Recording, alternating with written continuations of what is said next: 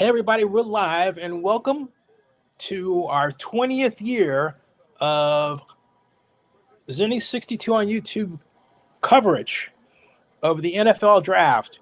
We were there in 2006. This is 2005. Do you realize that in 2026 will be our 21st year, technically, right?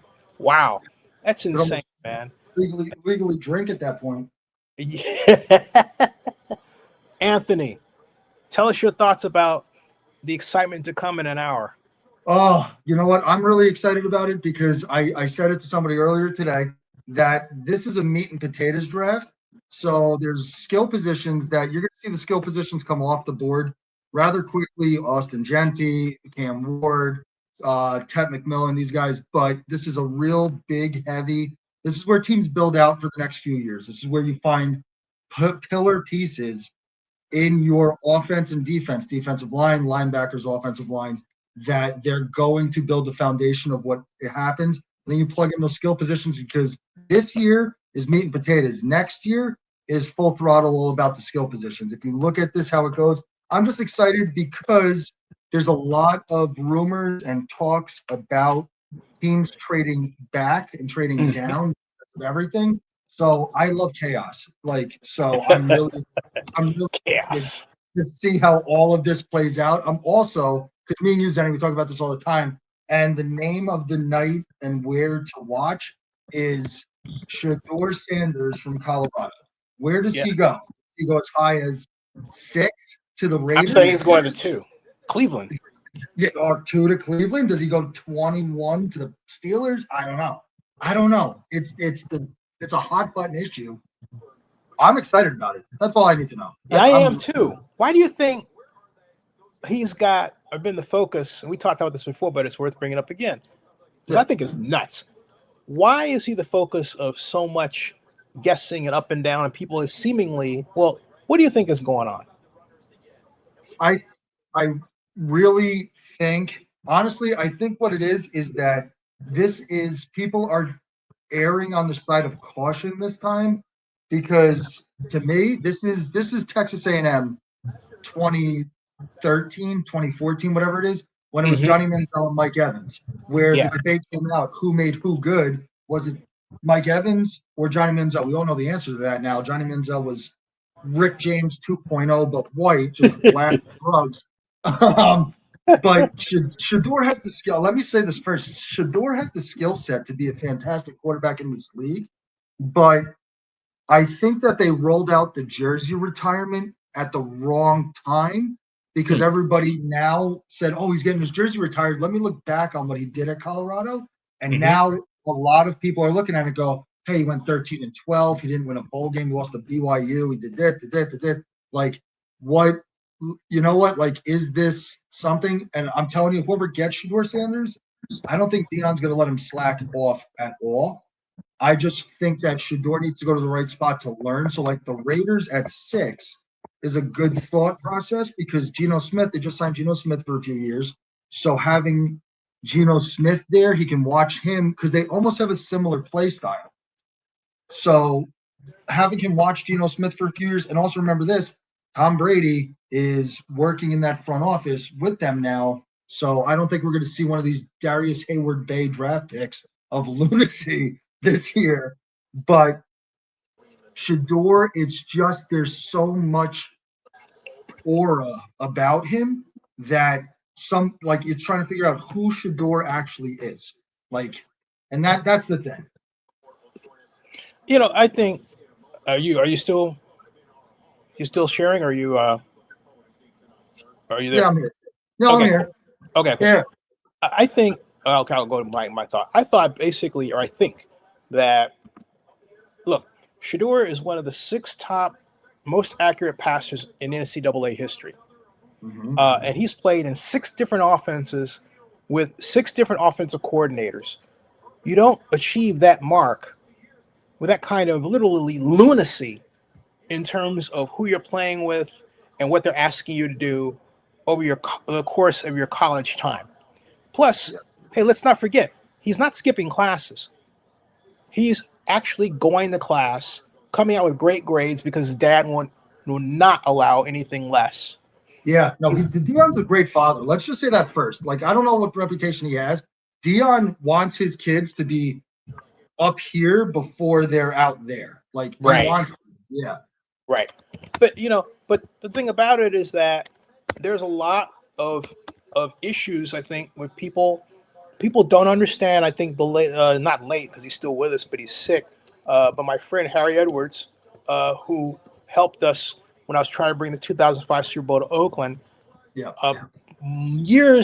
Decades before that at Berkeley, said that the reason why you have the situation of the expression that the black athlete is because of the pain that we went through as a people, and we're still within that generation that is still impacted by that.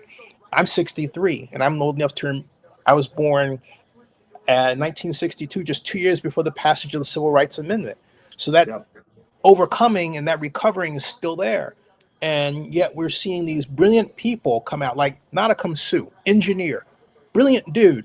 I sat over the 20 years I've been involved in the NFL draft, but from my perspective, Anthony, and watched a literal evolution of the black player coming out of college and into the NFL draft, from person who was going to school just to be a football player to someone who was an engineer. And I say again, Nadakam Suh is but one example. Or Myron Roll, who is a noted brain surgeon now. And Lee Steinberg personally called and told me about him and wanted me to interview him years ago. And Myron Roll was a Rhodes Scholar. Myron Roll's from New Jersey. He's a Rhodes Scholar. He went to Cambridge. I'll never forget the story that he accepted his award at Cambridge, got on a plane, flew back, and then played the second half of a Florida State game.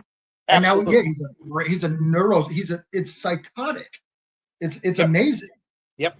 Oh, by the way, Mary Kay Cabot just reported 15 minutes ago on Twitter that the Browns are believed to have something cooking at number 2. Teams are calling, they're listening, strap in.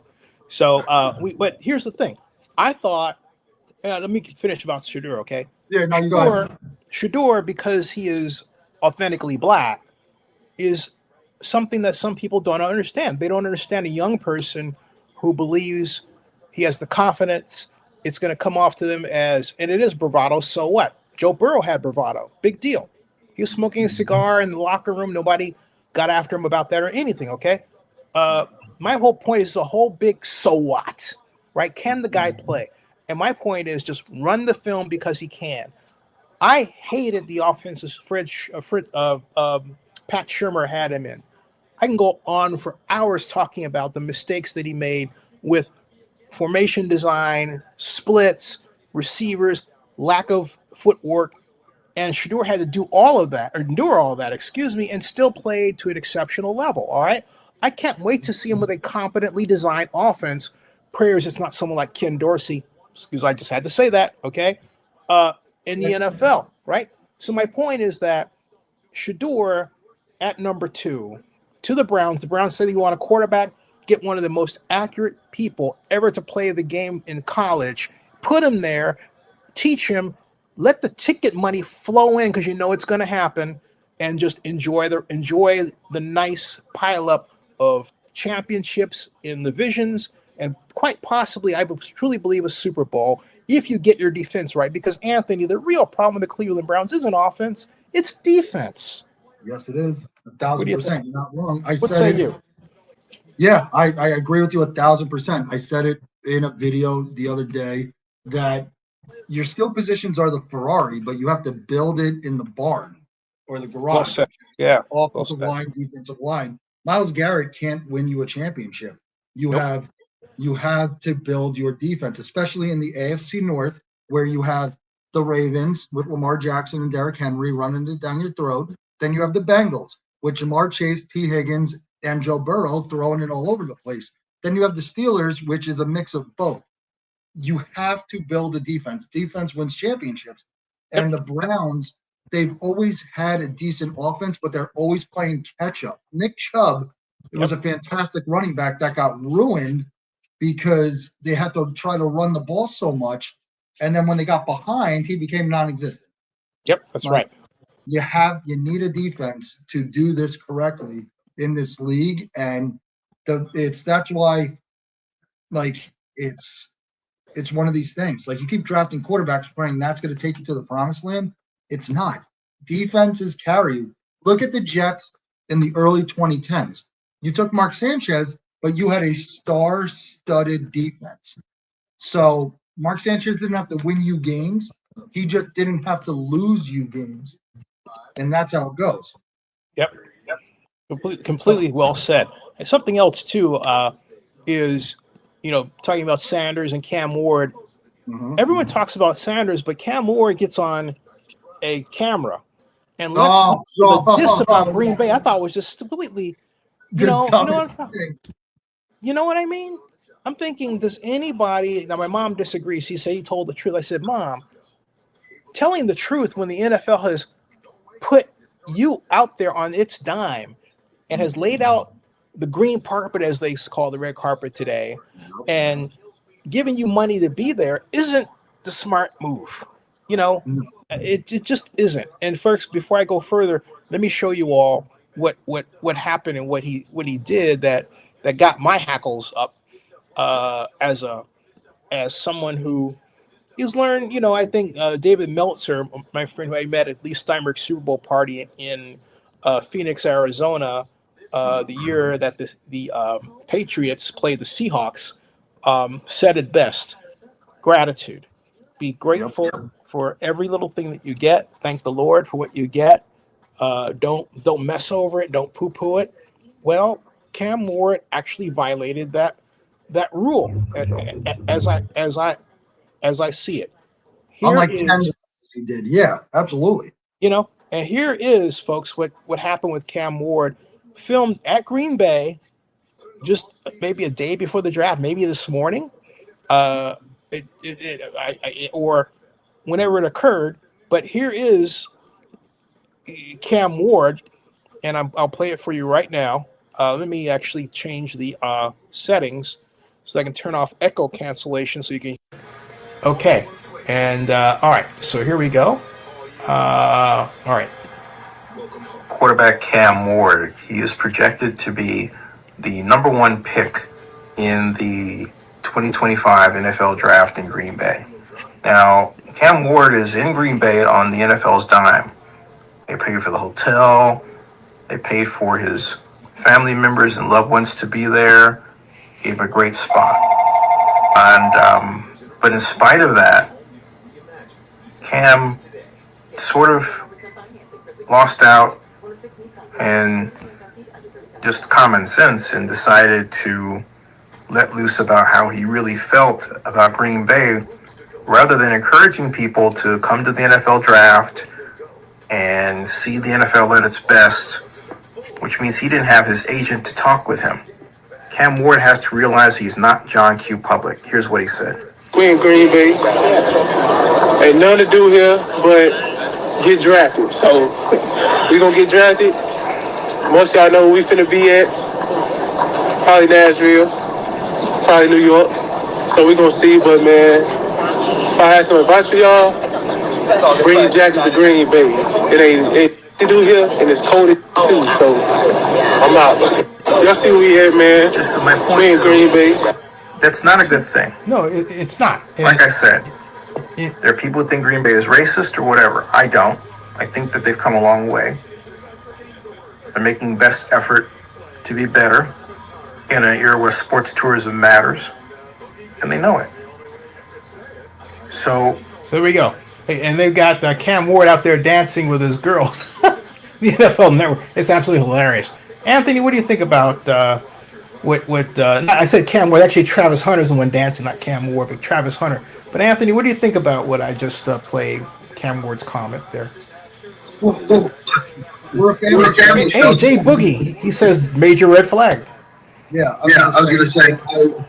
I was gonna say it's a family. My comments as PC as possible. Thank you. Yes. It's a red flag, like Jacob just said, because something that it's a small area. Green Bay is not a small community and things like that. But there have been the NFL draft here was monumental for local business, for local things, and yes. humble and humility with his things. As a quarterback, I played quarterback. I played it in PE, in high school, college, and some. It's as a quarterback, you get none of the credit when you all the credit when you all and lose. So you have to stay humble and tell you it all. Stand there and say it. It's not as bad as like Columbia on video that you draft, but this is up. Yeah, and I don't know who is his agent. I have to look that up real quick. But who is it?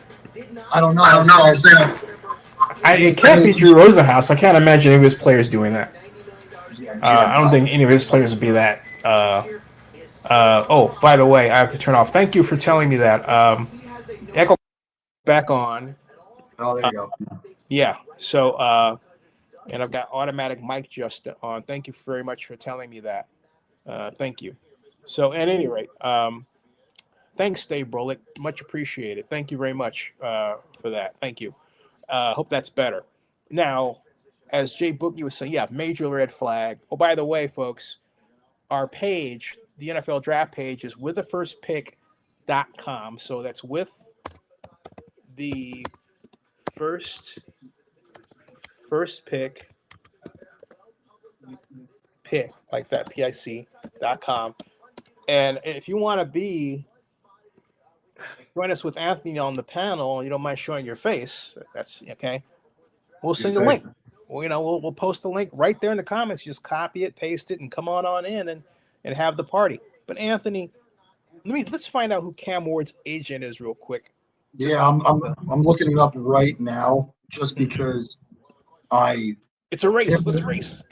I was gonna say stump the truck.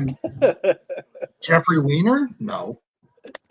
Is that seriously? That's his name? I swear, I typed in Cam Ward's agent on Google and it came up Jeffrey Weiner.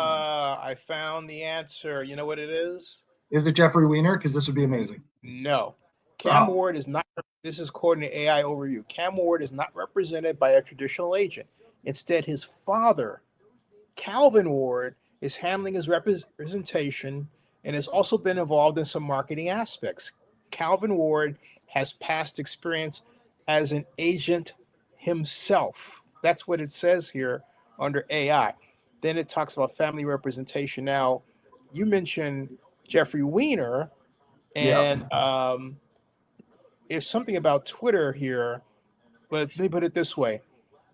Jeffrey Weiner is the NFL marketing agent, but he has not put up anything. Yeah, he has actually put something in support of Cam Ward as recently as 4 minutes ago on Twitter. Yeah. And I'll share that right here so you can see it. And let me get the page here. And there is Mr. Weiner's tweet right there.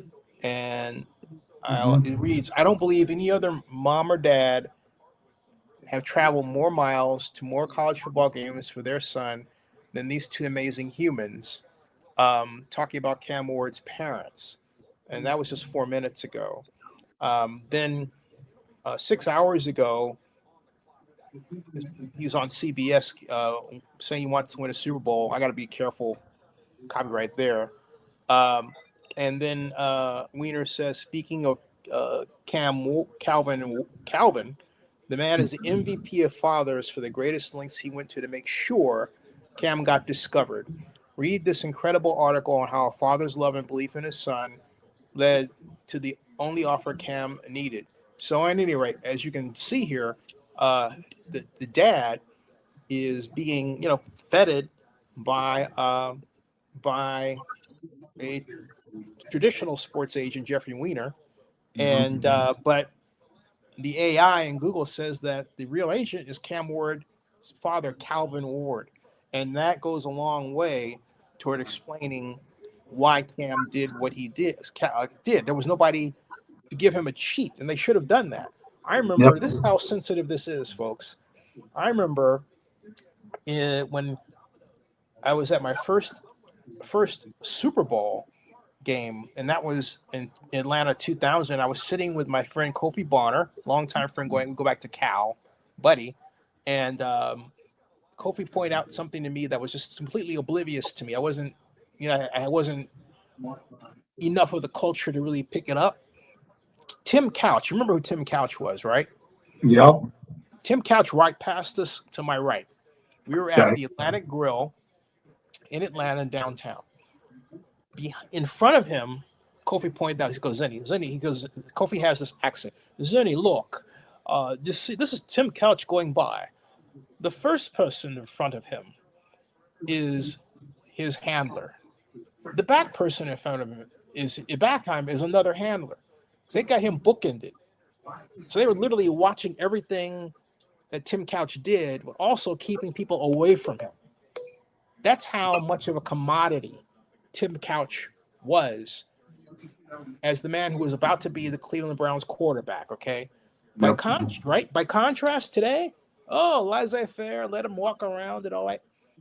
That would never have happened in the past with an agent like Tom Condon, who I believe handled Tim Couch at the time, or Lee Steinberg would never do that, right? You know, what say you?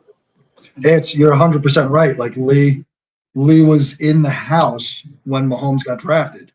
And when Mahomes got drafted, everything was situated. He made sure that everything was said properly and the way that it was supposed to be said, because it was not putting your foot in your mouth.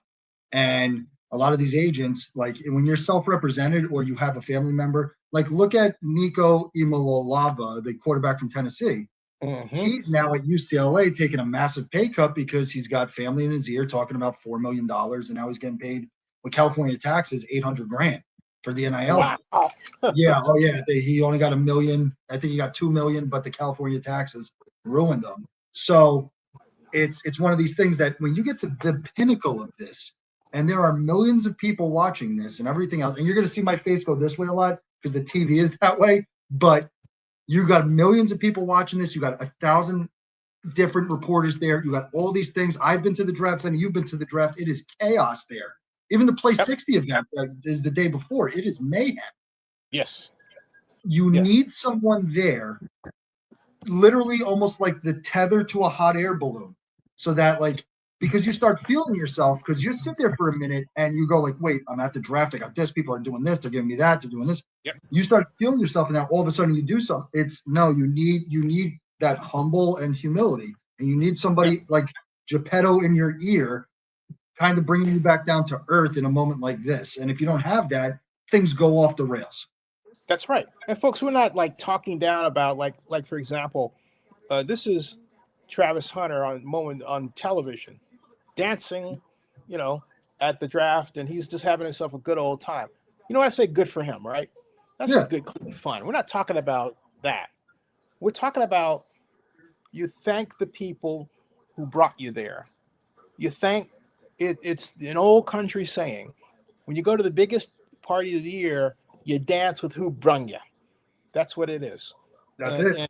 And that's what I learned that a long, long time ago. I even told the city of Oakland that, and Jerry Brown was trying to X me out of going to our own Super Bowl bid event, which I orchestrated. Okay, another long strand I'm not going to bother everybody else here with, but it happened. Okay, and I said, hey, look, there's an old country saying, Jerry, when you go to the biggest party of the year, you dance with who brung you. That's it. And you ended up dancing with me. So that's the case. Cam Ward has to understand that when the NFL brings you in and they're forking over loads of money. Yeah. I get, like Lee Steinberg said it on this show 2 days ago. Yep. Said that the reason why you have a number of players that don't go, like in this case, Shedeur Sanders and Jackson Dart, most notably, is because they want to have all of their friends from childhood, and the NFL can only accommodate so many. Yep. Like they have one big green room. My thought, Anthony, was, you know what? The NFL ought to simply make deals with hotel rooms around the area, particularly close to the stadium or wherever it's going to be, the venue is going to be, and buy them a ballroom. Why Absolutely. not? Yeah, 100%. I always thought that if I ever got drafted, when that was a pipe dream, is that I wouldn't go to the draft just because of the fact that I got childhood friends, family. I got a giant family. I got a lot of friends. I got a lot of people that I know, and I would love for them to all be there. Like the way that, and it's one of those things, like you just said it, that you dance with who brought you there. Like I've had just a bit of my personal life. I had a ton of success at work, and at my job that I work at now, I've tried to bring people with me on that journey because they're people that help me get there. It's childhood friends. I got Joe, childhood friend of mine, Joe, helped me through some tough times, and now he's going 1,000 miles an hour and doing what he's got to do, and he's doing a great job at it. And everybody else that's on some of these teams that I run, it's the people that brought me there, and I never forget it. So even at work, when something happens, I think about them first. And yeah, like it's you're 100% right. And I never thought, and I never understood why that wasn't a thing. That rent out a ballroom like a Sweet 16, have 10 different tables, and get after it and have a great time and go from there. Great. Yeah, it's great economic development for, in this case, Green Bay, because you're paying for all those folks to be there, and you're saying, well, gee, Zennie, how many people is that? I can tell you, 100. How do I know that? Because Vince Young at the 2006 NFL draft had the largest entourage I've ever seen in Radio City Music Hall in my entire life. He brought 100 people, scared the heck out of a bunch of people, like, because they're all clumped together. They're like worker ants from one dude. Okay, so literally, okay, and people, they came down to the green room. They were all over the place. They were like, wow, and I thought it was really cool. But think, that's 100 people that can go to the restaurants in New York City in this case, right? It's 100 people that could, in the Green Bay case, go to restaurants there, go and get souvenirs, have a little extra per diem spending money the NFL could give them to basically help fuel the economic impact of Green Bay and improve tourism by having all of these grateful folks who are there on your dime saying great things about Green Bay. You know what that's called, Anthony? That's called good economic development. That's what that's calling. But to leave them at home is a mistake. If they're going to bring 100 people, you know what? Pay them. 100 times what? We're talking about $2,000 a person or something like that. Okay, so yeah, you're looking at actually that's not that much. I mean, if you think about it, and some are going to want to add to that 2,000 and come, but you have to have the proviso that they're going to come. In other words, we're going to give you the money when you get here. It's one of those. Yeah, if you dangle the carrot in front of them, and right. you say like, you'll get it when you show up. Exactly. When you're here, you get the drop. Because then it'll be Hades to get on the plane and try to get out of there. It's like, yeah, good luck. Forget it. Then everybody will be hating on you and the family and everything else. So no, that's not this is the way not a good idea. Folks, this is our 20th year as credentialed press. And yes, really, we were credentialed. Bill Carroll was credentialed to cover the NFL Combine. So was I. And then I was credentialed to cover the NFL draft again, but elected to stay here. Not for both my mother and also the fact that, I haven't got my hip replaced and I've still got this handy dandy cane, folks. See that? That's there's the cane. Okay. So anyway, but Gennaro asked the question. I would love to come. Can I come? You want to come? Do you want to come on the show now?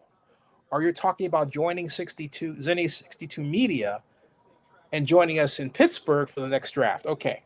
So I will, first of all, if you want to join us on the program right now, here is a link. I'll extend to anybody that right here that wants to come on. You have to show your face on camera. Okay. And all you have to do is copy that and paste it into the field and then enter the room and follow the prompts. And you could be on our broadcast and join us for a bit and talk about your view, right? And so anyway, but if you're talking about going to the actual draft, you have to send me a resume at Zennie62Media .com and an example of your vlogging. Hopefully, preferably, we give preferences to people who are, familiar with vlogging already. We don't mind. I don't mind teaching you, and neither does Anthony. Together, if you want to vlog, but we ask that you come, and you have to produce at least 20 vlogs before we can say, okay, you're ready, okay, to go. And props to you if you want to cover an NFL organization, but we can't give you that the first year because you don't have enough experience, unless, of course, you were a beat writer or something like that, right? Okay. So anyway, he says, I'm a childhood boyfriend of Anthony's, just supporting my buddy. That's it. That's Gennaro. He's got a nickname that Gennaro's got a nickname that we're family friendly show, so I can't say it. Yeah, no, Gennaro's one of those guys. Honestly, to be honest, him, so family, really. Him, Hey, brothers. Jim, why don't you grab the link and come on in? Do you mind, Anthony? I don't. I just it's me and Gennaro. There was a time where we branched apart a while ago, and this is a little backstory of it. We both just went different ways in our lives for a few years, and then we met up at a Jets game. And he got in the car, and it was one of the funniest things ever. Is we honestly went on and off talking for probably 5-6 years. He got in the car, and like clockwork, we were back to being those two childhood people in our mid-30s, just driving to a Jet game, putting down the window, screaming at fans, being kids. It was great. Like Gennaro would be one of those people that like you go with who got you there. And it's something about me and Gennaro is that we used to spend every day of high school as we were seniors, because you got to leave school. We would go to my house one day and then his house the other to eat lunch. And both of our mothers made an agreement that if either of us did something wrong at the other person's house, that our mothers were allowed to just smack the crap out of each other, out of us. So it was an ongoing thing. Like we'd go to the house, and if we did something wrong, we had to treat it like it was our own. Okay, so hey folks, we've got update here. Update NFL draft updates via Twitter, and I'm going to read them to you rather than post them there. And what we've got are Falcons are rising up. What is this? Wait a minute. Did I just see that? Falcons are jumping in on a trade action. Hey, anything can happen, I love it. This is why I love this. It's just anything happens at a moment's notice here. Yeah. Stephen Kane says, I think there's been a failure to communicate. The Browns have been offering number 2, Deshaun Watson. Yeah, right. Hold on a second. I mean, I think Deshaun can get it. He just has to be in the right situation. And that's for a while. He's also rehabbing that Achilles now, so somebody think that it's not going to be. That's a big issue. Yeah, it really is a big issue. Okay, so let's see what's going on here as we scroll down. I'm gonna. There's Mr. Winston's Jameis Winston's dad and I are connected. He's tweeting about things. Let's see here. Trying to find out. I'll just type hashtag NFL draft 2025 trending and see what the update is. The turnout is insane for the draft here, folks. I've got to put this on. I believe I can put this on here. You've got to see this before if you do anything else. This is wild. I guess they're trying to set the record. I don't think they'll get it, but hey, Detroit drew 775,000. That's a hard record to top. I don't care what anybody says. It's a hard record to top. I am trying to make sure. Okay, here it is. That's our photograph there. Whoops, that's not what I was going to send out there. This one, okay. That is, it's coming up momentarily, right? The magic of digital. And hey, Gennaro, we're waiting for you. We're waiting. Inquiring minds want to see you. Okay, so here's the screen, folks, in it, Anthony. This is, you gotta see this right here. Boom! Look at that. Look at that. Look at that. Wow. That's crazy. That goes all the way back. I mean, Yeah, like that's deep. You can see that all the way back. That is all the To, way back. good for them though. You know what? The small community like Green Bay, Wisconsin, good for them. And I don't love that it left Radio City Music Hall because from New Jersey, I'm right here and I'm shoot over the bridge and just go do the. But I do understand why. I understand the why behind it. Detroit, Green Bay, North, all these places that had it. It is a huge grab. It's almost, honestly, it's almost like a Super Bowl for now. A place like Green Bay that wouldn't host a Super Bowl. Yeah, because there's no way in planet Earth. Tell me something. If the NFL draft were to come back, where would it go? Obviously, you can't have it at Radio City singularly. Can you take over Times Square? They tried to do that. It didn't quite work out. But where would you go? Where would you put it? Central Park? I honestly would put it. Central Park is the first one that comes to mind, but just the parking and the traffic would be a nightmare. MetLife Stadium, or maybe even Citi Field out in Flushing, because you have the stuff there. Like if you go to MetLife Stadium has Route 3, Route 46, Route 17, all converged there. That has businesses, hotels, accommodations, things there. Mm-hmm. And then also the stadium, MetLife Stadium, is the second largest in the NFL. It seats 82,000. Right. So if you pack that stadium and then do the draft there, like as somebody who's an avid tailgater of MetLife Stadium, I know all about it. But it's in this New York, New Jersey area. That's where it would probably be, somewhere around there. Where could you place it where you could command like 200,000 people at once? Because in Detroit, on day one, they drew, I believe it was 500,000 people in downtown, something like that. It was an insane number. And they just built off of it from there. No, it was 300,000, which is still an insane number because in Kansas, in Las Vegas, they topped 250. Yeah. And then the very next year, and that was Kansas City. Kansas City was at 350. And then after Kansas City, it was Detroit. And we saw what happened with Detroit, which is 775,000. So it's like that's got to be the top end.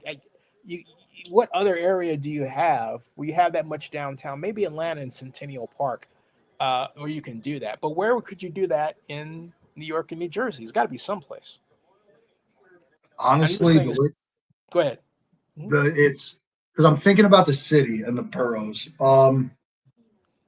Staten Island, maybe, because of the traffic and the destinations you fly into Newark and everything else there. In New Jersey, MetLife, it comes to mind. You just need a ton of space, and it would logistically be a nightmare regardless. Like you can go to what people think exists, which is like Central Jersey, but there's no real football. There's no teams out there, so you'd have to put you somewhere in Bergen County or north into New York. You know what? It's a great question. Anybody here, listen, I will throw it out to these people.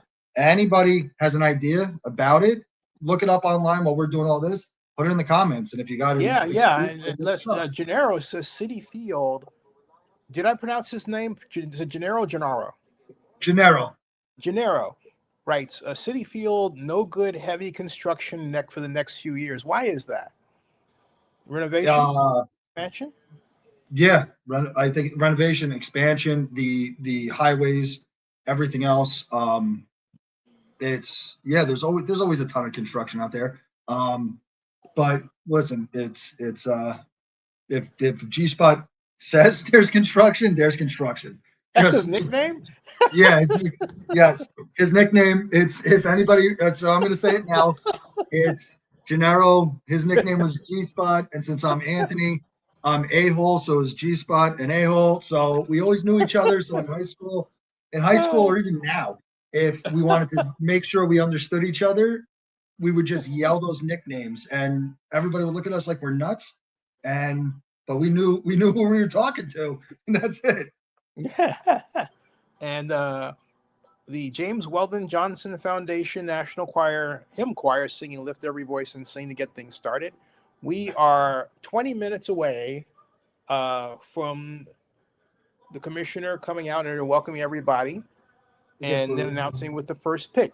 Okay, so let's check the Twitter board and see if there are any surprises brewing. That's obviously what I'm doing now. Yeah, that we should be aware of. The Browns did post Travis Hunter's outfit. Oh, and only Travis Hunter's outfit. Let me make sure of that. Ooh, just now? They just put Ashton Jeanty's outfit 59 minutes ago, but that's smokescreen. An hour ago, Cleveland Browns popping out in pink, Travis Hunter Jr. And then they posted like other people's outfits, but meh. And the Browns did make a trade. Wait a minute. What? Browns made a trade 2 hours ago. It's not a first round pick. Wow, I should have prefaced that. Oh, yeah. That's right. Yeah, they did. That was a last minute pick, right? Yeah, Browns traded their 2025 fifth round pick and the 2027 fifth round pick to the Texans. And then the Texans receive a 6th round pick, 2 6th round picks in 2025, and a 7th in 2025. So the Browns move up into the 5th round with 2 picks there. Wow. Which honestly, I gotta. There's Abdul. All the prospects are walking out. There's Abdul Carter. Wow, Matthew Golden's outfit is golden. I'll say that. Say that again. You should take a picture of it. Yeah. Oh yeah. Matthew Golden's outfit is very golden. Sweet. I mean, he's living up to the name. He's gold. It's like gold. It's like Goldfinger. It's gold. Oh my! Once I get a photo, I'm gonna try to get a photo of this because it's a lot. And you know what? Is it enough for him to play Goldfinger in a remake of the James Bond classic Goldfinger? Maybe. Oh, I gotta see this, man. Oh, you have to see his outfit. I'm watching. I got the NFL Network on. You're watching ABC then, or? I'm watching ES. No, do I have the NFL Network? I don't know. I have YouTube TV on my Xbox. Okay. Yeah, I'm on ESPN now. Yeah, I'm on the NFL Network, and they're going over Charles Davis mock draft, and I guess they're going to. And I'll find out. But at any rate, let me see what else. Let me see if the Browns are tweeting about here. They're tweeting what fans are doing, and then on terms of their post, that was 25 minutes ago. That was 4 minutes ago. Excuse me. Then some advertisement, the War Room, and they've got 59 minutes ago from Idaho to Lambeau, Ashton Jeanty has arrived. Yeah, I couldn't read anything into who they're posting. It's just kind of like, whatever. Well, Anthony sent this picture. Thank you, Anthony. You're welcome. Oh, yeah. I'll definitely post this one. Wow. I was going to say. I'll definitely get that on the broadcast. Boy, he was definitely NFL draft red carpet material. Oh, by the way, folks, while I'm posting this regarding the NFL draft red carpet, I have to share this with you, this milestone. So I'm very proud of. This happened just a few hours ago today, and it will remain. But Zennie62 on YouTube has established a little milestone here. Not so little. We are the #1 channel on the NFL red carpet today. Look at that. We are over local KHQA with 16,300 subscribers and KRCG with 18,300 subscribers. We're not #1 because we have more subscribers, but just simply because we have worked the NFL draft red carpet as a keyword for years. So that's why you see this. But it's a nice milestone to hit. And it's the first time since 2022 that we have remained on top during the draft. So we reclaimed after the draft, like maybe 5 days after, everything snaps back into place. We're #1, right, Anthony? But this is the first time this has happened since 2022 in Las Vegas, where, boom, we are #1 throughout. So we have been #1 since we started covering in 2010. the NFL draft red carpet, and that will remain. Just showing a little there, folks. And Anthony, thank you for being a part of that, and Julie Bueller and everybody else. Wow. G-Spot, come on the show with us, man. Okay, let's see what's going on with trades. Try NFL draft trades. See if that produces anything here. NFL draft 2025 trades. Stephen Wilson, songwriter, takes to it. Latest NFL draft watch along. Bucks Super Bowl champs. Let's say top or trade. Let me see here. There's trades with a plural. How about trades with singular? These are basically mock draft people. No reports of anybody actually proposing a trade. Let me take this 2025 NFL draft trade. Do it spacing out here. Oh, by the way, we're getting the national anthem from, yes. So they're taking a pause on the national anthem, folks.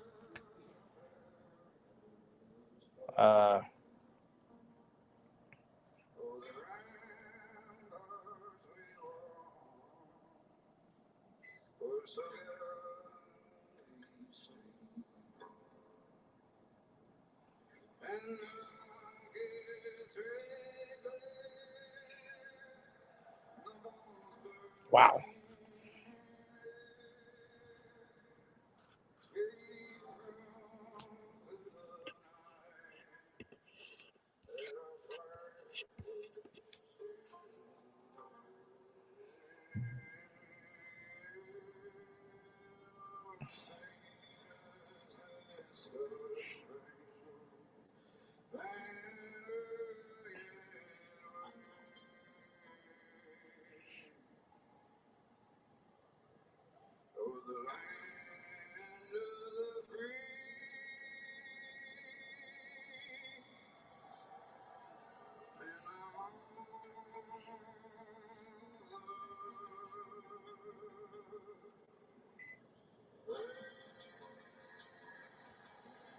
Pause for the national anthems.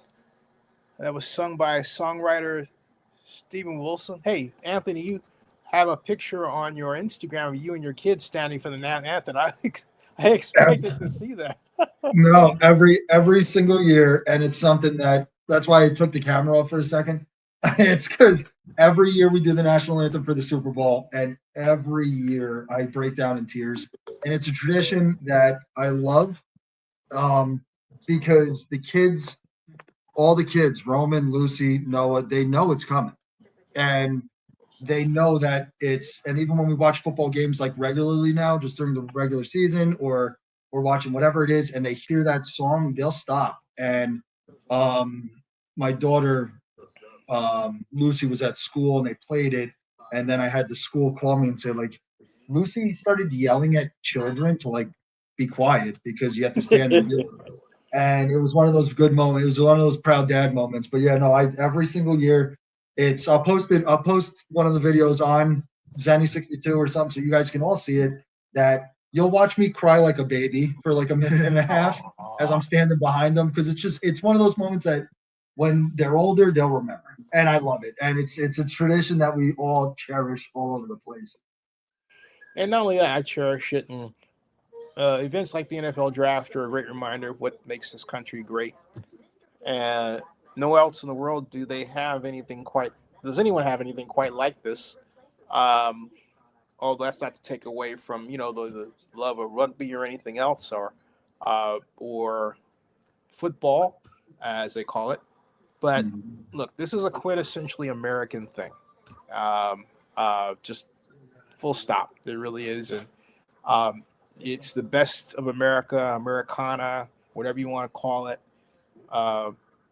People are already having draft parties at home. We have people doing live streams at home because of digital media. It's just growing into this, like Anthony said, it's become like the Super Bowl, right, Anthony? 100%. It's like the Super Bowl. It's I have my cousins down in Florida right now, and he's at one of these famous YouTubers or TikTokers, social media guy, Supreme Patty. This guy that I play fantasy football with, he's having this massive draft party. Like 15 years ago, nobody would have thought about that. We all just have like it's almost what I equate it to is that back in the day when you used to go watch a baseball game, you would have your scorecard and you would sit there score in the card for all 9 innings. Nowadays, this is an event. This is a moment. Yeah. But like even Zenny, when we went to the draft in what was it, 2010? Yeah. When Julio Jones and those guys got drafted, it was a big time then, but it wasn't as big as this. This is psychotic. Yeah. Like from where that singer just did the national anthem, you can't see the end of those people, which is wild. And it's great for just the economy of everything. Like, and that's something that we've talked about a long time, Zenny, is just like with bringing the Super Bowl to Oakland and everything else like that, and that whole push with it. I remember having conversations way back in the day, like this would have been huge.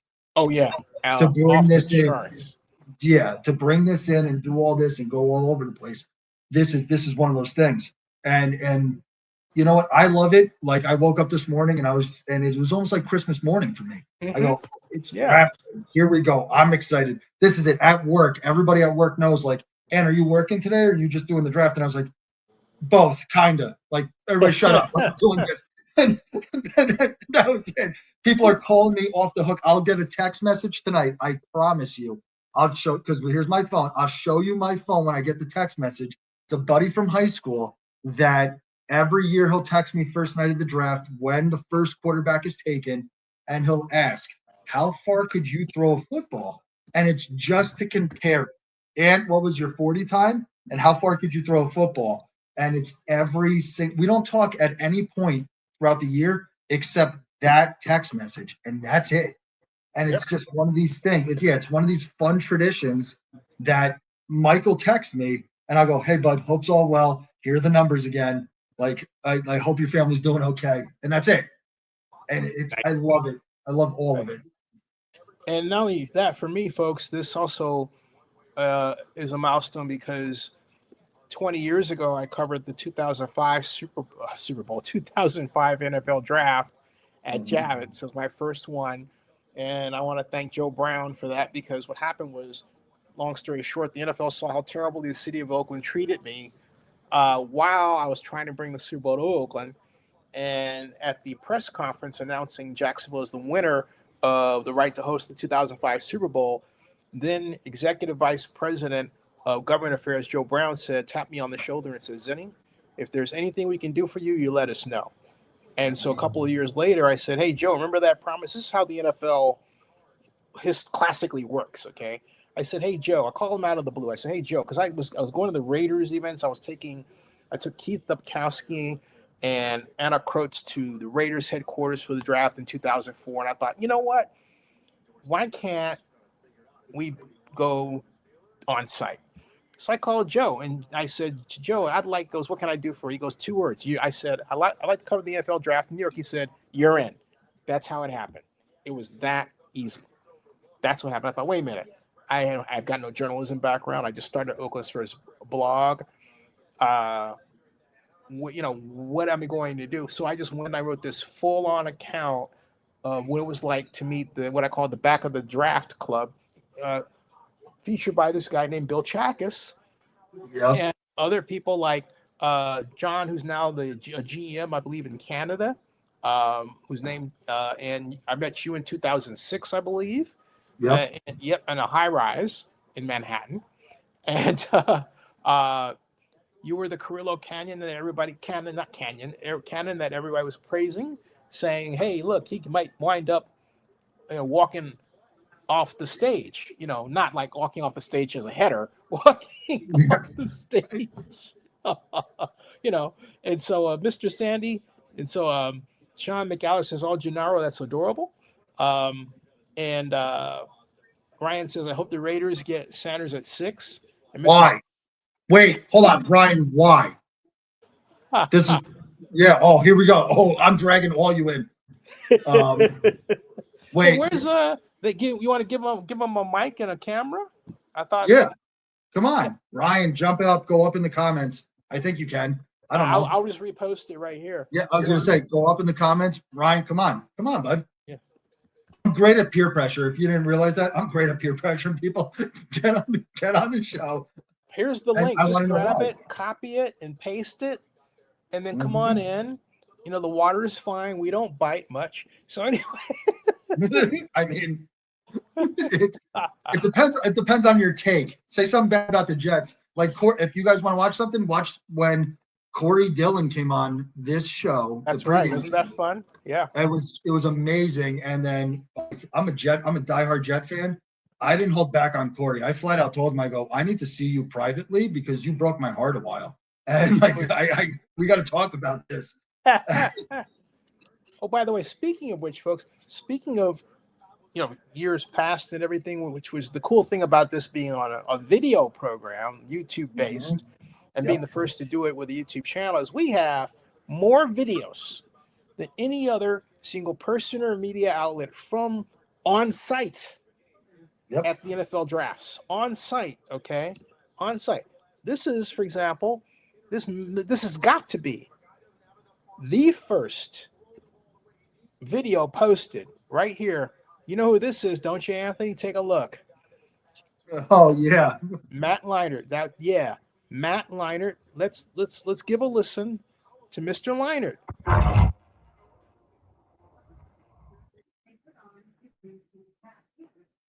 Yeah, this is when I had hair. I had hair here. Oh, this is wild. Yeah, I had hair.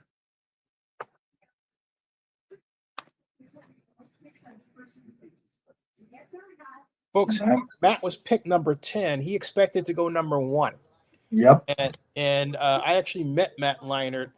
I had actually posted one of those rumors about him and the babies and all that sort of thing. So I got to tell this story. You know that restaurant that's kind of built into the bridge that goes over to Queens, Anthony? Yeah. Yeah. Well, the NFL, they had a party there. This was in 2006. And so I went over to the bar. There was nobody at the bar. So of all people to come out of the men's room was Matt Leinart. There you go. I love it. Right up next to me. And I'm thinking, wow. I'm thinking to myself, wow, this is an awkward moment. How do I deal with it? And I said, hey, Mr. Leinart, I'm Zennie Abraham, Zennie62Media. And actually, we were just Zennie. I was just Zennie62 at the time. I hadn't done the corporate brand thing. Yep. And I said, I always wanted to say this. Buy the bar around, which I could do because it was free, right? Yeah, 100%. That's the best. And so I did, and you know, he was a heck of a nice guy. All that happened before this, of course, and he was expecting to go number 1. He went number 10 to Arizona. He was not happy. No, you could see it in his face. 100%. Yeah, you could see that he's not happy at all.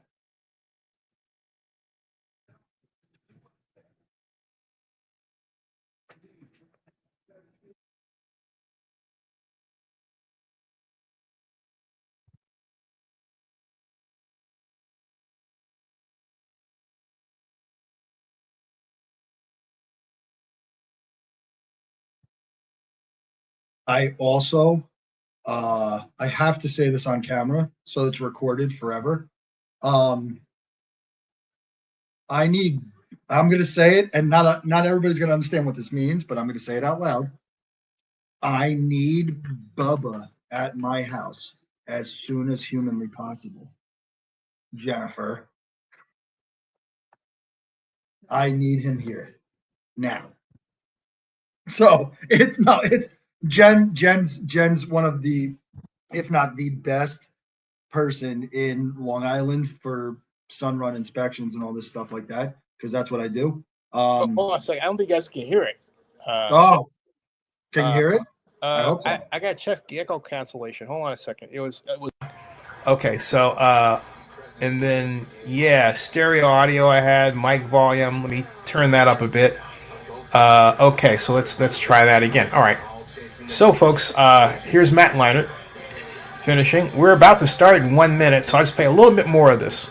How would you describe the last month in your life for you? It's crazy. It's a lot of ups and downs, a lot of hard work, but you got to try to enjoy the process. I think anyone would love to be in my position that I'm in right now. You got to look at it like that. And to be drafted in the NFL is an honor for me. It's something that I've been dreaming for a long time, and now I get a chance to take care of my family and move on to a great place. A lot of golf, hot weather. It's what I'm used to. So. Had any impact on where you can watch the rest of it, but we're at 8 o'clock, folks. The draft is about to start. Matt Liner, what do you think about that? Matt was eating, you can hear him eating crow, you know? It's one of those things. I got the echo. I got it. Hold on a second. Yeah. Go for it. Yeah, no, it's Matt Liner. You could see him just swallowing a lot right there. It's not just like gently taking like a deep gulp. That is swallowing a lot of things because he is beyond mad. The hat's not even on right. You could see it in his eyes. You're just like, okay, like it's no. But you know what, Matt, and it's also one of those things because Vince Young got taken before him, if I'm not mistaken. And it's one of those things again that Vince Young bested Matt Leinart now in the draft as well. Yeah, right. Yeah, and this is something I have to say this about Vince Young. People call him a bust. He wasn't. Not a bust at all. It was Who's a crappy that? Situation. That's horrible. Yeah, it was a crappy situation in Tennessee, and he had spurts of amazingness when he did all that. Kenny Britt, the last second touchdown, all those things. Yep. It was just a crappy situation for him, and he spun gold out of it. Like he did, yeah. If I was drafting a team back then, Vince Young is the number one guy I would have gone to, and it's a shame that people didn't trade up to try to get him on those teams. Tennessee didn't do right by him at all. No, and Matt Leinart going to the Cardinals, that was another thing because wasn't Kurt Warner on that team when Leinart got drafted? Yep. So like Leinart should have went somewhere else, but this is the NFL draft, folks. The NFL draft is where dreams come alive and also chaos ensues. And I'm all about chaos. Well said. Everything else in between. And holy mother of God, Roger Goodell's on a Pee Wee Herman bike. What? Oh, you got to be kidding me. Wait a minute. Oh, yeah. I think the problem is I think I've got okay. Please fall. Oh, because it's Green Bay and doing the bike thing. Okay. Oh, Lil Wayne, I get it. This is chaos. He's on a bike. Oh, yeah, Lil Wayne and who else? There's a bunch of them on bikes. Yeah, Lil Wayne, Mason Crosby, I think I saw. Yeah. Take a picture of that there. Yeah, it's because they do that bike thing with in Green Bay. They're booing Roger as is customary. Yeah, right here. Here comes Welcome the national to the NFL draft, folks. Here we go. Enjoy. Here we go. Yeah, here comes the boo, the national boo. Yep. I got my notebook ready. I'm ready to write down all the picks because I'm 1,000 years old and I still use the notebook. There are more people in that space than the population of Green Bay. Do you realize that? It's unreal. It's 107,000. Wow. Why is Lil Wayne like from Green Bay, Wisconsin? I'm so confused. How did Lil Wayne make it to the stage? I understand it. He's got a great deal with the NFL. I think a lot of it has to do with he wasn't the headliner for the Super Bowl, but in New Orleans, but New Orleans is home, right? Yeah. And there was a lot of pushback about that, and Lil Wayne's a big star. So, any exposure you can give him is beneficial to you, and you want to reach his demographic today. His demographic are basically teenage white girls and white guys. Okay, that's his biggest biggest demographic. Yep. Right. Yep. Hey, money talks, man. Yeah, you're not wrong. Gina Bart says, "Let's go." You know Gina? That is hey, my Gina. aunt. That is my aunt Gina. Hey, Gina. I'll give her a plug right now. My uncle owns the best and hottest bar and restaurant at Point Pleasant, New Jersey, the Jersey Shore, Anybody who wants, anybody who talks about the Jersey Shore, you see that stuff on TV. Yeah. You go to the Arc Pub and Restaurant, and they make honestly the best mac and cheese on planet Earth. Everything else. So, by the way, wow, we've got a live stream for you right there. Just copy and paste. Yep. It's also in the comment section, right? And what? What's the message? There's Clay Matthews. He's quoting Trump? Oh no, that's gonna be a disaster. Oh boy.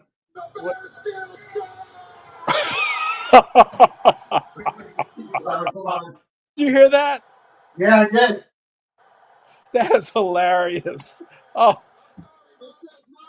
that's absolutely hilarious. The Bears still suck. That's hilarious. Matthews, fantastic man. There you go. He's got a president from Trump. That's amazing. That's hilarious. Hi, Gina. She says, thank you, Gina. Come on. It is. That's crazy. We're ready. Here we go. Here we go. With the first pick. The Titans are on the clock. Woohoo! Here we go. The juices are flowing, folks. This is crazy. This is crazy, folks. Let's see. I'm going over to fire up. There's the war room there. Let's see here. Here we go. Here we go. Here we go. It has to be Cam Ward. It has to be. It's got to be. Let's see here. Search. NFL draft. Okay, latest.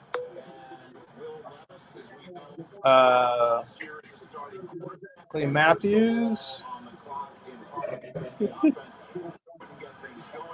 Cody Joyce says that this might be the cringiest start to an NFL draft in history, Anthony. Oh my gosh. And that's hilarious. Latest.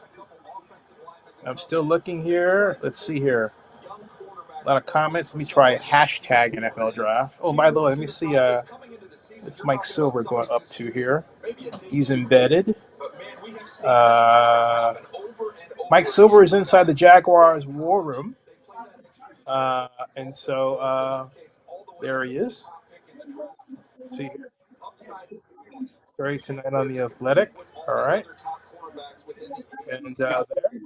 There's no way it can't be Cam Ward. Okay. What'd you say, Anthony? No, I'm saying this has to be Cam Ward here. Let's see. I'm trying to see if there's any trade action going on here. That's what I'm looking up too, but I have to believe this goes Cam Ward here. Let's see here. NFL draft. No one does it better than Titletown. Let's see here. Let me see without the 2025. And there's Amy Strunk in the middle. If you're wondering who that is on television. Let's see here. Where you're on the NFL Network? I'm on the NFL Network. Listening to my friend Charles talk right now. As I say, I'm on ESPN. We'll get them both covered. Okay. And so let's see here. And here's Shedeur Sanders. Now, Mel Kiper's talking about Shedeur Sanders. Okay. We've got. Here we go, everyone. Let's see here. Let's see Titans. Titans. I type T. Titans. Titans. Right here. Latest. They literally showed Cam Ward answering his phone. I wonder who the Titans are picking. Miss Sandy, wait a minute. You asked if the Ravens will trade Mark Andrews. I'm going to ask you, Miss Sandy, do you think that they're trading him to take a tight end tonight, to try to move up and take a tight end? I don't think they'll trade Mark Andrews. Wait, is that an angry trade for the playoffs or something? For the draft? Yeah, I'd love to know. Please put it in the comments. Yeah. Put it in the comments. We got all night. I would love to hear it. If there's such a thing as an angry trade, that sounds like one. It's kind of. That would be okay. 50 seconds. Titans select QB Cam Ward. It reads, turn on notifications. This is Sideline Daily's reporting that. Titans about to take Cam Ward first overall. Oh, and Clay Matthews is already the second largest trending on Twitter right now because of what just happened. Yeah, because he was stupid. You know what? It's great. He Cam drew Ward. I'll give him that. He drew everybody in and went, "Oh Yeah. no, what's he gonna do?" Remember the draft. The draft begins after this pick. Remember that. Yep. Cam Ward, 6'1" and 5'8", 219 pounds, live arm, sturdy in pocket, Baker Mayfield. All I know is he gave me as a Cal alum a bellyache last fall. Oh my Lord, that was absolutely. I thought we had that game. Yeah. Oh, it's just disgusting, man. Oh. As somebody who is that size, because I'm 6'1" and I'm 2. Yeah. I'd love to say I'm 215, give or take, and I'm wearing a shirt that's got no sleeves. I don't have as many muscles as Cam Ward. The biggest problem I see for him in the NFL is creating throwing lanes for the sole purpose of that offensive linemen are 6'3", 6'4", everything else. Your tackles are This is interesting. Hey, Twitter says that ESPN is talking more about Shedeur and not Cam Ward, whereas on the NFL Network, they're talking about Cam Ward. Right now, on ESPN, they're talking about how Shedeur, Cam Ward's comparison is Patrick Mahomes. Huh. Pick is in. Here we go. Oh, they had a bunch of trade interest. Ian Rappaport is reporting that the Titans had significant interest in getting, and so the pick is in. It's got to be Cam. It's got to be Cam. Miss Sandy says, I don't know a lot about trades, but I was thinking they may trade him as part of a package to get a defensive player. You're talking about the Browns, or you're talking about the Titans? The Ravens. You're talking about the Titans. It's got to be talking about the Titans. Who would that be? Who would that be? I know the Ravens. I have them in my mock draft taking a safety. So I can understand making a trade for that, but excuse me. The commissioner. Let's see. Here comes the commissioner. They say he's coming. I don't see him coming out to the stage just yet. By the way, folks, interviewed Melanie Salata Fitch, the producer of Mr. Relevant Week and my longtime friend since 2006, earlier today on Zennie62, the vlog report with Zennie62.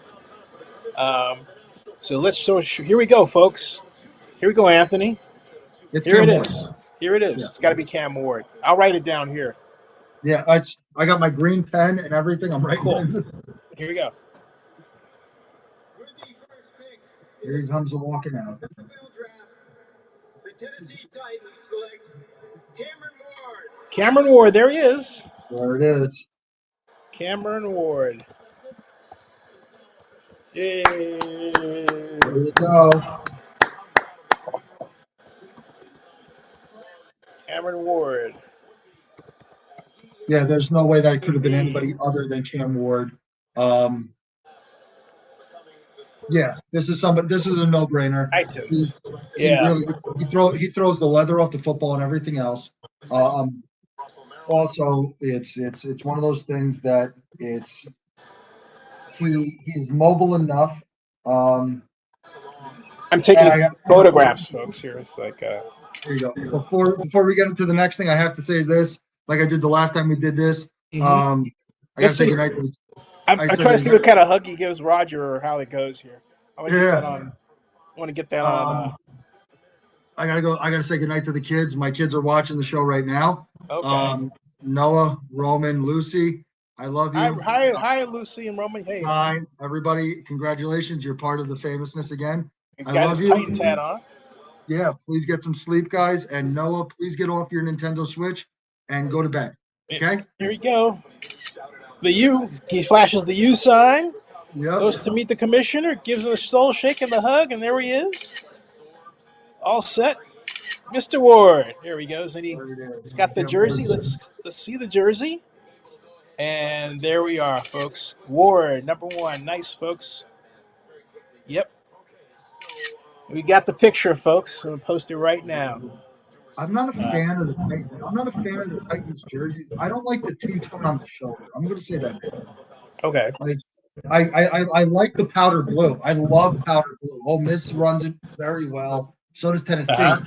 It's just that gray on the back part of it. I'm just like, I don't know. Also, you're talking about the Browns are on the clock. Yeah. Hold on a second, folks. Before what trade Jaguars and Browns? The Browns get the 5th overall pick. Wait a minute. Wait. Hold on a second. Jaguars are trading. Jaguars are switching. Whoa. Wait a minute. Wait a second. Are they going to take Shedeur?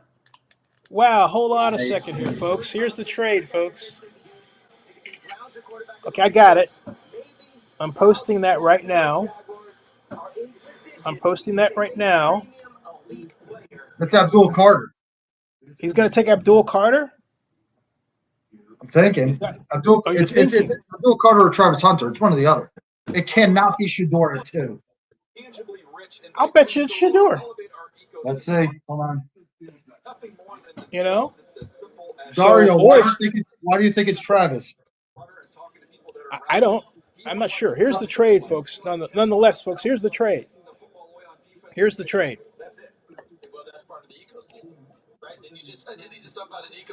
a second. Here's the trade. Right there on the screen. The Jags get the 2nd overall pick, 4th round, and they get the 6th round pick. Browns get the 5th overall pick, 2nd, 4th, and 26th. So here we go. Okay, here we go. So there we go. The Jags have 4 minutes and counting. What say you, Anthony? Go ahead. It's got to be. If it's up to me, and I'm thinking about this, Jacksonville needs. I thought Jacksonville was take Ashton Jeanty at 5, but I now really think that they moved up to 2. They're going after Travis Hunter. Trevor Lawrence needs a weapon on offense over there. Like Brian Thomas Jr. from LSU was fantastic last year as a rookie. They just lost that makes Evan sense. Yeah, it's got to be Travis. That's got to be Hunter then. Yeah. They just lost Evan Ingram to Denver. You need a weapon on offense, and you also need somebody to help on defense. I think this has to be Travis Hunter. Hey, wasn't Trevor Lawrence injured last year though? As I recall? Was, and so was his running back mate from Clemson. Right. Yeah. So this isn't a certainty about that. Could be him. I mean, it's exciting nonetheless. Oh, I love it. This is the chaos I spoke about. This is great. This is the chaos. We're in the They're doing this for a reason. And the Browns traded out. Obviously, the Browns weren't that high. I know they need players and picks, right? So they're stockpiling picks. Think about this. Nick Chubb, if I'm not mistaken, is not a Cleveland Brown anymore. So did they trade back to now grab Ashton Jeanty at 5? Possible. Wow. Yeah. You talk about the draft starting now. Here we go. Love it. Here we go. Ryan says they could pick Hunter. Dario says Hunter. Welcome, Dario. Braveheart says, "Here comes mayhem." There he is. That's the quote. I will leave that up there. I love that's the statement of the night right so far. We have to start getting sponsors and prizes, like cyber prize we can give out immediately, money. Right? Right? That's what everybody wants, so we can do something. Yeah. Cash prizes, folks. Well, I'm just saying it's a concept. I'm not saying don't. Oh yeah, it's just all work in progress. Nobody expects money tonight. Wait, stop. We're flat broke right now. No kidding. So say no. We're doing this for the love of the game, and we're doing this for you guys. Yeah, we're doing that this will for change. Yeah, don't worry. We're on our way up. The more you guys Yeah. watch, the more you guys interact. Yeah. If you're in Sky's here, the you limit. want to sponsor this next year or just through the, period of the year, going up to the season, hey, let's partner. Let's Yeah. partner, baby. Okay, so Jacksonville's on the clock. I'm going to check Twitter and see what the That's what I'm doing. I got reaction to the Browns with the, yeah. Oh, Tony Grossi just said, that was 3 hours ago. Here's the commissioner. Here we go. All right. It's got to be Travis Hunter. There it is. Jaguar selection. While we are here tonight to celebrate the 30th Oh, I know Andrew Ambar. Mm-hmm. I'm honored to take a moment to recognize a player who's made a profound impact on and off the field. Yes, sir. Walter Payton, NFL Man of the Year Award. Oh, it's the NFL Man of the Year, Yes. right? Yep. Yeah. Recognizes one player. God, Roger Goodell looks like a child next to him. Both on and off the field and in the community. Tonight, we are proudly joined by the 2024 Walter Payton NFL Man of the Year, Eric Armstead. Oh, Eric Armstead. Yeah, Why does Eric Armstead look like Andrew Barr to me? That's He's so huge. embarrassing. I'm sorry, folks. Every time I look at him, he looks just like Andrew Barr. Dead on him. It's freaky, folks. I want to say thank you to the commissioner. Walter Payton Man of the Year. In the NFL and nationwide. And also, too, tonight I want to encourage each player embarking on the NFL journey to identify a passion close to their heart and act upon it. Use your platform to make your community, the league, and this world a better place. As we remember, Walter Payton, strive to leave a positive legacy of your own. Thank you.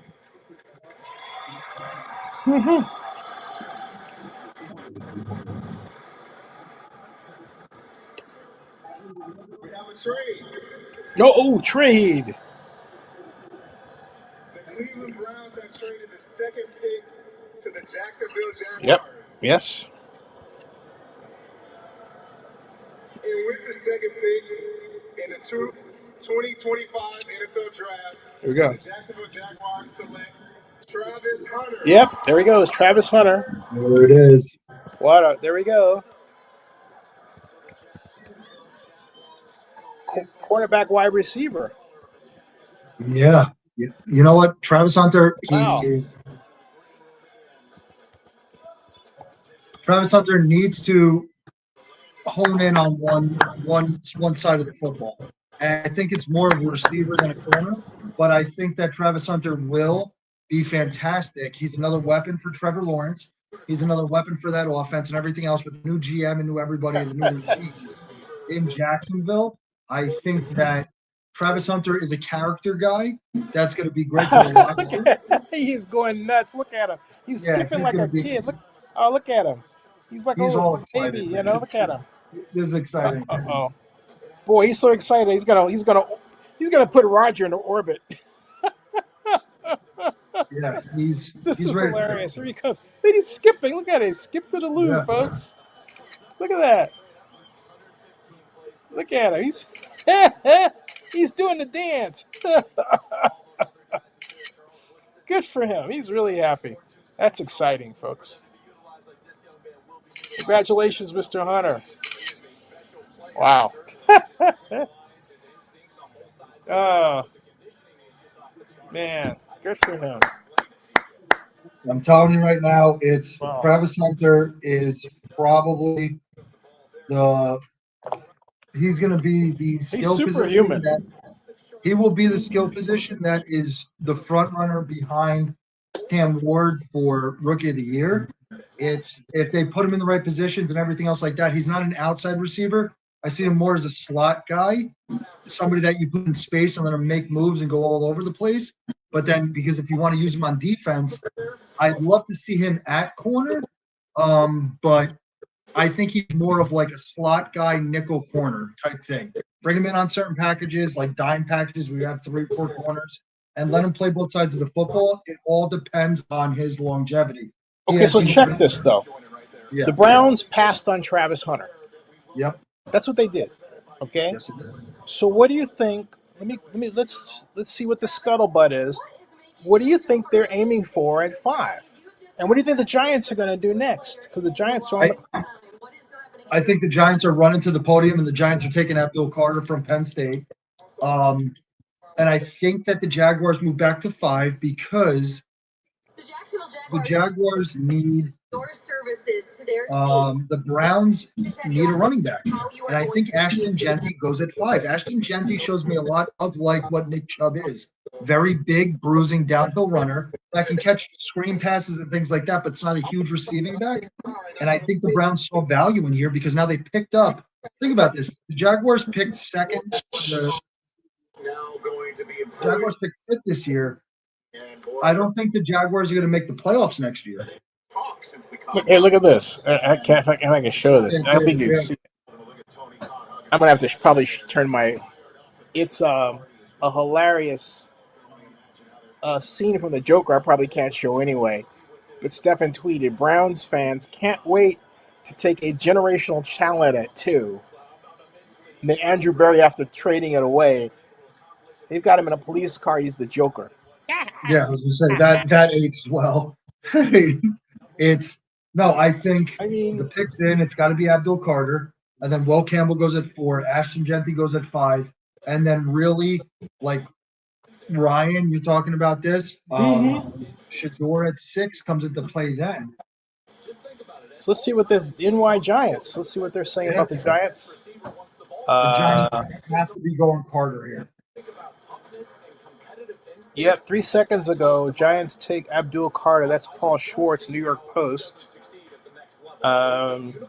It's happening. New York Giants can't be that blanking dumb to miss their chance at a baby Saquon.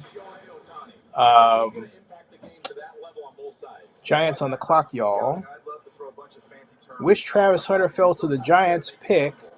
Has the elite traits on both sides of the ball. And a personality that would have been great in New York. Jags got a good one. They did. Jags got a great one. Abdul. Cleveland Browns has traded their pick to the. Yep. And so Giants pick is in. Are they going to take Shedeur anyway? Because there was talk of that. They spent a lot. I don't know, Anthony. They spent a lot of time on Shedeur. Who did? I'm sorry, I didn't hear that. You cut out for a second. The Giants have spent a lot of time on Shedeur Sanders. I would be shocked if they passed on him.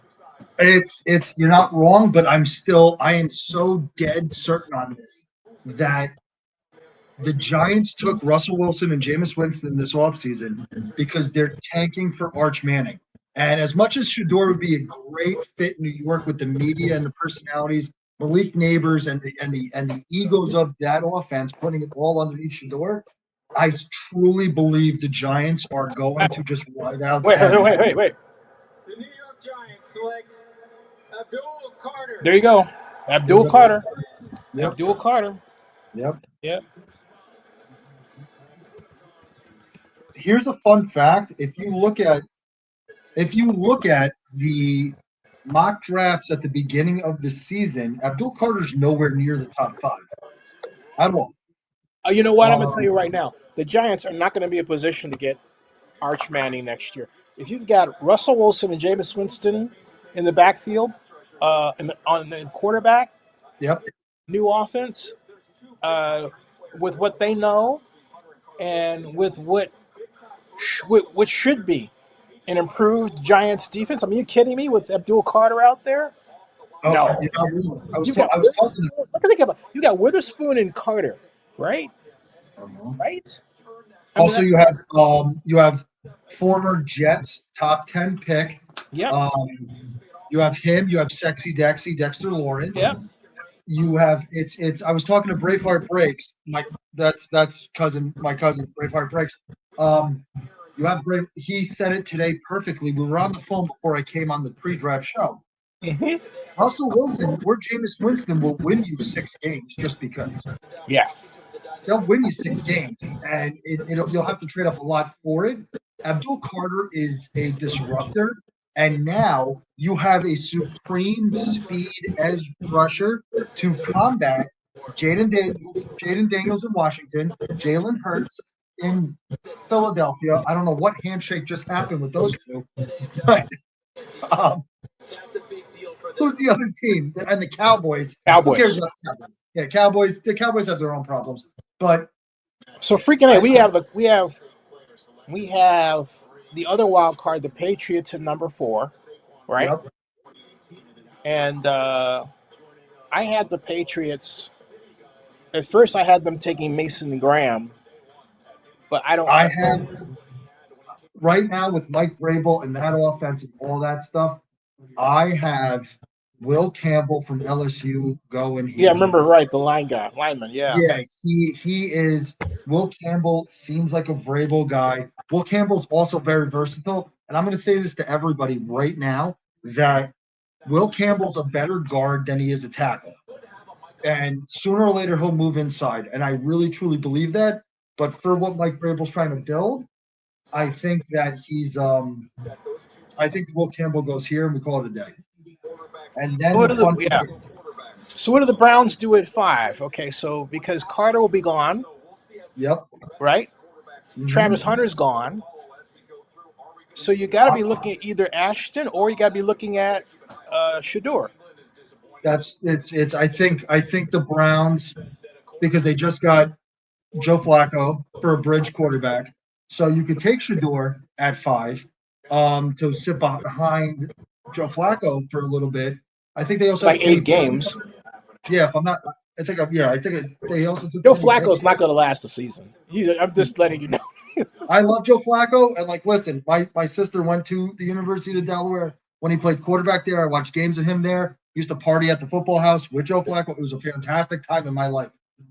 But it's I think that if they do take Shedeur at 5, it's not the worst pick, but it's also not the best one. I think at 5 you take Ashton Jeanty and you take him there, you solidify it, because the best way to take the pressure off a young quarterback is to have a great running game. Yeah. So you take somebody like Jeanty and we go from there. But that's a big. That'll be it, because we'll see the Browns don't have. They picked up a lower round pick. They didn't pick up another pick in the first round. No, they picked up one next year. Right. So to me, it's kind of like, why did you trade back? Are you trying to save money? It's just such a Browns thing, right? Just It's John Dorsey at 1,000%. Just go with what's there and love it and deal with it. But oh no, they had to trade it away. Mm-hmm. And there are a lot of Browns fans. You could tell on Twitter pissed off. They've got Andrew Berry clown, making him a joker. They've let off, fake flames on Twitter and everything else. It's they're not happy right now. So but there is this idea, I think, which I completely disagree with. I just do. There's this idea out there that you can't spend that much money on a running back. I'm saying, why not? I think the running back is back. Why not spend a first or second round pick on a running back like the Cowboys took Tony Dorsett in the first round, although Dorsett was another generational talent, right? Yep. Right? There's another generational talent that I have to say. Says, who do you think will draft Shedeur? Honestly, I think it's going to be the Raiders. I can't see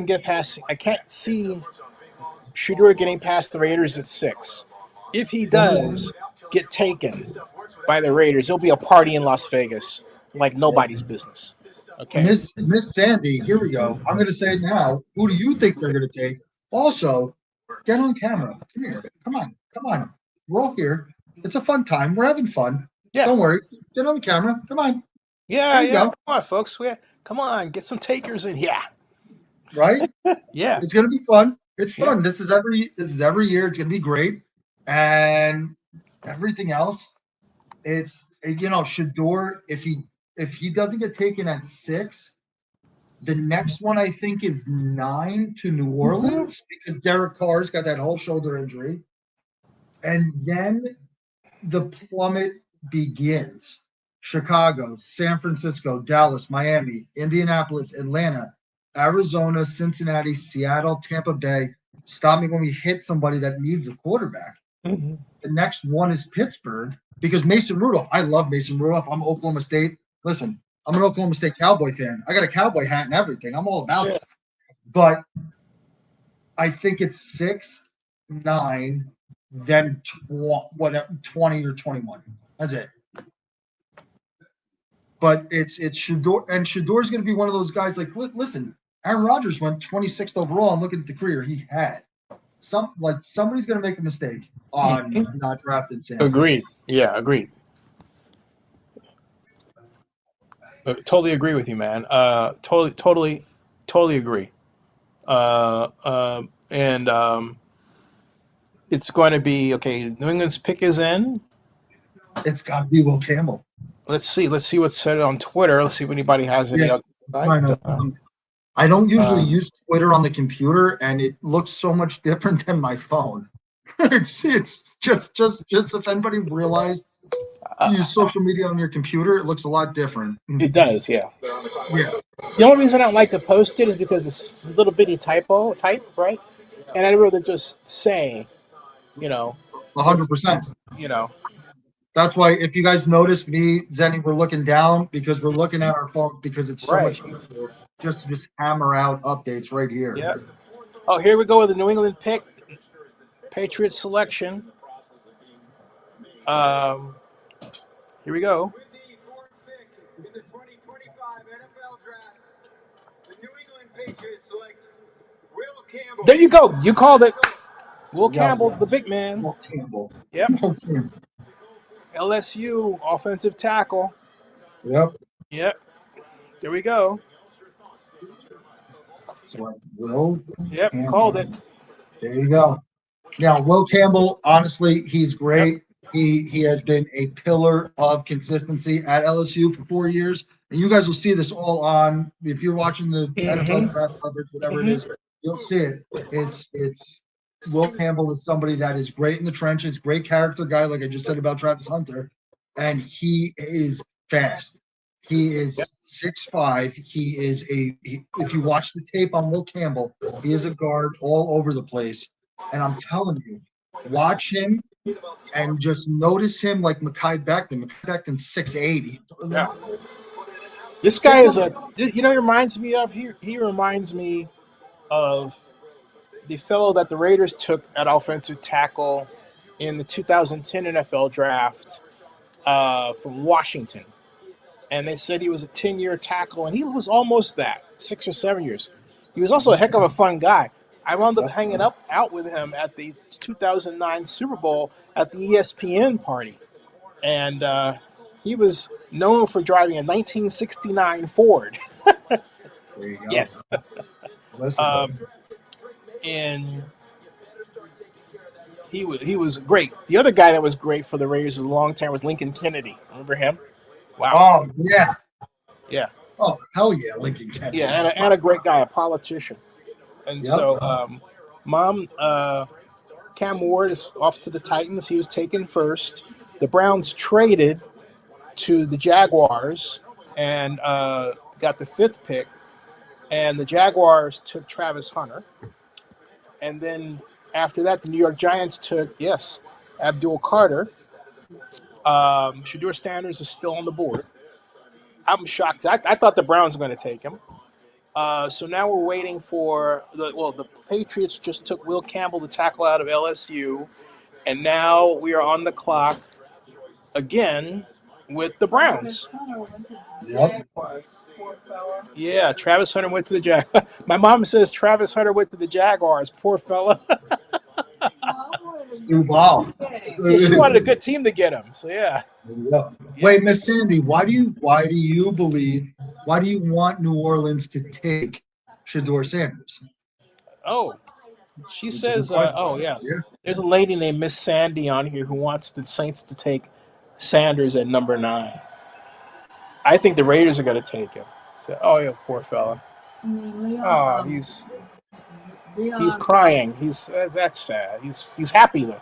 There's a happy tears, folks. He's crying because he's happy. He waited his entire life for this. Yeah. Yeah. That's gratitude. That's huge. That's He said, humble and I've waited humility. my entire life to hear my name called by a franchise like the Patriots. So, yeah. Yeah.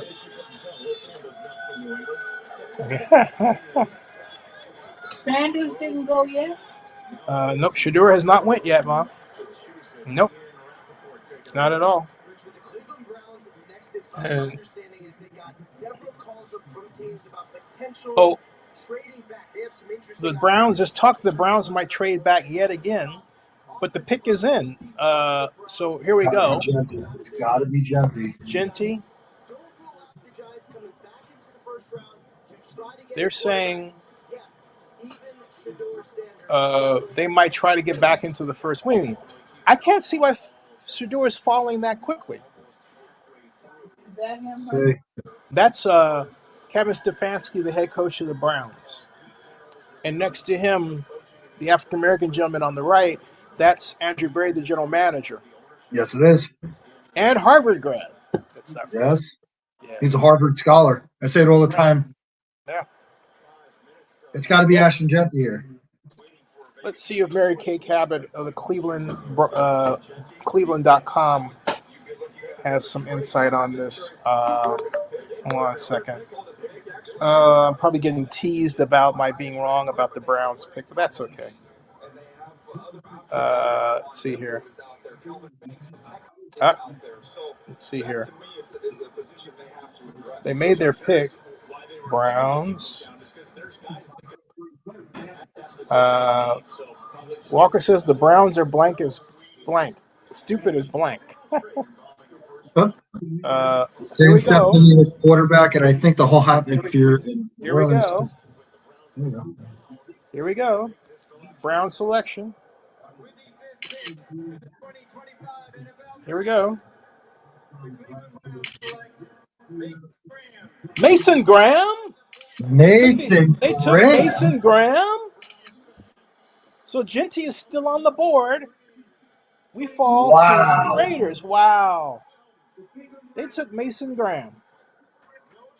Wow. No Travis Hunter. You butchered Michigan. Michigan. This is the pass rusher. We talked about this. Yeah, they made Myles Garrett happy. Yeah.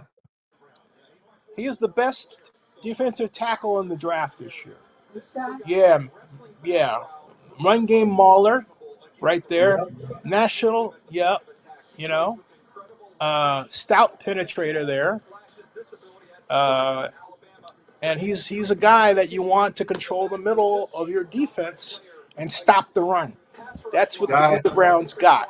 But you know what? They did that to counteract the Ravens. They just used number 2 for picks. That's all. They were just stockpiling because they had 5. Now they got what, 7? Yeah, it's a solid.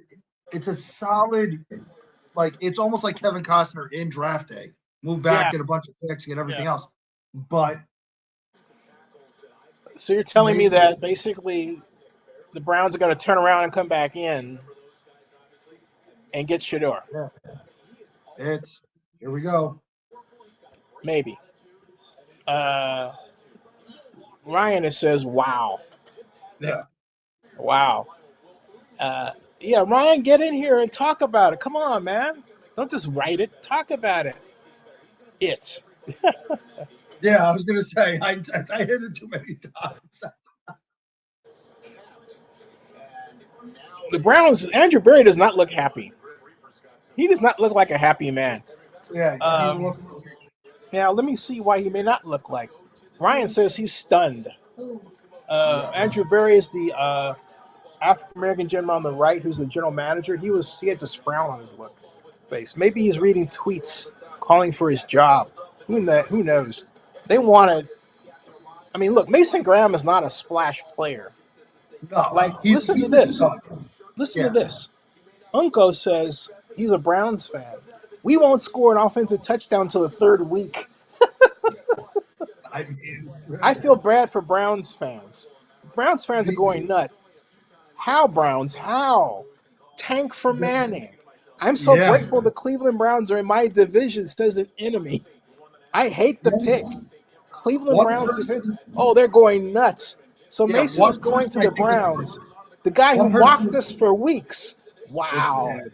This is bad. Man. One person I think that the Browns should go look Oh, at they right are now. mad. J.K. Dobbins is a free agent running back right now. They should start making Oh, a phone call. gosh. Oh, Mom, where you going? Mom, where you going? Okay. Anthony, I'll be right back. Hey, Anthony, Yeah, go ahead. I'll be right back. Yep. Okay. I'll I be got back, you. folks. Yeah. Okay. Yeah. So we're going to talk about this for a second, guys. Cool. Thanks. Yeah, no problem. I got you. I'm going to take myself out of that. So, Yeah. Okay. So we're going to talk about this for a second because, hi, welcome. My name's Anthony, and the Browns browning nothing new. Miss Sandy, you're right. I'm going to throw this out here now, and I got to do a couple shout outs before I start getting really into things. Is that Angela? It's please tell Vera and Fiona I love them, and Uncle Anthony as well, Uncle Tony.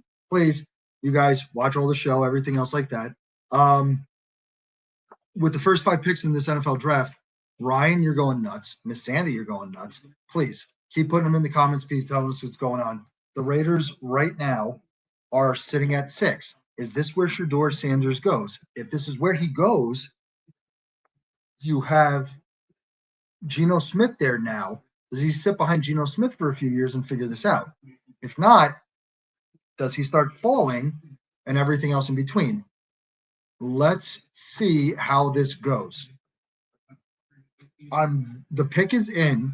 I'm sorry, I'm looking this way because the TV's this way. If you can't see it, but the TV's over there. There you go. Pick's in. So we're gonna see where we go here. Can I click other things? You're praying. Let's see. Might be Ashton Jeanty. Let's see. Everybody, let's see, folks. Vegas Raiders select. There's Ashton Jeanty. I knew it. Ashton Jeanty. Ashton Jeanty, running back, Boise. Okay. I'm not mad at it. And Ryan, I know you're it looks like you're mad at that, but there's Ashton Jeanty. I knew it was going to happen. You had Geno Smith for 3 years on a contract. You bring Ashton Jeanty in there, create another weapon, and everything else in between. Now, here comes the next hold your breath moment at number 9. Number 9. Yeah. But Ashton Jeanty, Raiders. Hey, fantastic. Anthony, It's a I'm good pick. sad because I'm very sad because when Josh Jacobs came out of Alabama in 2019, Yep. I interviewed him at the NFL player event the day before, and I said, the Raiders need a running back. They're coming after you. And they selected him. Guess what? Yep. I would have had another go at interviewing a Raiders running back. Oh, and I'm so sad I'm not there. Yeah. It's all right. Everything happens for a reason. That's true. The only knock I have on Ashton Jeanty is that the Raiders are going to be behind in games. Can he stay on the field when you go into heavy pass mode? He's a fantastic downhill runner. He's great between the tackles. He's great on the outside. He's great in the screen game. But can Ashton Jeanty be that receiving back that you need? He has to work on his Yes. I'm certain he can. Yeah. Yeah. He has to work. Absolutely. 100%. And you're not wrong. I think that he can work on his receiving skills. If he can get that down, I see a smaller Derrick Henry out of Ashton Jeanty. Downhill bruising running back that you'll watch like Ryan, you're gonna watch a Raiders game and you're gonna scream your guts out that he's terrible for the first 2.5 quarters. You get to the end of the third, beginning of the fourth, and that pounding is gonna kick him in the teeth. Ryan, I agree with you. I thought Shedeur, a number of people had Shedeur earmarked him. But you know what? Why do I feel like now maybe the Shedeur winds up with the Cowboys or something like that? You know? Yeah. Uh-huh. You know? It's I don't I, The Jets pick is in next. yeah, I'm sitting here with my stomach in my throat. The Browns are not happy. They're playing Don't Stop Believing at the Browns draft party, but the Browns people are leaving. You see those folks going up. You're watching the NFL Network. The I'm Browns watching fans, it. they're leaving. Yeah, they're walking out. They're walking out. They're pissed off, folks, because they didn't get their splash player. They wanted a splash player. We waited all this time for Mason Graham. That's what they're thinking. The You Browns should are see the the tweets. Browns are These playing the people are song. pissed. Browns are playing the song "Don't Stop Believing" right now, which is the best part. Well, they stopped believing. Yeah. They're mad. Yep. Okay. And Browns robbed the Jaguars and then got Mason Graham. They win the draft easily. 100%. The Jets, by the way, but this is where Armand Membu. I practiced this pronunciation 1,000 times last night. Yeah. I have to say one thing, though. Mason Graham is a heck of a pick. Now, it's really a matter of, do you want guns or butter? In other words, do you want food or do you want weapons? Right? So the Browns said, you know what, we want food. Yep. We'll get the weapons later. That's what they said, okay? 1,000%. Ryan says, I'm not mad, but I wanted Sanders. He can sit and learn under Gino. And then he says, I'm pissed for the Browns fans. Hey, Ryan, grab the invitation, man. Anybody, grab the invitation. It's right here. Okay, here it is. Boom. There it is, right there. All right, let's see what's going on. Let's see what Twitter is saying about Shedeur Sanders. Shedeur. I'm telling you now, the Jets need to Mike Silver is embedded with the Jaguars. I have to go back and see what their thinking was. Yeah. Shedeur's draft chain is legendary. He's selling his chains, or he's got his chain there. Going to be a legendary day. And let's see here. We should have picked Shedeur, says somebody. Wait a minute. That's got his chains out there. What else?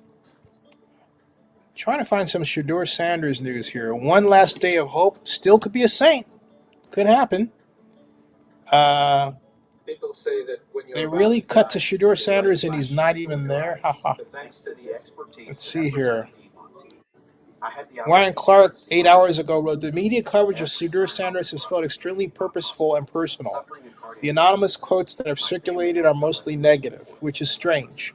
A young man that has never been in trouble, a young black man who's never been in trouble, never involved in an off-field incident, and quarterbacked two universities to resurgence, has zero behind-the-scenes qualities.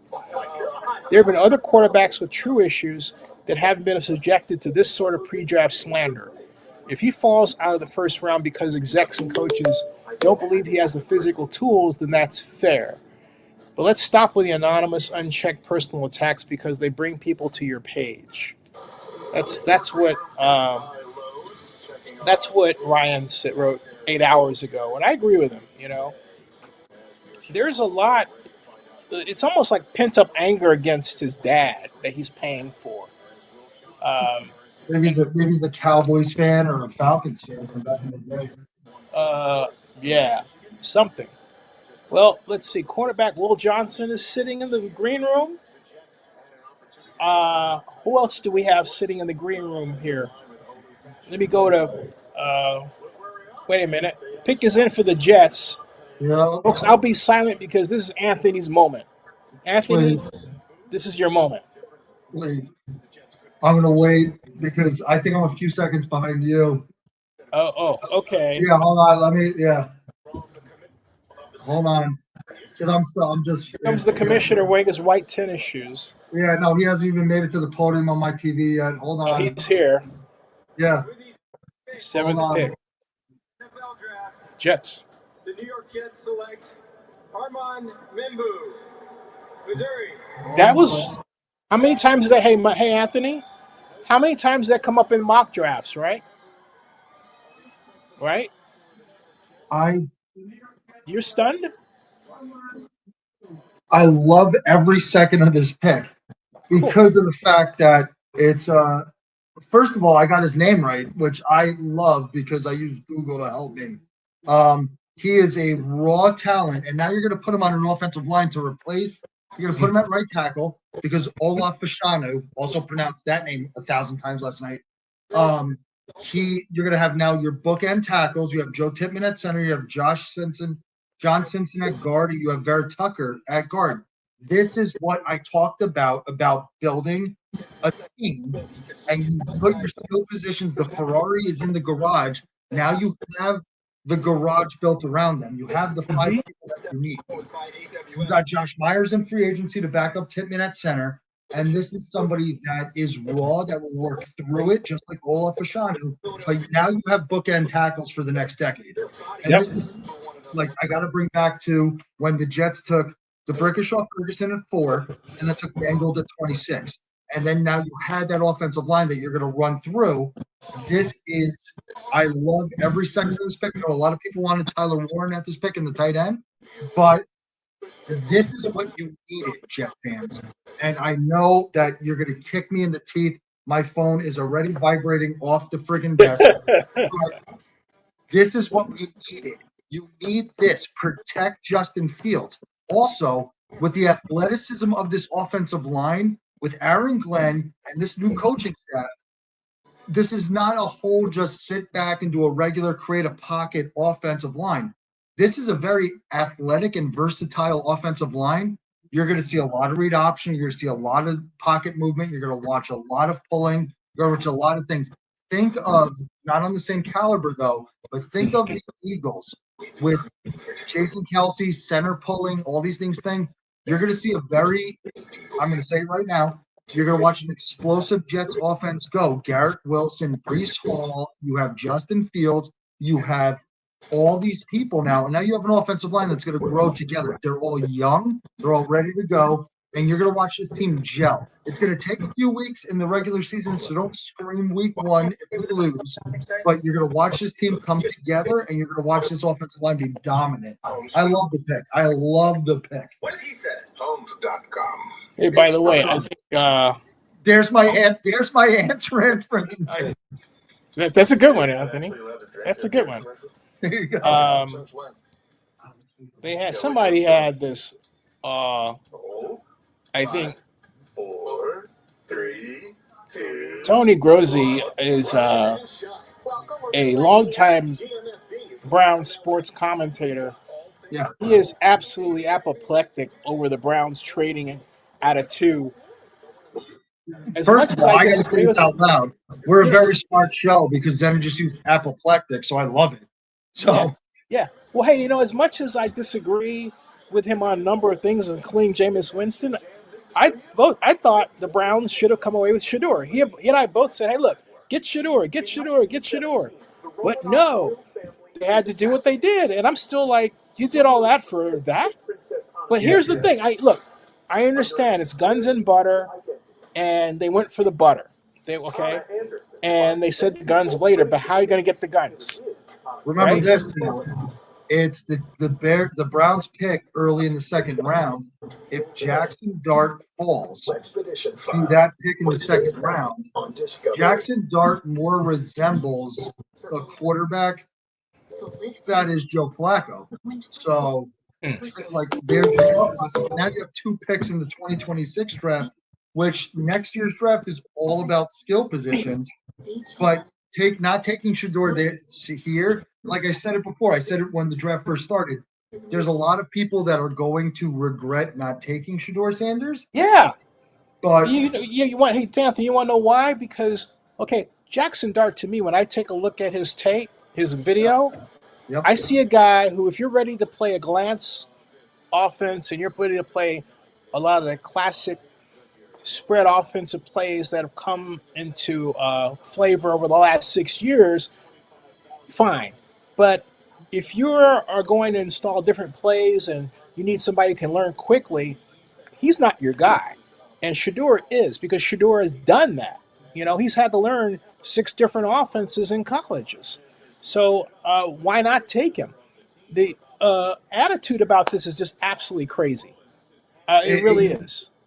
It is, and it's something that it's a stigma on the NFL. Let me Yeah, just say that right now. it is. It's racist. Let's call it for what it And is. That's what it is. and it's something that we're gonna see it happen. Like, I love that Cam Ward went #1 overall. I love that Jalen Daniels won Offensive Rookie of the Year. But Shedeur, this is where his off the field personality raises those questions, because it's one of these things. It's, you have to look past it. Like, Yeah, you I have to say it all the understand. time. You have to understand our culture, and if you don't, and that's what I was explaining today. Like with Cam, I get where he's coming from, but you don't want to say that. And I think also there's this idea among some people that, hey, look, we're letting in too many young black quarterbacks, and they're taking over the league. And my point is, you know what? Who cares? Look at America. America is beautifully mixed up today. You've got all kinds of beautiful relationships going on, and nobody really cares about that at all. And they think you're a doofus if you do, you know? Yep. So, I mean, and oh, here's the commissioner with the Panthers selection. It's got to be Jalen Walker from Yeah, Georgia. Jalen Walker. Here we go. Carolina Panthers select McMillan. Oh, they took McMillan. Hey, I took McMillan for them in the mock that I did with you guys. Remember that? Yes, he did. I took him at pick 8, right here.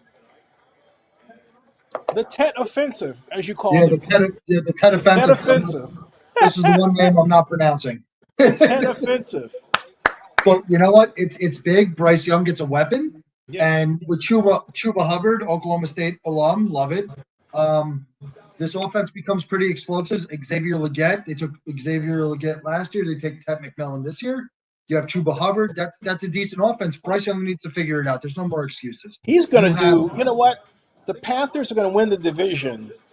oh, I'm going to go out on a limb and say it. I'm going I to was gonna say call it this is a right hot now. take right here. Go Yeah, ahead. I'm going to call it right now. I think the Panthers are either going to tie or win the division this year. And who are they going to tie with? The Bucks. Okay. I haven't Okay. seen anything from the Saints to show me that they are ready to take the mantle. They need. They're imbalanced. They've got Yeah. an aging defense. I haven't seen yet. Let's see how this draft plans out in the free agents and everything. But the Saints are in a massive state of flux. I would have been more sold on Saints if they had brought back Jameis Winston, because they need somebody who can lead them. They have no leader. You know that? Who's the leader? Yeah. It's not, There it's is not none. Derek Carr. They don't like Derek Carr. Who's the No. leader? Right? They got nothing. This, this is where You know? Shedeur Sanders doesn't go here. The fall begins. Yeah. I think that he'd be a great fit here. Chris Olave, all these people. I think he'd be a great fit for New Orleans. Um, so let's Here we see. go. It's something. Something. Saints not expected to have clarity on quarterback Derek Carr's health situation prior to NFL draft tonight. That's what it says. Yeah, but we didn't get that, or nobody got that.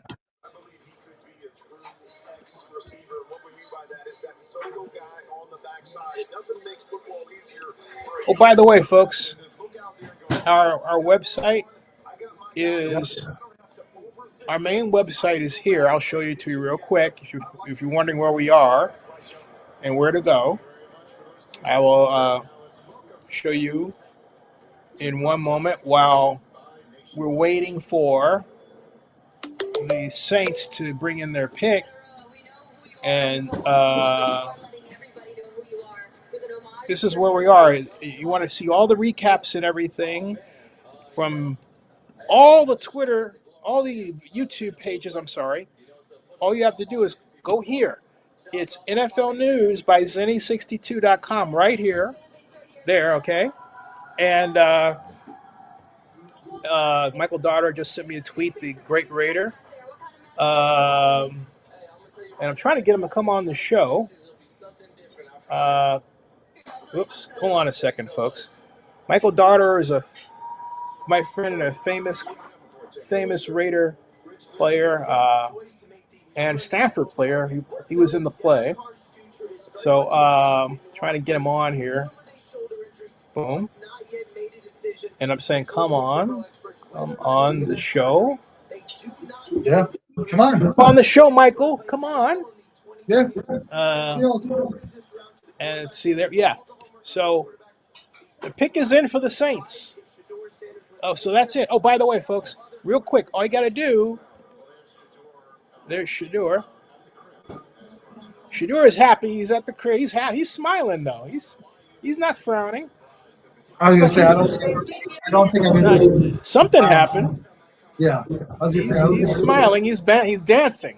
That's a sign. He's dancing. Something happened. He's dancing. Oh, aren't you going to eat too? Woman, my God. So all you got to do is go to NFL News by Zennie62. See right here where it reads 2025 NFL Draft Green Bay. Just click on it, and there that is, right? And all you got to do is scroll down a little bit and look at that. Okay, with the first pick, okay, and then there's the room, and all you have to do is click on the room. It is. And here we are. Magic. I love it. I love it. Yeah, and not only that, folks, all you got to do is just type with the first pick right here, with the first pick.com. You'll come straight to the page. That's all you got to do. Magic, don't you think so, Anthony? It's magic. I love it. I love every second of this. Like, I still have a house, so I'm all scared about technology, and I love every second of it. Miss Sandy, here's the pick, Miss Sandy. We're ready for you. With the ninth pick in the 2025 Ninth pick. NFL Draft, the New Orleans Saints select Kelvin Banks Jr. Kelvin Banks, the tackle. Kelvin Banks. Wow. Jr. The slide continues. Kelvin Banks. Okay. They took Kelvin Banks Jr. of Texas. Wow. I love Kelvin Banks. He's coming off an injury, so we're going to see how that goes from there. But if he's somebody that will protect whoever the quarterback is in New Orleans, so let's see. I had Kelvin Banks going to New Orleans here, but I didn't have him going ahead of Shedeur Sanders. That wasn't on my bingo card. No, so now I didn't have that. I didn't have that. Here comes the slide because now Shedeur Sanders is. Yeah. Chicago doesn't need a quarterback. You just a Caleb Williams. So Kelvin Banks is a dog. He's going to come after the football. He's going to make sure everything's good. He's no. Something else must have happened in those interviews that made that happen. It couldn't have been just this one guy. Yeah. Something else. It's something else that just didn't gel. But yeah, Kelvin Banks has great feet, great mobility. Great feet, great mobility in the pocket, great way on the run game. He's very powerful from the belly button up. He's somebody that is going to get after the football. He's going to be a mauler in the run game, and he's going to be great in pass protection. He's real good. Now, I like him. Go ahead. No, I said I like Kelvin Banks. That is somebody that if he didn't get hurt last year, I would have taken Kelvin Banks at 7 with the Jets, but he started. He's very before the injury and everything else. He's great at it. There's somebody else now. He has in his. Do you know who Shedeur Sanders has in his room? Drake. Deion Sanders. Drake. Who? Drake. Oh God. Oh boy. Oh, Drake. Boy. That's why. That's why you should have Kendrick Lamar, and then maybe you'd get drafted. You got drafted higher. You put Kendrick Lamar in the room. You think that's why he's sliding? That might be. It's talk about sliding. We're talking about my these God! P. Diddy parties. Newsflash, everybody. Mrs. Yeah, I was gonna Mrs. say, Sandy is not happy. Sandy says, "Oh man, Sandy, please, oh I'll pay you myself. Please come here and talk. Talk. At this point, don't put the camera on if you want. We just got to hear your voice. oh hey Who is this? oh that is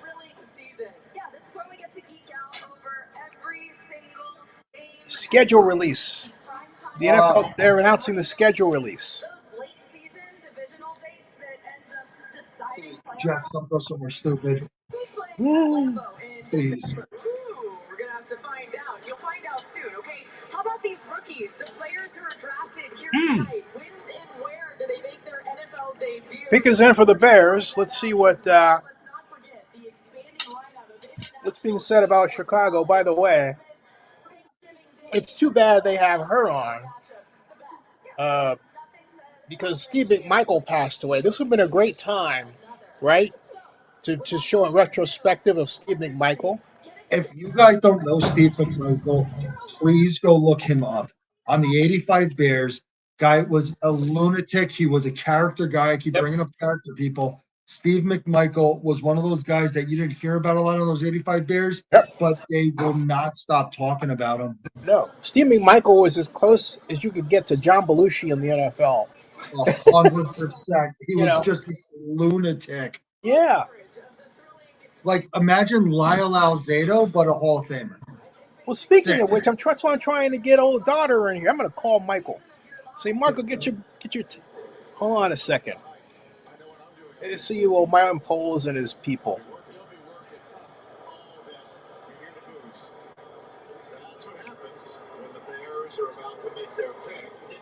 Ringing the phone for the Raider great Michael Daughter and Stafford great. You can talk about stuff here. Come on, Michael. And on the dot, yes.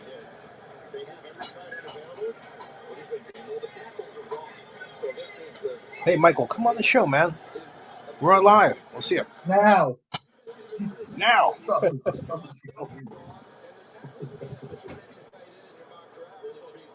Oh, here's the Bears selection, folks. It's got. You know what? It's Tyler Warren. I think it's Tyler Warren. Hey, here we go. Steve McMichael. Yeah, there it is. Good. With the McMichael family during this incredibly difficult time. Misty, please know that you are in our thoughts and prayers. Mongo's remarkable contributions to the game and community will never be forgotten. His legacy will continue to inspire generations to come. 50 years ago, with the fourth pick in the 1975 NFL Draft, the Chicago Bears selected one of Steve McMichael's teammates. Walter Payton. And closest friends. Walter Payton. Walter Payton, running back, Jackson State. It's the 50th anniversary of that pick, Mom. The 50th anniversary of when Walter Payton was picked to be a Chicago Bears today. Yep. Sweetness, man. Yep. And it's not sweetness on the field, it's also sweetness off the field. People need to realize that.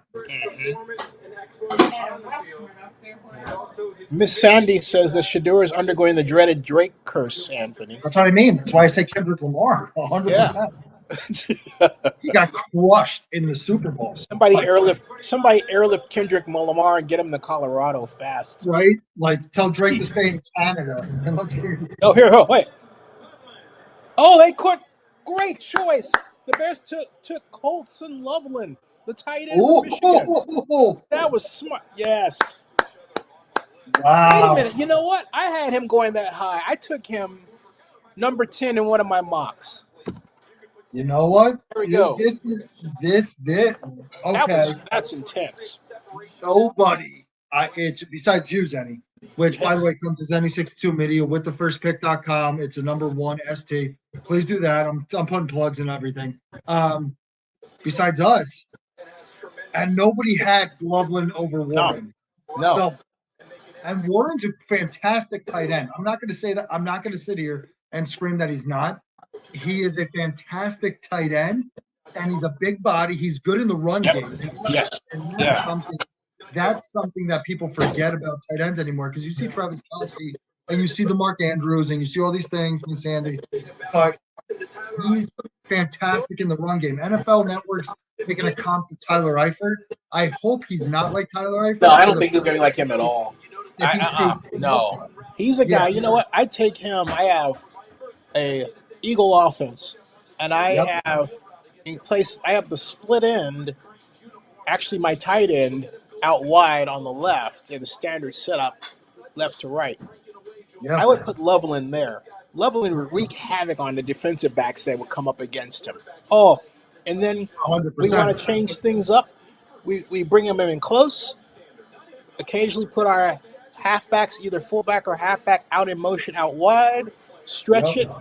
Have him run a stick or a quick out and hurt you there. Or, better yet, play action to that side and have him run cross field. There's so many ways you can employ Colston Loveland. It's not Colston Loveland, excuse me. Not Colton, Colston Loveland.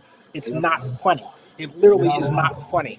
If he's used correctly in the Bears offense, he will be a holy terror for defenses to deal with for years to come.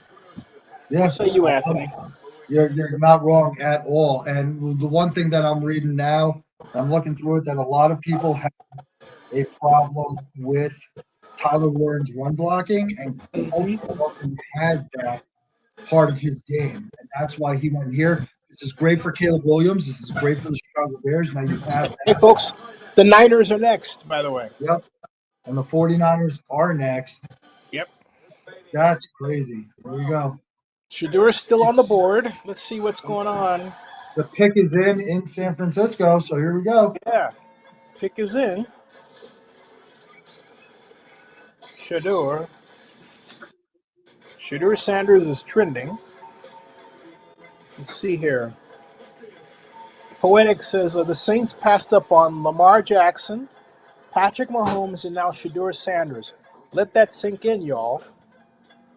And everybody thought the Saints were selective. Yep. They didn't, and not only that, don't forget, if Shedeur Sanders is falling, Jackson Dart is falling. Jackson Dart's plummeting, yeah. So, motivation says, damn, they're humbling Shedeur Sanders. Shedeur Sanders is dropping like crazy. A guy who comes from a superstar Hall of Famer, who's been the media eye since Jackson State, has delivered on the field, not championships, but this is a team game. Sad to see.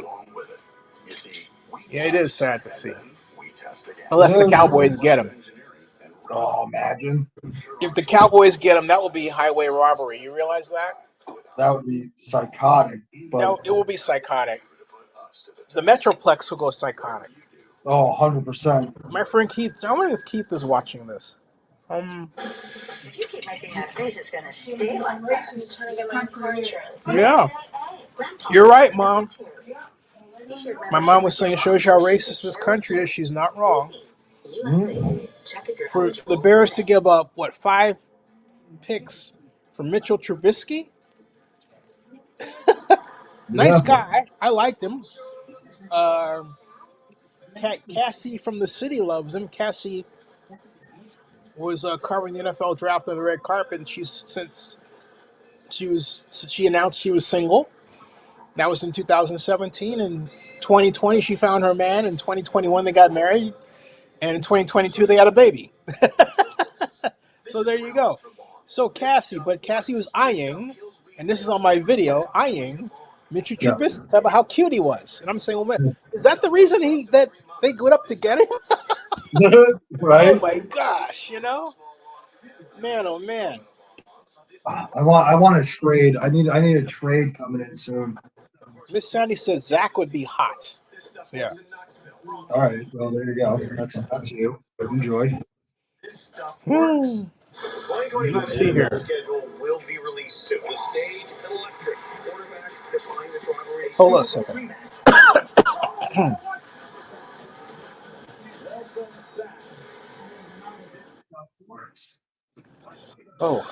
Oh my goodness! I swallowed something. Hold on a second.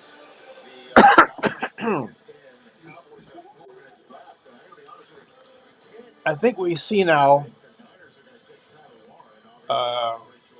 Matthew Golden's on the board here. Matthew Golden, you ought to go to the Matthew Golden's Niners, a man. fantastic person to replace Debo Samuel over there on that Yeah, side. Huge. yeah.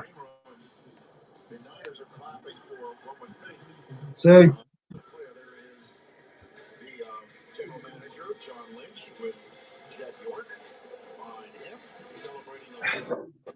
there's a draft. There's one of the mock drafts I made that had Tyler Warren going at 12 to Dallas. I have one that has Tyler Warren going 14 to Indianapolis. So The pick is in. yeah, Niners. I can see tackle. I can see an offensive tackle here. They reach on a tackle because Trent Williams is getting older and everything else, trying to protect Brock Purdy. I can see Golden coming here. Hello from United States Forces Japan. I'm Sergeant Mitchell Johnson. I'm here with service. I love when the NFL does this. They go around the world, get our servicemen and serving our country, and give them their moment in the sun. It's really a great thing. Salute to service. Something Roger Goodell started a long time ago, Mom. Oh, here it is. 49ers selection is up, and here comes the commissioner. Niners.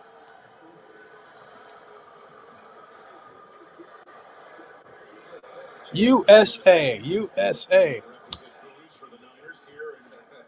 you to our men and women who serve in the United States military for your sacrifices to defend our country's freedom.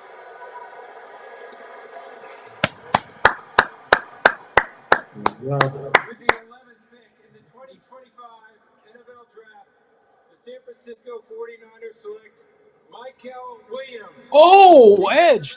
Georgia went to Because they're trying to replace Greenlaw. Joey Bosa gets a companion. Yep. 6'5", 1'8", Mr. Michael Williams. He wasn't the first ever. That's what he actually wanted. He was out in the Bay Area training.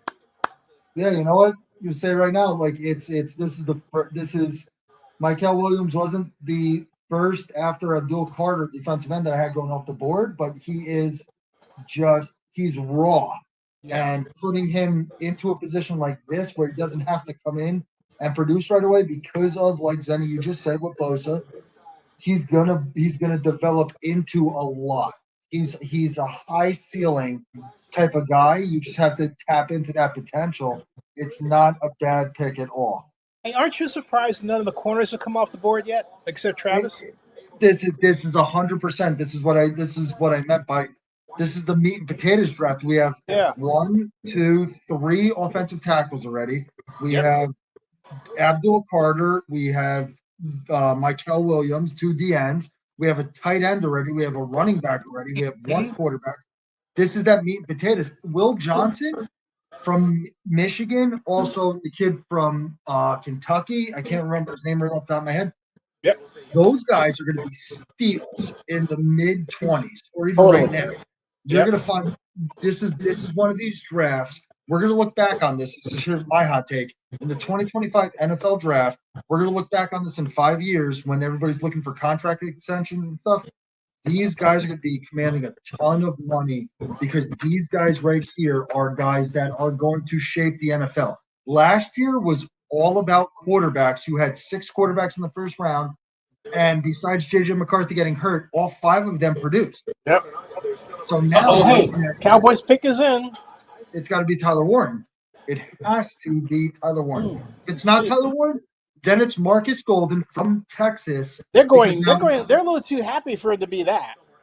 I think they're really happy there.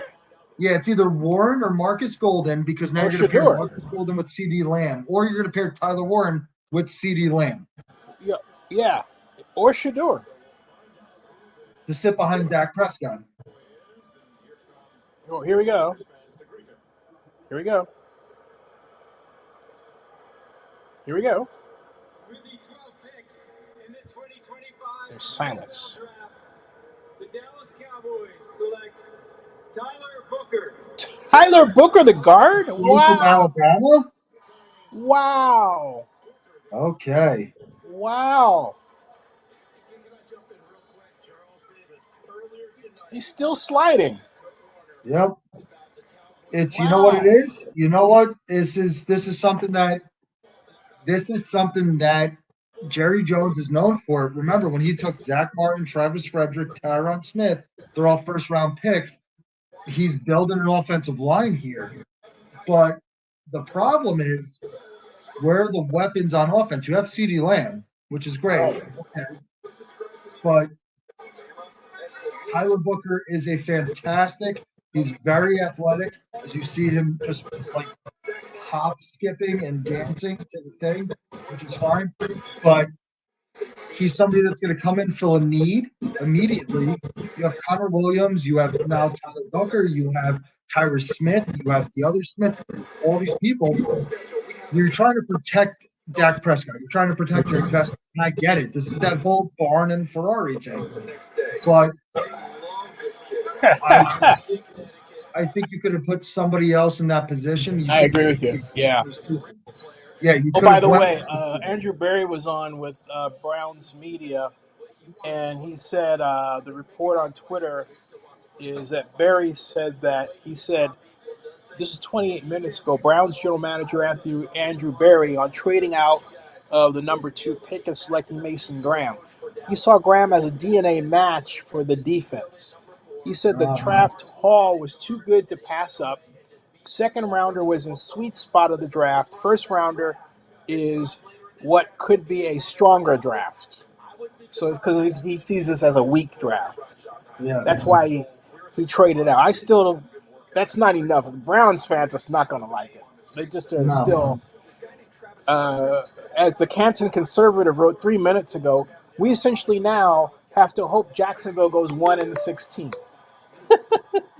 100%. Oh boy. Passed on Hunter and Jeanty when the team needs offensive help, and the extra picks we got are worthless when the general manager can't draft to save his life. That's what's being written. They are flaming Andrew Berry, the Cleveland Browns general manager.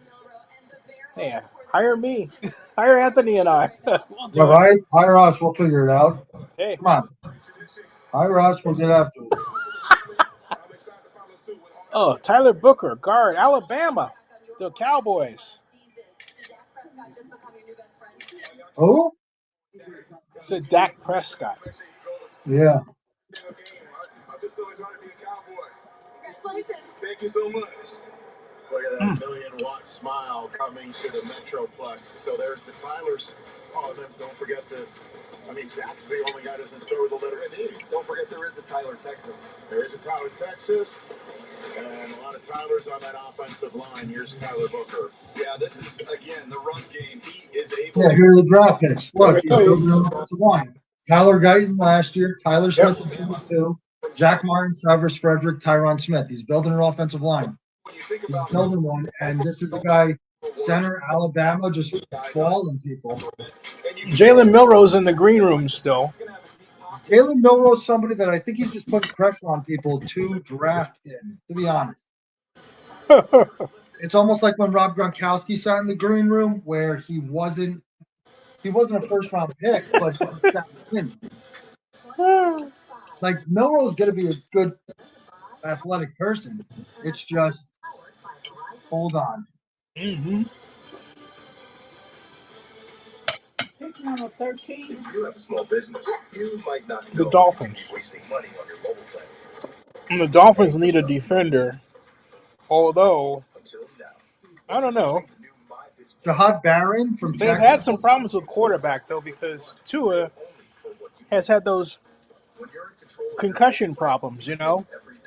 Yep. Oh, also I got to shout this out right now. Okay. Gus Bus. I Gus Bus. Hold on a second. Let me say it again. Go ahead. Excuse me. Go ahead. Say it. I was gonna say, Gus Bus. I know you're watching this right now. I see your message. Get on this show, buddy. Come on, Gus. Join us. Come on. Get Come on this join show. us, daughter or two. I want you on the show. I want to Shy- hear. I want to shy hear your people. take. I want to hear your take. Come and on. we're gonna get it. We're gonna Yeah. get it going. Trying to get Michael Daughter on too. He used to come on. He used to be a nice. Well, he's still nice, but There you go. he's my buddy. So There it is. ring, ring, ring, ring, ring, ring, ring, ring, ring. That's what you hear. Ring, ring, ring. It's obvious he's not at home. Hello. Oh, he's You're on home. the dot. He's just Please leave a detailed doing message, something. and I will return your call as soon as I can. Thanks a lot, and have a great day.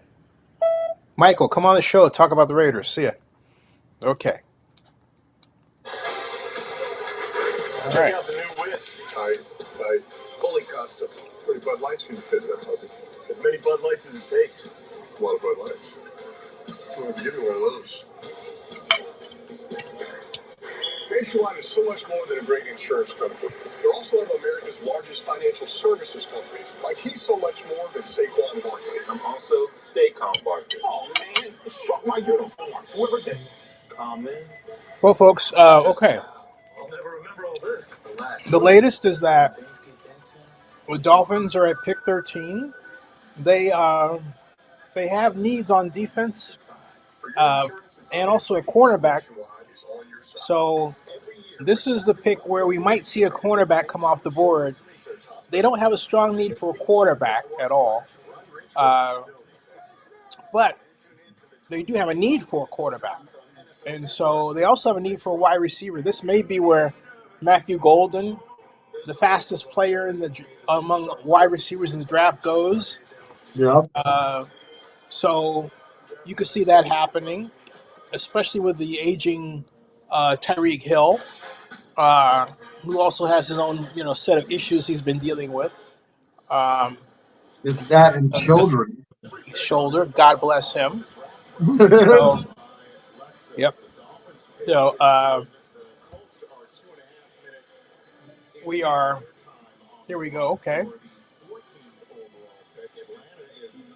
Atlanta's next. Okay. Let's see here what some of the scuttlebutt has been.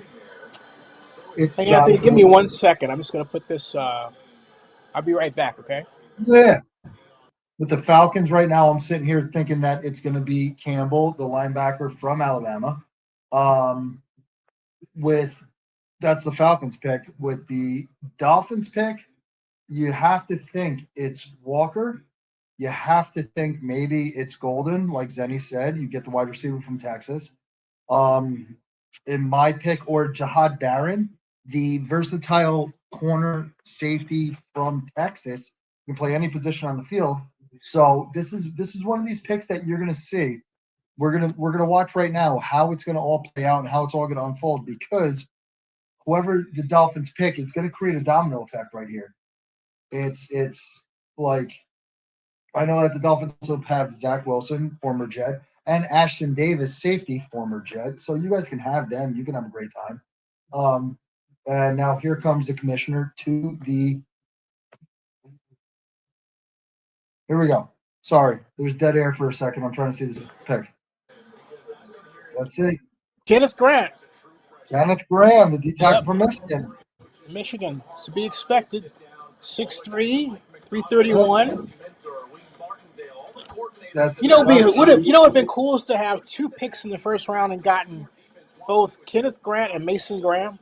Right on the same That would have been team. insane. He's the first initial, like Jack Youngblood used to have his whole name. Yeah. Yeah. Oh, absolutely. No, this guy, he's good. He's big. He's fast. And I think it's he's weird. big. Yeah. He's huge, but he can get his motor running. But you know what? Big run stuffer. He's a run stuffer here. So this is all about the Jets and Breece Hall. This is all about the Patriots in their run game and just trying to push that pocket back right in the front. There you go. That's playing a 2 gap, folks. You're watching the NFL Network. He's I don't like two gapping as a philosophy myself, but if you're going to have somebody control either side of an offensive lineman, that's called two gapping. You want a guy like Kenneth Grant, defensive tackle out of Michigan. I don't. You say, why don't I like it? Because it's difficult to control the gap in terms of running game coordination if you literally don't know which side your guy is going to go to, thereby leaving him susceptible to be faked by a counter. So I counter my running back. You know what I mean, Anthony? I counter in one way, then I come back the other way. You don't see counters a lot. You don't see it a lot because there's not a lot of on offense. There's not a lot of counters because there's nobody athletic enough to catch that D end or that D tackle penetrating the gap. So it's hard because even if you run like those trap plays, like in triple option they used to do, it's hard because now you got to get somebody like a Kenneth Graham. You got to catch that guy who now their first step is so quick off the football. It's hard to trap these guys. Well, if I have to do that, why not just trap them then? Exactly. The two gap counter trap. Right?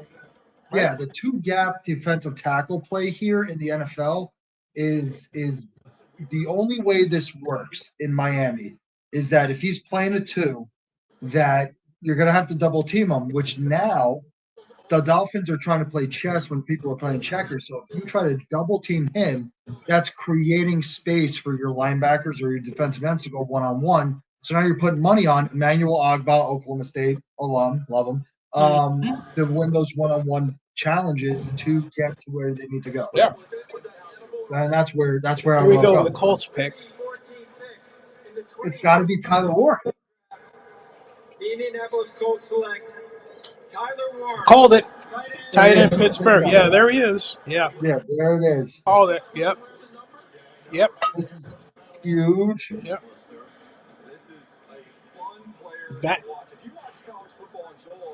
That guy's gonna knock some people over. Yep. This is put him in fullback though. Oh my! He can throw. Wait a minute. No, he can't throw. He's catching the pass. I'm sorry. Yep. This is big. But hey, do you know who I discovered can throw? Matthew Golden can throw. Oh no, he can absolutely. Yeah, he threw at the pro day, I think. So wow. I think that Tyler Warren's huge for this because now you got another big body of Alex Pierce in Indianapolis. Anthony Richardson is the quarterback there. He's got to mature a little bit just because, like, don't take yourself out in the middle of a football game. Anybody who's played football, like, you play through it all. But Tyler Warren's the big question, and that's why Loveland went above Tyler Warren, is the run blocking ability, which is just showed and everything else like that. But it's just being consistent in everything. I can see Tyler Warren being more of a Travis Kelce than anything else. I can see Loveland being more of a George Kittle, which is great in the run game, but also fantastic in the pass game. But I see Warren more of that gadget tight end like Travis Kelce is. And that fits well in Indianapolis, and that's going to be a huge outlet for Anthony Richardson in Indianapolis. Yeah, so it's a big target, and there you go. I said to Josina Anderson, I said, hey, come on our show because she says no African women on the NFL draft coverage. Hey, come on our show. Come on our show. Yeah, join us. Come on. I don't care if you're black, white, or have stripes like a zebra. Get on the show. Yeah, Flusher's noted. Hey, let's wave to Josina. Give her a wave. Hey, Josina. Hi. Come here. Come on. Come on. Some of these guys are just what we call football players, and that's what I look at when I watch Tyler Warren play. He is just a football player. He's smooth. Whatever you ask him to do, that's big. That's a good pick. That's a good pick for Indianapolis. Soft hands, his this is somebody that's going to come in and really Jonathan Taylor, everything else. We go to break. A lot of Big Ten players here. Okay. And we're going to see where we go from there. It's going to be a good time. It's going to be good. This is going to be good for Indianapolis. And we'll figure that out. I'm writing, join us with the first pick. This stuff kills weeds down to the root without killing your lawn. This stuff works on dandelions, crabgrass, clover. This stuff works for up to 3 months. This stuff works guaranteed or your money back. This is Roundup for lawns. This stuff works. The future is here. We've been creating it for more than 100 years. Oops. Oh, shoot. Putting the most advanced technology into people's hands. Generation after generation. Tool after tool. Again and again. So I said join the us. most reliable network of authorized sales and service dealers. Always moving forward. We lead, We will. others follow. Congratulations. Here are the keys. Congratulations. Here's the water heater that somehow passed inspection, but will definitely flood your Use basement. this link. Wait. Congratulations. Here's your first year supply of nitrogen fertilizer. Remember, not too little or too much. Let's see here. Hold on a second. Congratulations. Here's Progressive's Home Quote Copy. Explorer. Uh-oh. You're good. You can quickly compare insurance options and find the right coverage, even if it's not with us. What's the bad news? So I sent an invitation. Say, hey, come on, you know, why not? Why not? 100%. Throw it out there. See what it is. This Sandy won't come on, or neither will the other guy. Yeah. Come on. Get on here. Figure it out. Those that'll help you spring.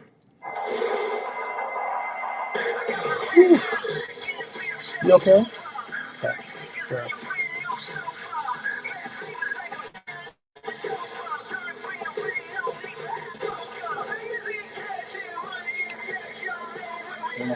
Ooh, okay. Woo-hoo.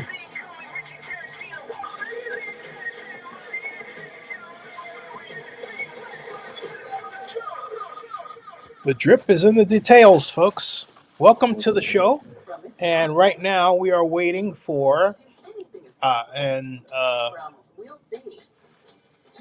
these sets of commercials to go by and resume the coverage of the NFL draft, but also a lot of controversy, a lot of very pissed off Browns fans.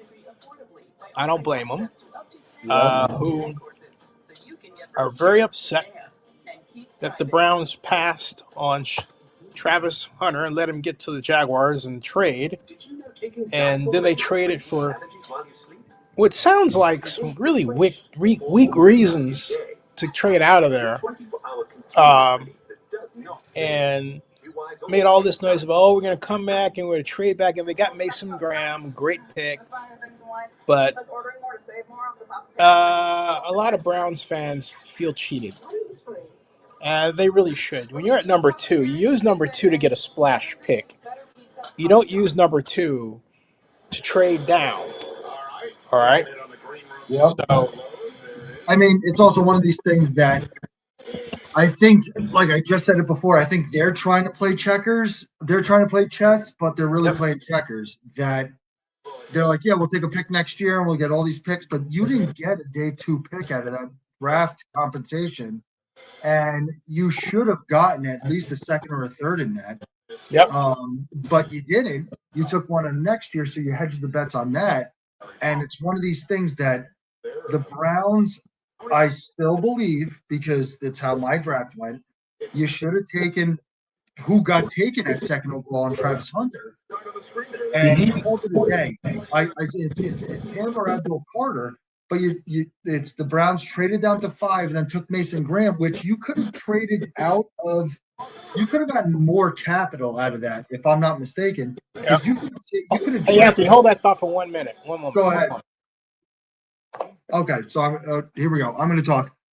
You could have traded out of 2, and you could have went down to 10, which the Bears had, because the Bears could have moved up and taken somebody. But if they wanted Loveland all over the place, that's fine. But as I'm looking at this, the Browns should have stayed pat, and they should have taken Travis Hunter. Moving out of that, it's okay, fine. You have all of the people that you want to have and everything else in between, Isaac. But you should have been able to take Travis Hunter, who will give you immediate power on offense. And you took Mason Graham, which is great, but is this now something that you paid Myles Garrett a boatload of money?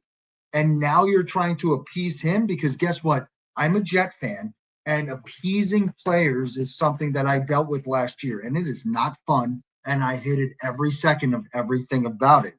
So it's a great pick. Put Mason Graham in there to free up Myles Garrett on double teams on the outside. But offensively, who do you have on offense?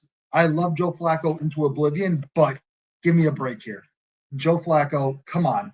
I love you, bud, but you needed Travis Hunter. You needed somebody. Even if you moved back, you could have moved back a little bit, and you could have taken Ashton Jeanty to replace Nick Chubb. You didn't do that either. So the Cleveland Browns on draft day, they played out the movie of draft day and then botched the pick because me and my cousin, we send the pick everything. Vontae Mack, no matter what. You didn't take Vontae Mack.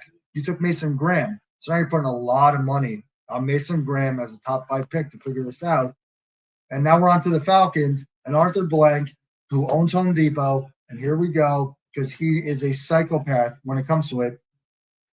It's not a good place to start. It's not a good place to start, but builds character. That's why I got my cowboy hat and everything. I'm ready to rock. And now I'm sitting here waiting for the Falcons pick. If this is not Jahad Campbell from Alabama, we're gonna have a problem here. Because the Falcons have Drake London, they have Dijon Mustard Robinson, they have Michael Penix. They have Kirk Cousins, even though I don't know why they still do, but we're going to see in a second who they have because let's see. It's got to be Campbell.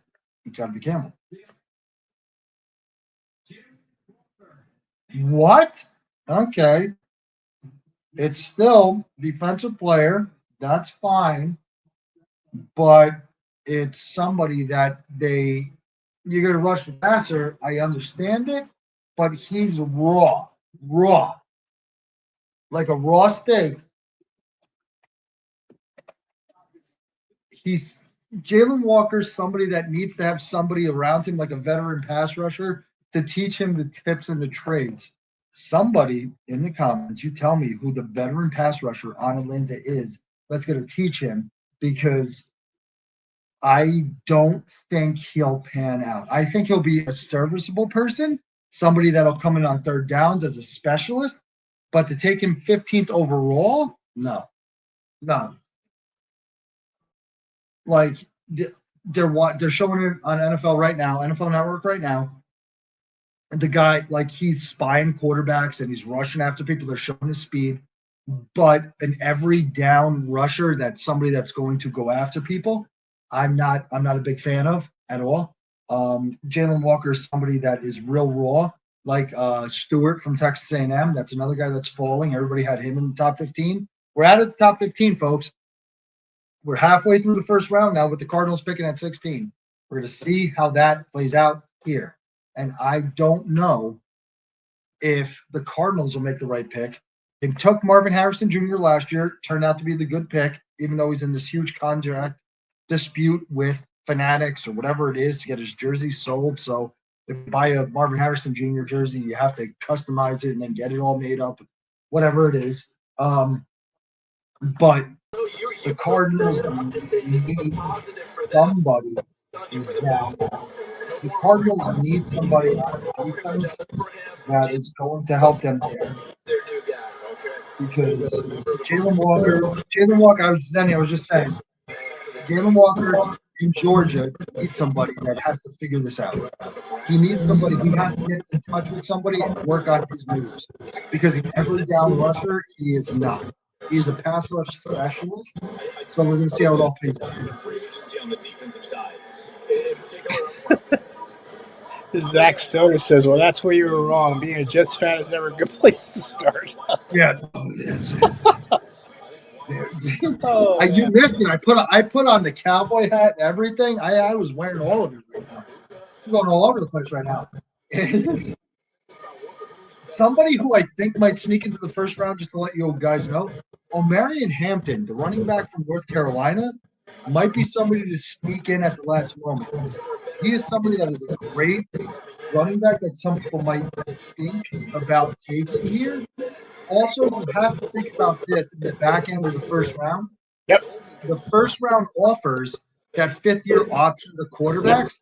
So don't be mistaken if somebody tries to trade back in to snag Shedeur Sanders, to snag Jackson Dart just for that fifth-year option. So this is big.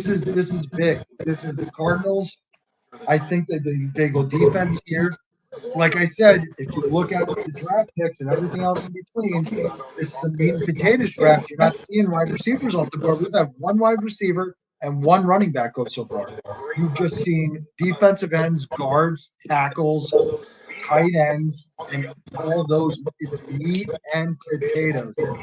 Tomorrow, when we do the stream and everything tomorrow, when we go after this tomorrow, because then if we're doing it tomorrow, we're doing day 2, or I'll do it. I don't know. Whatever. But Zennie62 with the first pick, we're doing our show tomorrow. You're going to watch all the receivers plummet off the board. Yep. Excuse me, I'm dying. But hey, Shedeur Sanders had a custom draft room built ahead of the 2025 NFL draft. As rumors swirl of a possible slide. That was an hour ago, and now the slide is on. I'm telling you, it's gotta be 20, 21, whatever it is, to the Steelers. If it's not to the Steelers, then oh boy, we got a real slide cooking. Yeah, oh gosh. This is crazy though. I mean, to have a guy slide solely based on attitude is silly. That's what it is. It's one of those things. It's one of those things that people are sitting at the top office that aren't in touch with reality of what the social structure is anymore. Because if this was 19, I'm going to say this, and I'm going to give you a hot take. If this was 1992, I would understand about the attitude thing because everybody had a certain attitude. But now we're in a different day and age where Shedeur Sanders, like, and as much as I hate to say, like, I don't think Shedeur Sanders should have had his jersey retired at Colorado. I'm going to say that right now. But the way that they Cardinals, I want to say Cardinals. Go ahead. Oh, Walter Nolan is a Cardinal. Oh, yes, okay. In a tradition of Robert and Nietzsche. Yep. You know? Wow. There you go. Ole Miss. It's defense. It's defense. Called it. Called it on defense. Get him on defense. Yep. But to go back to what I was saying is that in 92, I'd understand the attitude problem. But now today's day and age and everything like that, you have to look past it. And it's something that you have to be able to teach. It's a teachable moment. It's something that you have to be able to say, okay, somebody is not as polished in the professional life, so to speak. So let's work on that because his skill set is where it is. We need him. Let's work on how to build everything else. And I'm not saying that he needs a lot of work. It's just like just to get him to speak NFLese. That's the thing. Sitting in interviews and saying that. I'm not saying Bill Belichick and speak like that, where he just monotone and being a jackass. Sorry, we're a family show. But just the aura of Shedeur Sanders. Come in with that humble and humility. That's the thing. And a lot of people are getting deterred from that because they think he'll come in and just be legendary with a wrist thing. No, he's a great player. Let him play it out. Let him earn it. Let him earn it. That's the thing.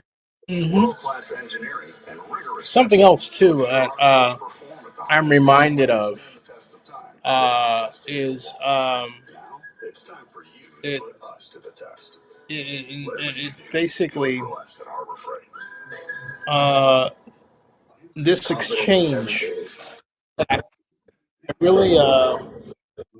really should have gotten work to post it somewhere so I got more views, but than the 77 it got because I didn't post it around more than where it went. But still, that also YouTube has this weird algorithm now where they only reward you for full views, which is ridiculous, rather than like a few seconds or something, unless you're doing a short. Which reminds me. At any rate, this really starts to make me think. This was Bill Carroll, folks. I'm going to put this. This is Bill Carroll at the Combine aiming a question at Shedeur Sanders. Watch.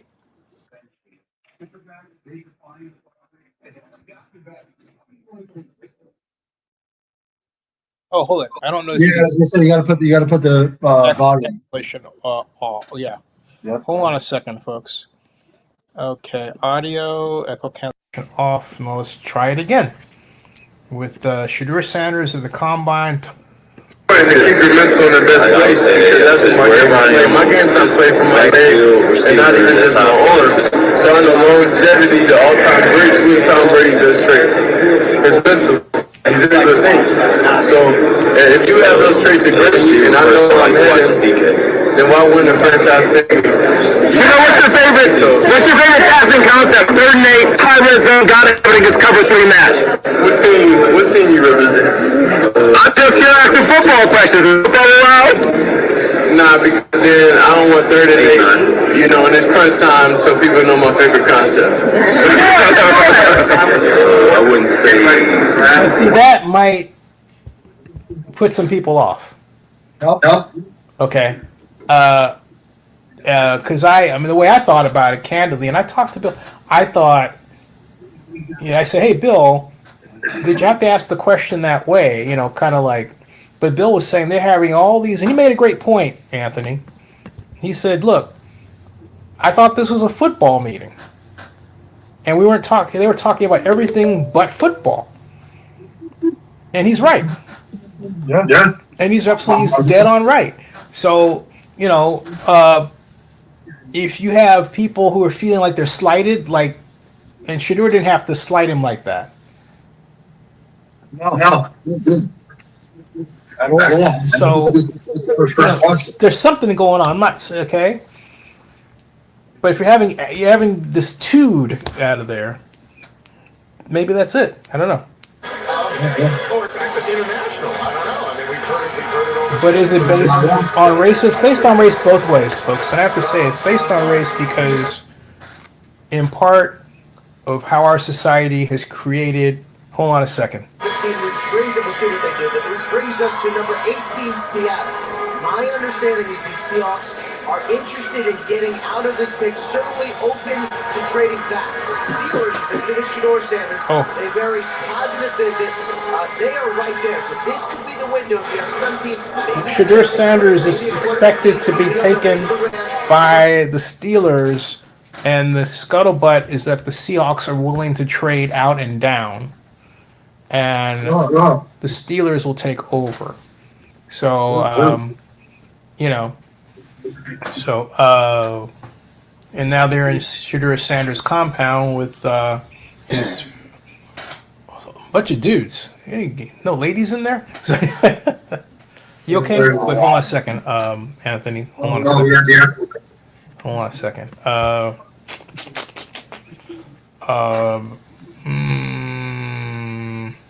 Wait a second. Hold on a second. I think that there's a lot of starters on day 2 as well. There's starters in this draft tomorrow and in round 2 and in round 3. So stockpiling in those rounds is not a bad idea, I don't think. There you go. Here we go. Picks in for Cincinnati. It's got to be. I feel like it has to be defense here. We're gonna see how it goes. Maybe it is Jod Campbell, because they just, like NFL Network says and everything else, we just signed Jamar Chase and T. Higgins, so you have a plethora of talent on offense.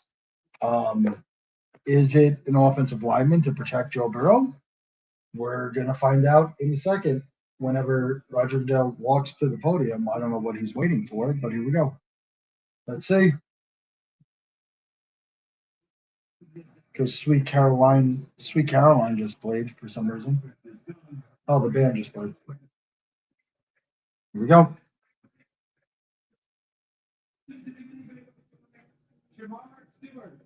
Shamar Stewart. There it is.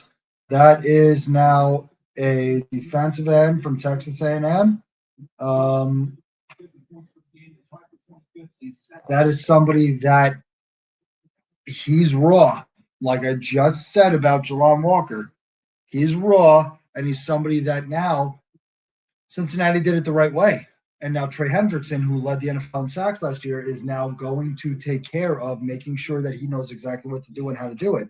So he's going to get after quarterbacks. He's going to get after defensive offensive lineman. He's going to do all of those things. But it's something that he needs to work on, the consistency.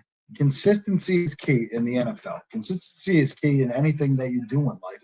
But it's something that he needs to work on.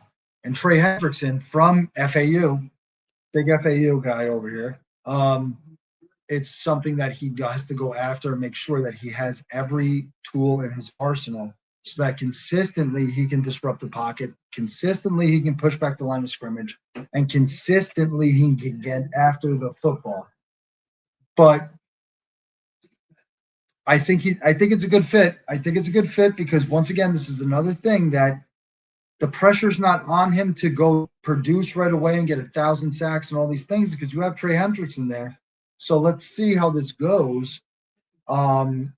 And now we're on to the Seattle Seahawks, who are talking about trading out of that pick and getting into everything else like that. So, because I had Seattle taking a center, the kid from North Dakota State, but now we'll see if they trade out of it. This is where things are going to get crazy, folks. We'll see if things get crazy in terms of people trading up to try to grab players that are plummeting. Think about it. You have a ton of top talent that is falling down the board because of the meat and potatoes of this draft. So you have Jahad Barron, you have Will Johnson, you have Marcus Golden, you have receivers that are falling, you have Amununya Nkumba. I think I said that right. The wide receiver from Ohio State. Shedeur Sanders is falling. Everything else in between. You're going to sit here and now we're They make the playoffs, and then who knows? That was the one team. Anybody who'd already made the playoffs, man, did not want to deal with. It was they don't have to make a leap. They just need to get back to average. If you get back to average, they can have won this 3-4 wins last year. This is their first pick on the defensive side of the ball. I can promise you it will not be the last. They have a lot more work to do on the side, and absolutely more time at the professional level as well as in college. Developing these young guys is going to be a key part of their success. Time is on the clock. They wanted to trade out, but they didn't. Going after the running back. That's better. Recreating the line of scrimmage a yard behind the ball snap because of that rush offense and everything. In this moment, is this the kind of intensity you're bringing to it? Hey, sorry, Anthony. I just got your text. Oh, you're right. Yeah. What's making you upset about the moment that you have right now? Nothing. I'm happy. I'm excited. Just know it's good. You are in the division now with Lamar Jackson. How's that going to feel when you can chase down a quarterback like that? Hey, man, it's an honor, man. You know, South Florida versus South Florida. He's one of the best. Why would I not want to say one of the best? Congratulations. Thank you. I mean, you know, again, on my show, we say somebody goes higher register when they don't really believe what they're saying. Nothing. I'm happy. He's cool, man. He's just like that's how he is. Yeah. He's cool. Picks in for Seattle. I think they're taking the kid from North Dakota State here. No trade. I thought they were going to trade. There's no trade. Yeah. So they're going to trade it out too.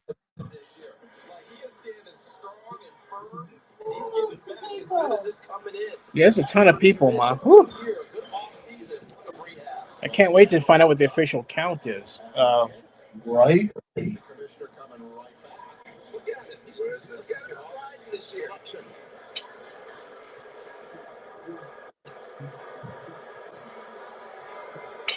With the 18th pick in the 2025 NFL Draft, There we go. Seattle Seahawks select Gray Zabel.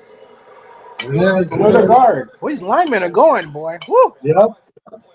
Man. Okay, folks. So That's who I have going here. So I love it.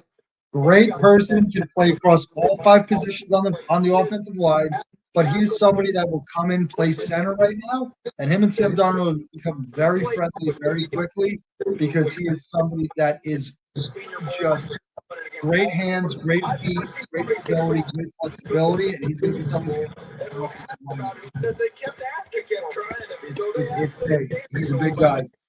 He's a big guy. He can get after it. He anchors very well. His hips are great. Watch his hips as they snap down. They're fantastic. And that is something that legitimately is going to be great for Seattle as they now rebuild. That's outdoors, man. Yep. This next 4 picks: the Bucks, the Broncos, the Steelers, and the Chargers, folks. Notables on the board. We've got, among other people, excuse me. Well, we just saw Walter Nolan get picked. Josh Simmons, Ohio State offensive tackle that was highly ranked, is still on the board. And we heard and the other great player, Jalen Walker, was taken by the Atlanta Falcons. The first time the Falcons took a first-round pick and used it on a Georgia player in I don't know when. And then we have edge rusher Mike Green still on the board there. Yep. And hey, you know what? Nick Imaniori, Anthony, is still on the board. Yeah, the safety from South Carolina. Yeah, he's still on the board. He's a big combine guy.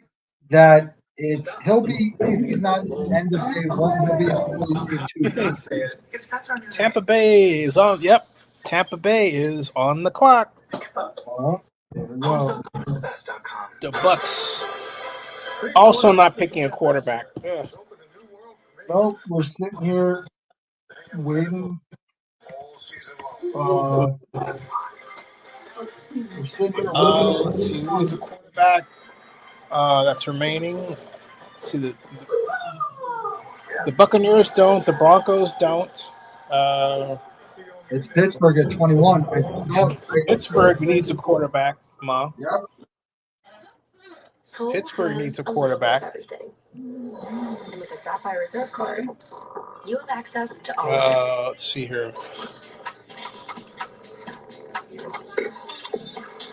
Whether you're eating the world's finest milkshake or 5-course Kiss street food, you really can find anything in a city like Seoul. Experience the world like an insider with Chase Sapphire Reserve. Make more of what's yours. You need This help? is Roundup for lawns. This stuff works. This stuff kills weeds down to the root without killing your lawn. This stuff works on dandelions, crabgrass, clover. Quick food break. Coming back, folks. All right. Let's talk about some of these remaining players. First of all, I'm going to take a look at the draft tracker, and we're going to discuss the rest of the players you can put on the thing. Hey, Jess. Say again, Anthony? I was going to say, do you have a list of the players you can put on, like a screenshot here? Because that would be huge. I can make one. Oh, yeah. I'm trying to load it on mine right now to see. Yeah, hold on a second. Wait, I think I forgot. Grand plans need a Grand Highlander. Toyota. You still have a ton of I was saying this while. Oh my God! Look at this crowd. That is nasty. Let's see. Wow. You still have a ton of top talent. Yep. You still have a ton of top talent that's waiting for. Sorry, like Will Johnson, cornerback, Michigan, fantastic. Xavier. Let's go through this here. You still have Luther Burden, I think is going to be great. Jahad Barron, Marcus Golden, Nick Bonawari. You have Donovan Ezekiaru, which I said that right. Josh Simmons.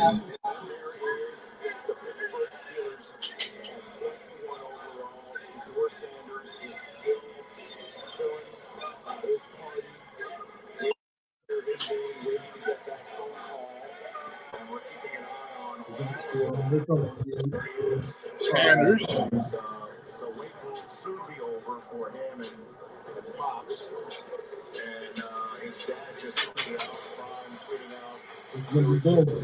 Be respected.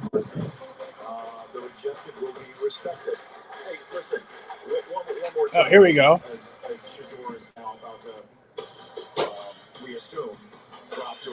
20th overall pick of this draft, as Denver will not choose him, and it does look like he will be available. Let's see here. Hold on a second, folks. I'm actually showing some photographs here. This is on the clock. This is right now. The Bucks pick is in. Yep. The Broncos are on the clock. And then next we have Pittsburgh at 21. So that's where we're at. Now, somewhere in here is a scenario that was talked about the Browns coming back into the draft. Yep. The first round. So let's see if that happens. Okay. Because you have to figure out that Andrew Berry is not exactly happy, that his people are not exactly happy with their fans' reaction right now. And they're undoubtedly like, hey, we got to do something here. What's going on? Here comes the commissioner with a Buck selection. Yep. So here we go. The 2025 NFL Draft. The Tampa Bay Buccaneers select Emeka Egbuka, wide receiver, Ohio State. Oh, great choice for them. Yeah. Boy, you I talk tried about to pronounce his name earlier. Wow. Man, what a call there. Yeah. Emeka Egbuka. He is a 4.48 40-yard dash guy. Yep. Did extremely well at the combine. Yep. And if you want a guy who's going to catch your dig route, well, folks, and you're a Bucs fan, you just got him. So he's going to give. If you pair him with Chris Godwin, oh my God, that's going to be incredible. This is what I'm saying. This kid is. Everybody, hey, take back what I said about the Panthers. All right. Yep. Just take. All right, just there. I was going to say because you made a hot take at pick. It was you know. You know what? No, own it. I don't think that puts them. I'll live with you on that. I'll own it. I'll live and die with you by the swords. But I think the Buccaneers were just a play away or two from being in the Super Bowl. Yeah. Right? I mean, they have a really good, solid team. They really do. And you know what? This whole kid, Ohio State is really becoming at an alarming rate. Mm-hmm. Wide receiver youth, Marvin Harrison Jr., Garrett Wilson, now Lupa, this guy, Double E. Call him Double E, like Double A batteries. You're going to call him Double E. Because once again, this is another name I really don't want to butcher and not pronounce correctly. But this kid is great. He's great in the slot. He's great outside. You have Chris Godwin. You have Mike Evans. He's going to learn from two veteran wide receivers how to play this game, and it's going to be something that is going to watch. And Zennie, you're right. They're one or two plays away from really taking this in and going after that. And he's going to be somebody that it's really he's great on third down. It's consistency. The big thing about this is consistency. If it's 3rd and 6, look at Bill Carroll's video with Shedeur Sanders. I'll answer the question. It's 3rd and 8. I need a guy like that going across the middle. I hit him on a quick dig route in a cover 3, right underneath the safety, right behind the linebackers, and I'll hit him get in the middle of the field for a first down, give me 9 yards or move on. So you put him at slot back? I put him at the slot receiver. I put Godwin and Evans on the outside. I put Double E in the slot, and then have Baker Mayfield in the shotgun with the running back next to him, and just go after it. Just get after it. Run those levels concepts where it would look like, oh no, now we're getting to play production. Hold on a second. Give me a highlight. So I'm doing. Oh, that's exciting. Hold on. I gotta get a dry erase marker. Hold on. I got one. Great. Nope, red. Hold on. So I'm doing this. Oh, by the way, for those of you who are asking, the Broncos have several needs: a wide receiver and running back among them.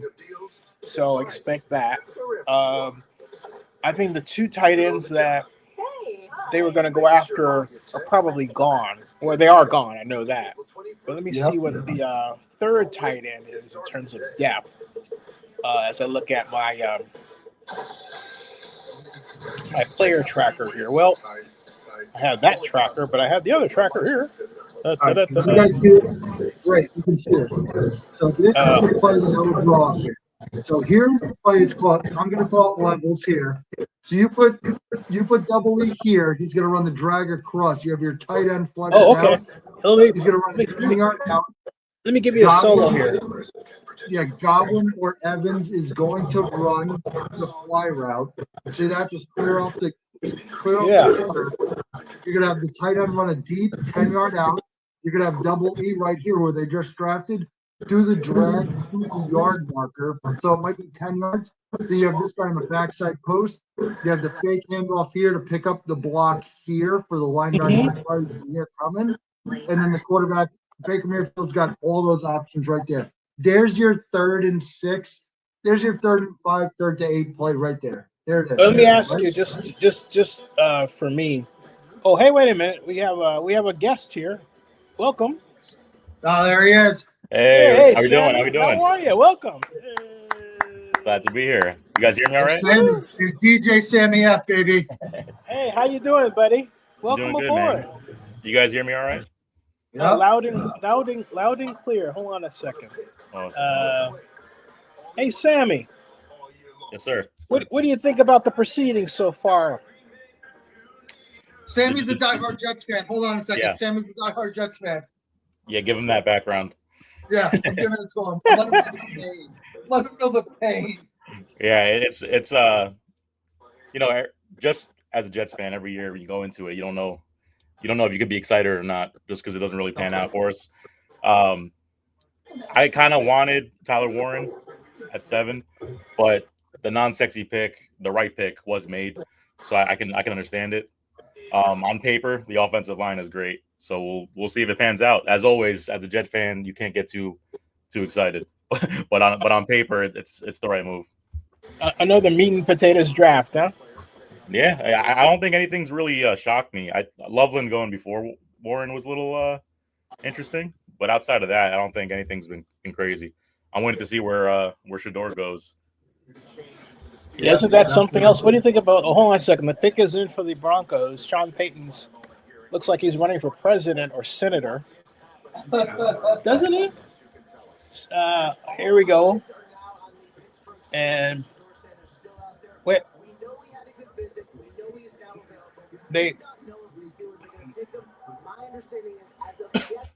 What coverage are you guys watching? I'm watching NFL Network. Ian Rappaport is talking about Shedeur Sanders, but not sure where he's going to go. The people thought it was going to be the Steelers, but that's still not sure. Meanwhile, I was telling Anthony, I'm kind of thinking, I have this gut feeling that Jackson Dart's going to go before Sanders. That's it. Wow. Hot take. I'm not sold on Jackson Dart. That's the thing. I'm not either, but it's starting to feel like that. Like there's no real reason for Shedeur to be dropping. So I don't know. It's gonna get interesting. It's like they're trying to make a social statement. Like the president, who's a nutcase, called in and said, "I don't want Shedeur Sanders going in the first round, or you won't get $1 billion from me." My thing is, I'm just kidding. I feel like the Steeler fans, at least, probably have some PTSD from the Kenny Pickett move because Hey, Sammy, hold that thought, because we get the Broncos out. Hold on a second. Hold that thought. We'll come back. Make a wish. His wish is to announce the first-round draft pick for his favorite team. Please join me in cheering on Sam as his wish comes true. Take it away, Sam. Let's go, Broncos. Thank you. All right. With the 20th pick in the 2025 NFL Draft, the Denver Broncos select Shedeur Barron, DB, Texas. There it is. Shedeur Barron, yeah, finally. There he is. Yeah. There he is. There's the hot. Yep. You know what? He's fantastic in the aspect that he can play nickel, he can play outside, and he can play safety. Which is a big But you know thing what shocks me though? What? I mean, I gotta tell you, I'm still flabbergasted that my man in the green room is still. Wait a minute, there was a little person or something. My man in the green room is still out there and unpicked. and maybe they're getting after him about his suit, but nonetheless, here he is, Matthew Golden. He's wearing a gold suit, Mob, like he's in the second coming of Goldfinger. Actually, no, it's very stylish though. It's a very nice suit. I like. You know what? If I could wear it, I'd wear it, but I cannot for the love of me. Yeah. It's here we go, Zenny. Here we are. We're at 21. We're at the Steelers. 21 Steelers. Yep. Here we go. Yep. We're at the Here we go. Steelers 21. Will they do it? So this is what I was saying. I feel like at least that fan base has PTSD about the Kenny Pickett move, because that also felt like a draft that was kind of weak in the quarterback department, and I feel like they were kind of reached for Kenny Pickett, thinking they just need a quarterback. And I hope they don't feel that same way right now, because it's been documented that this quarterback class is kind of weak. So I don't know. I feel like that might be in the back of their minds when they see Shedeur still up there. But it's funny how they say stuff like that, but then they bring a guy like Drake May, who really had a lousy 2023 season, and they pump him up like he's a second coming, and then they don't give Joe Milton his time, and he's clearly a better quarterback. So it's how much of this is just playing around with people, It's ridiculous. I agree. It's criminally bad stuff here. Okay, so Steelers room is quiet. And there's Dion and his son, and it doesn't look like he's been on the phone at all, but you can't tell anything from that. So they call it the fan cam. Fam cam. The fam cam. Yeah, you gotta believe. You gotta believe this has to be Shedeur here. Anthony, I have a question for you. What? Or somebody trades back in. That could happen. I was gonna say, do you think the Jets might get back in here?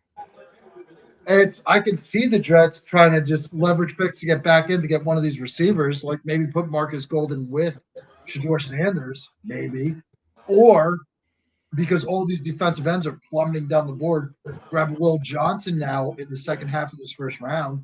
I can see that, or maybe this Aaron Glenn in place and just sit there and be like, we'll take Will Johnson at the second round if it falls that far. Yeah.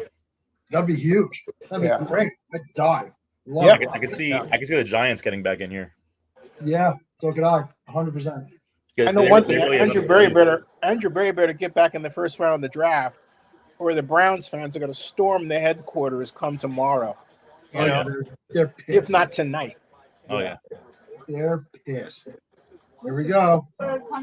Yes, yeah. Pittsburgh got their pick is in, and here comes the commissioner. Yep. Yeah, I'm gonna get the camera ready. Is it? Roger stays in good shape. I have to give it to him. You're not wrong. Steelers.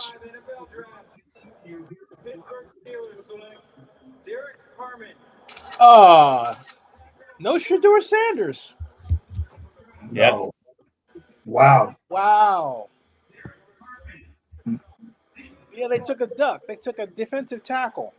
Okay. Wow. It's gonna get interesting here. Yeah, now here we go. They need a quarterback. Technically, they don't have one. They had Russell Wilson last year. Yep. And Kenny Pickett. They don't have either one of those. They need a quarterback. Now here we go. Wow.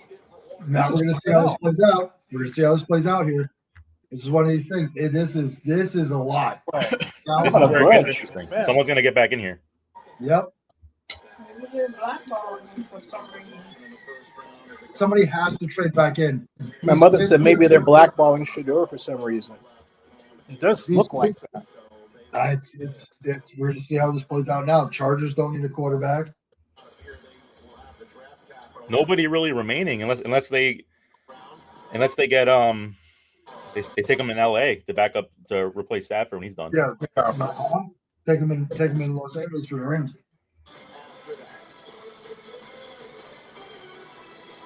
Stafford just re-signed. Did he do a 1-year deal? Yeah.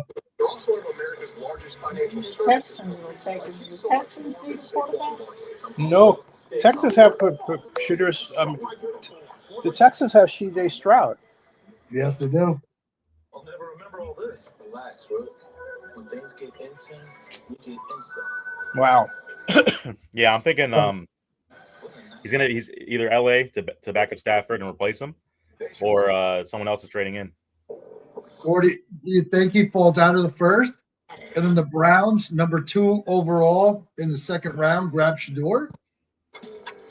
I mean, that's a dream. That's a dream scenario for them. Yeah. So that now you picked up. Yeah. So now the Browns traded back to 5, got Mason Graham, and they'll grab Shedeur in the second round. This stuff works on dandelions. This is a lot. This is where everybody thought Shedeur was going, and he's not going. This is round. So this stuff works. now we're into that world.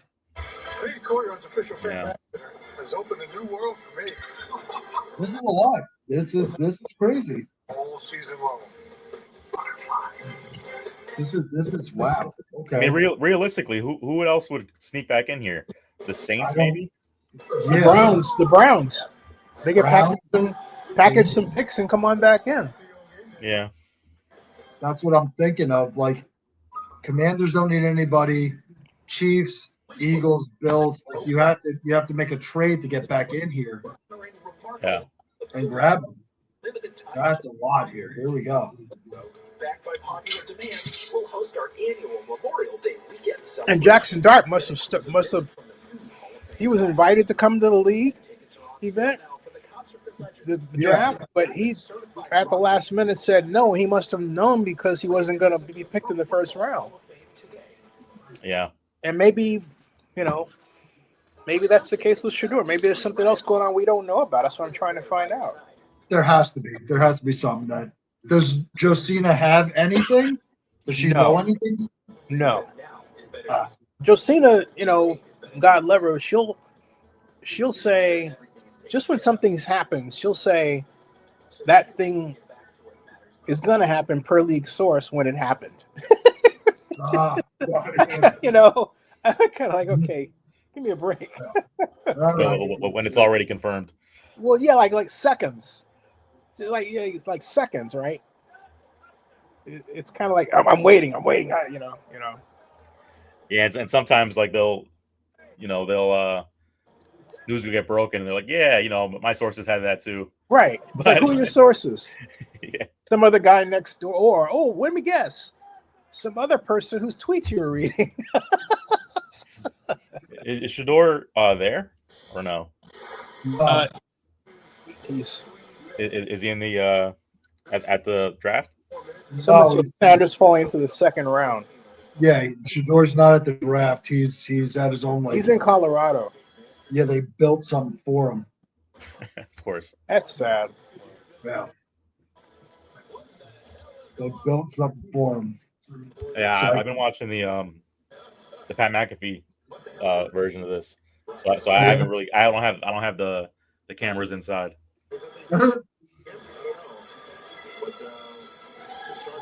DraftKings Sportsbook. Shedeur Sanders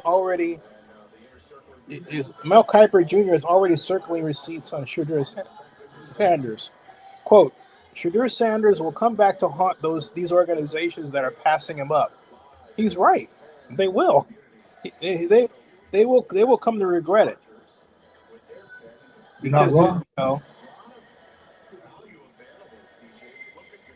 yeah, Shedeur Sanders is somebody that is going to be a fan. He's going to be a decent prospect in the NFL and everything else. But there you go. Yeah, I mean, just looking at who's left in this round, I really only think LA is on the table unless someone's coming back. A minute ago, Albert Breer wrote. He says this is going to be painted as a slide. The reality on Shedeur Sanders is that it isn't. I disagree with him. Most teams didn't see him as a first rounder. A lot of people didn't want to hear that, but it is what it is. Doesn't mean he can't succeed. He still can. I still think, completely disagree. Nope. Nope, Al. Nope, Albert. I'm just going to say it straight out. Forget it. I'm going to make a video. Hey, this is for my friend Albert Bree. Albert, I completely disagree with your tweet that a lot of people saw him as a second rounder. Actually, a lot of people saw him as a first rounder and a star, but they made, and look, there's an old saying that people present you as who they are, and you have to look at what's out there. What's out there are these extremely personal conversations about him, some of them out in the public, some of them at the combine, some of them have worked their way on the social media, and a lot of them come from NFL coaches. And really ought to know better, frankly speaking, okay? So it's that. You want to dress it up as something else, but I'm just being really blunt and saying that a lot of people know that's not the case, Al, all right? About someone saying, oh, he's only a second rounder. There are people who wanted to put him down, all right? That's how ridiculous this whole thing is. That's precisely what it is. It's absolutely ridiculous. But there's the Lord. I believe in him, as do others. There you go. We're going to see what happens now. The Chargers are taking the entirety of their picks, so maybe they're trying to trade out. They're still, I got 27 seconds, and they still haven't made a pick yet. Connor Hughes shares a similar thought like I do. Tweeted out 5 minutes ago. Yeah. The Rams are the next quarterback needy team. So that might be where he lands. He learns behind the veteran, so all the question marks, quote unquote question marks, get answered. He doesn't get thrown into the fire, and he's in a good system. You can learn behind Stafford. Absolutely, no, it's a great idea. It's a great idea. It's silly. And it probably appeals to him too, being in LA. Yeah, it's in LA. It's everything else. It's all the marketing. Absolutely. But let's see. Chargers picks in. And then you look at the tight end is Mason Taylor from LSU. Maybe the Chargers take Golden here. Yeah. We're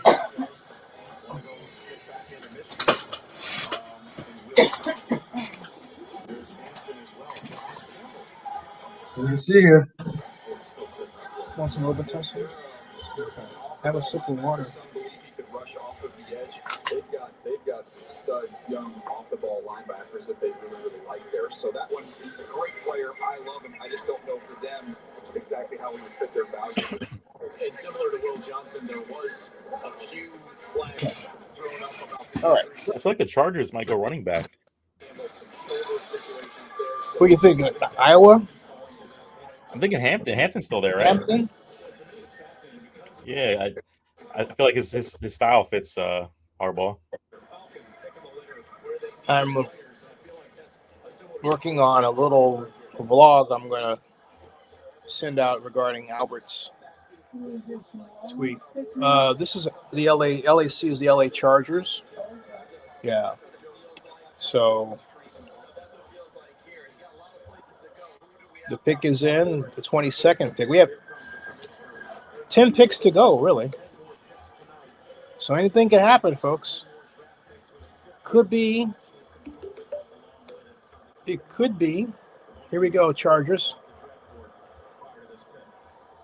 With the 22nd pick in the 2025 NFL Draft, the Los Angeles Chargers select Omarion Hampton, running back. There you go, running back. North Carolina. Yeah, it was Hampton. Yep. There he is. I'm pretty decent at this, huh? You're quite good. I'll give it to you. Now, if the Rams take Shedeur, you know I'm onto something. Yeah. Hey, from your lips to God's ears, right? He's got some wiggle to go along with all that strength and power as you just watch him run through contact down after down. He was involved and productive in the past game. What are you guys thinking for Green Bay? The crowd's going to be excited. I'm thinking it's going to be a defensive player somewhere. I think it's going to be Golden if he keeps sitting there.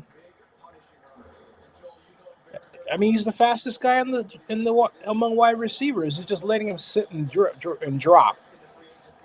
That's ridiculous. Yeah, I mean, they do need a true number one, I guess. Yeah.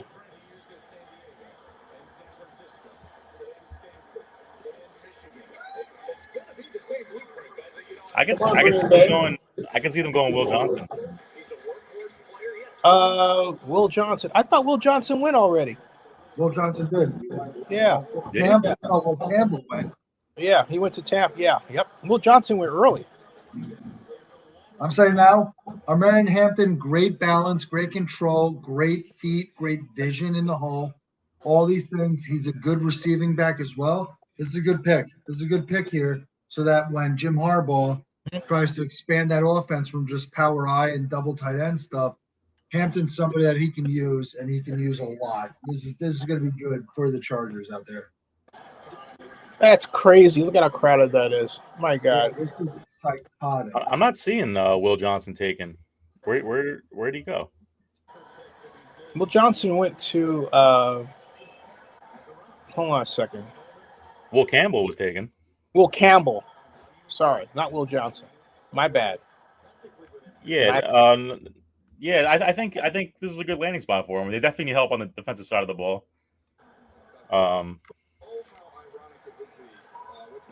We'll see. It's left on the board after all these years. The Packers taking first round, they refuse to do it. There's a crazy amount of people. This is unreal. Bring the draft to them. Yeah, the place is going to erupt. They can pick a garbage can here. Yep. There you go. 2002. Yeah, who Brett Favre famously basically told him This has to be Will Johnson. Remember that? That was a big moment when Javon Walker did hold out. And that was the last time they took a wide receiver in the first round. They have taken pass catchers in the first round. So 4 minutes and 42 seconds. Yep. So let's see here. And go Pack go. Boom, boom, go Pack go. This has to be Will Johnson here. This has to be in that corner. Or they're going to get a steal. They're going to get a top 10 prospect at 23. Yeah. It's unbelievable. Sammy, what do you think about the first round so far? Me? No, Sammy. Oh, Sammy. I thought you said Zenny. No. I think it's going. I mean, there's been a couple surprises, but for the most part, I think everyone's just taking best fit right now. I think we're so used to seeing the top heavy quarterbacks, and when that's not the case, you kind of just see fits go off the board sooner. Yep. So I think it's kind of just been status quo outside of a couple moves. Yeah, it's been great. Zenny, what do you think about it? The first round went pretty much as I thought it was going to go. Mm-hmm. Even with the nightmare scenario was Shedeur falling, but I didn't think it was going to happen. I thought for sure Barry's going to take him at number 2 and just get it over with. Right. But he didn't do that. And again, I hate to say this, but there's something else entirely weird going on here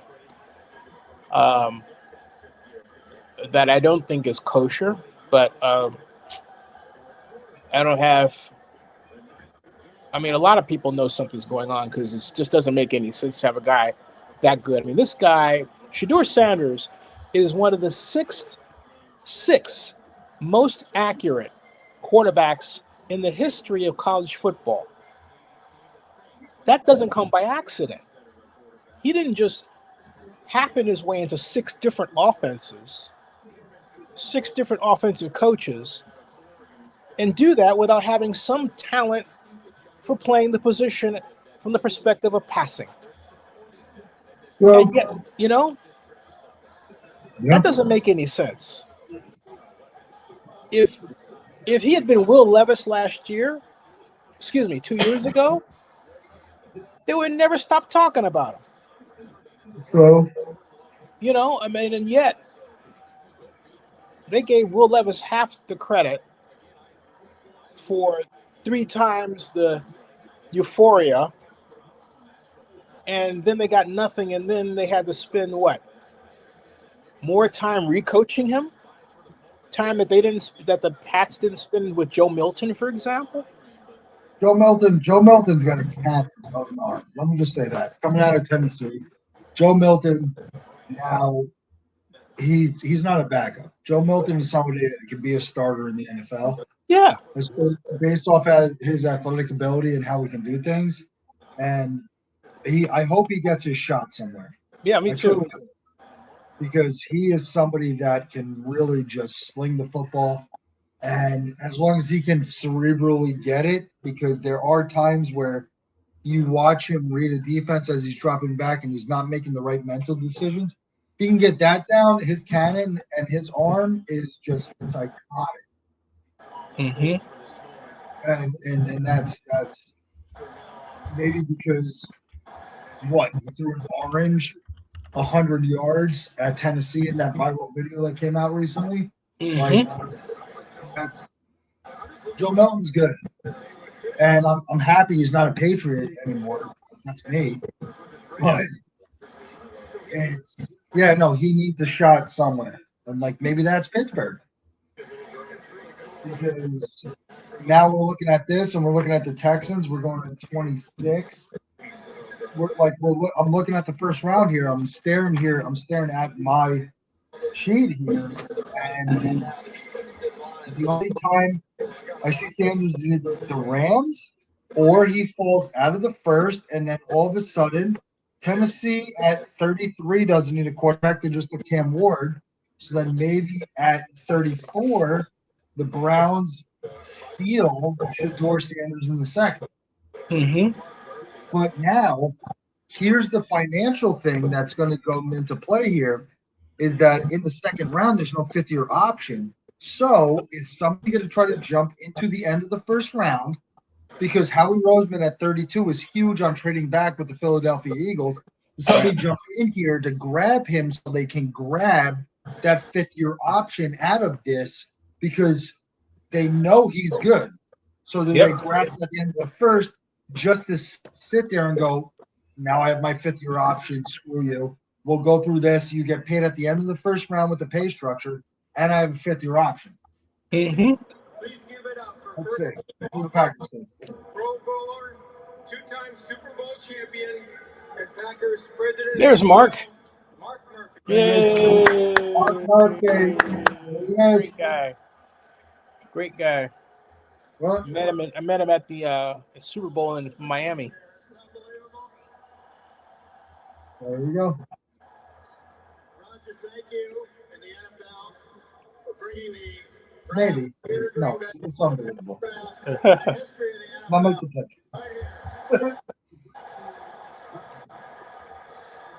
On behalf of the Packers, Packer fans here in Green Bay, Wisconsin, and everywhere, because our fans are everywhere, it is my pleasure to welcome you all to the NFL Draft at Lambeau Field.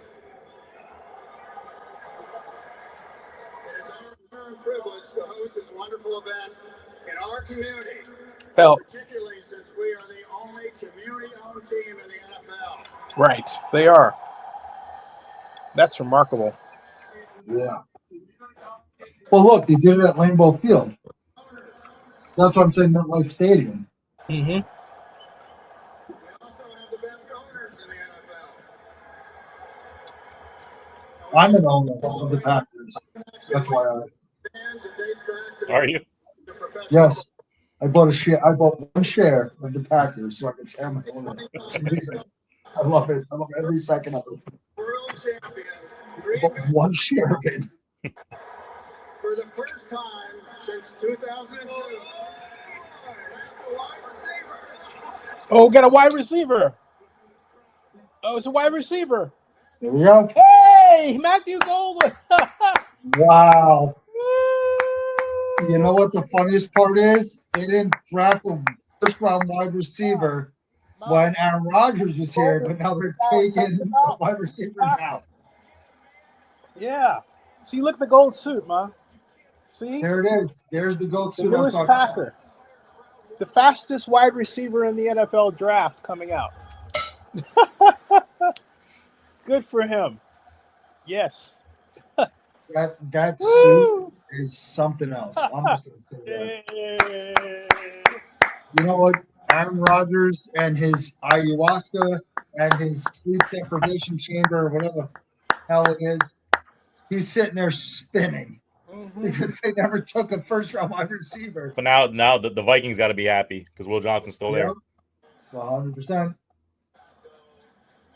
Boy, imagine Jordan Love is going to have a field day with that kid. Woo! Oh my God! Yeah, no, this kid, great top end speed, great route running. He's got better route running. 40. Woo! You Yeah, can get the ball in his hands and Reed's hands. You can get some yards. Contested catches. I see a lot of rocket screens and things like that. Get him the ball in space and let him run the foot. Let him get let him get out there. Mm-hmm.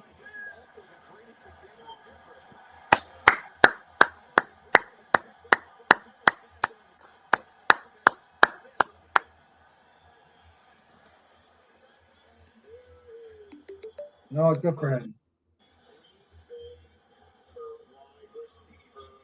I'm seeing the Viking pick in, so they wasted no time. They must have really wanted Will. They just threw it at the thing. They had it set up. Once they knew it was not their pick, they were just like, yeah, here's ours. Yep.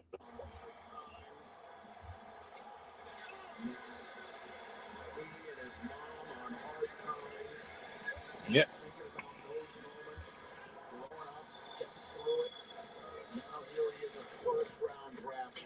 No. And a member of the Green Bay Packers announced and introduced here in Green Bay, Wisconsin. Yeah, this is someone who ran 4.29, but not just a speed receiver. You see a lot of snap in his routes. Watch him when he gets to the top, the separation, the big time juice and burst he shows out of the break point. How about the ball skills? Look at this catch.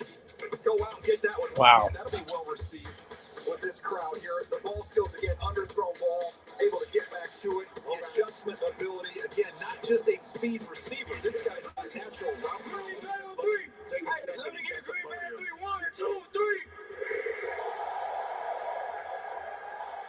This verse doesn't know the go back go yet. He went 1, 2, 3 Green Bay. He hasn't got the handicap.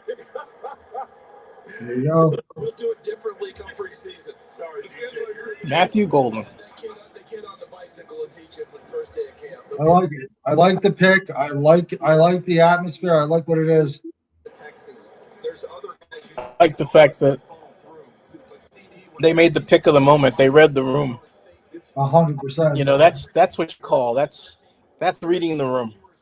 Yeah, that's big. That's a big room to read, isn't it? Oh yeah. Oh, my God. Do we have the number on how many people are there yet? Eyeballing it, I would say about 250,000. Yeah, it's got to be. I'm just eyeballing it. This is crazy. Christian Watson, Jaden Reed, you're getting a new guy in town. They got to pump this up. Jordan Love's going to be real happy with this. Jamie Erdahl, take it away with the man of the hour. 429. With a cheer and a hug, you got the G on your chest. 42940. 428. It's psychotic. At one point, I thought I saw 428. It's unreal. Whatever it's you know what? The cornerback had 428. I stand corrected. You're right. 429. He is. Cornerback had that. Yeah.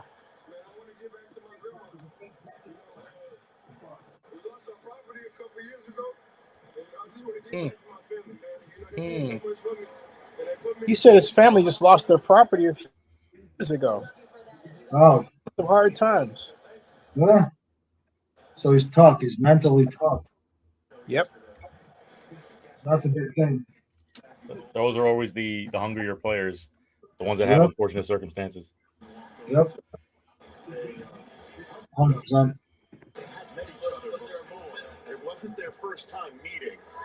Had no idea at the time that would be 24 hours later. The first wide receiver taken by a Green Bay Packer. By the way, in Matthew Golden's lifetime, because he was. I'm writing rebuttal to Al Greer.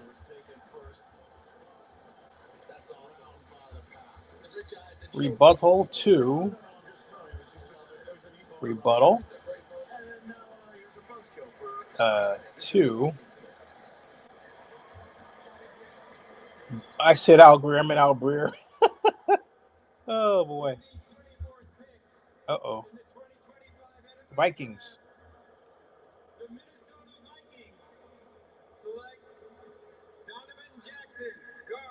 Wow. Yeah.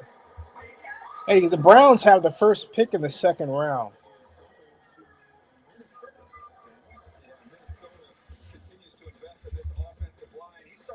Muted. I was just screaming it. Donovan Jackson, fantastic offensive lineman. He's going to be real good. Trust me on this. This is a hot take of mine. He is a diamond in the rough in the first round. Donovan Jackson is going to be really friggin' good. Texans trade the pick. Hold on a minute. What? And they trade with the Giants. Here it is. Trade with the Giants. What? Yep. What happened? I'm on ESPN. No, I'm on ESPN now. Move to ESPN. ESPN? Trade. It's here. Ma. Shedeur Sanders is a Giants are on the clock. The Giants are on the clock. The Giants came back into the draft to get him. Is this it? Is this Shedeur Sanders? It's got to be it. It's got to be. But this is so crazy because they're both on the hot seat. So if you get them in a situation where the new guys don't even want them, it just sets them up for failure. But not only that, there's all this noise about how much time the Giants have spent, right? Yeah. Do the Giants now take? Wait a minute. Do the Giants take Will Johnson, the cornerback from Michigan? What? Do the Giants take Will Johnson from Michigan, the corner? Wait a minute. Am I behind? Am I behind on NFL Network? No, I'm not. I have 3 minutes and 50 seconds now on ESPN. Wait a minute. You're saying this is who's reporting this though?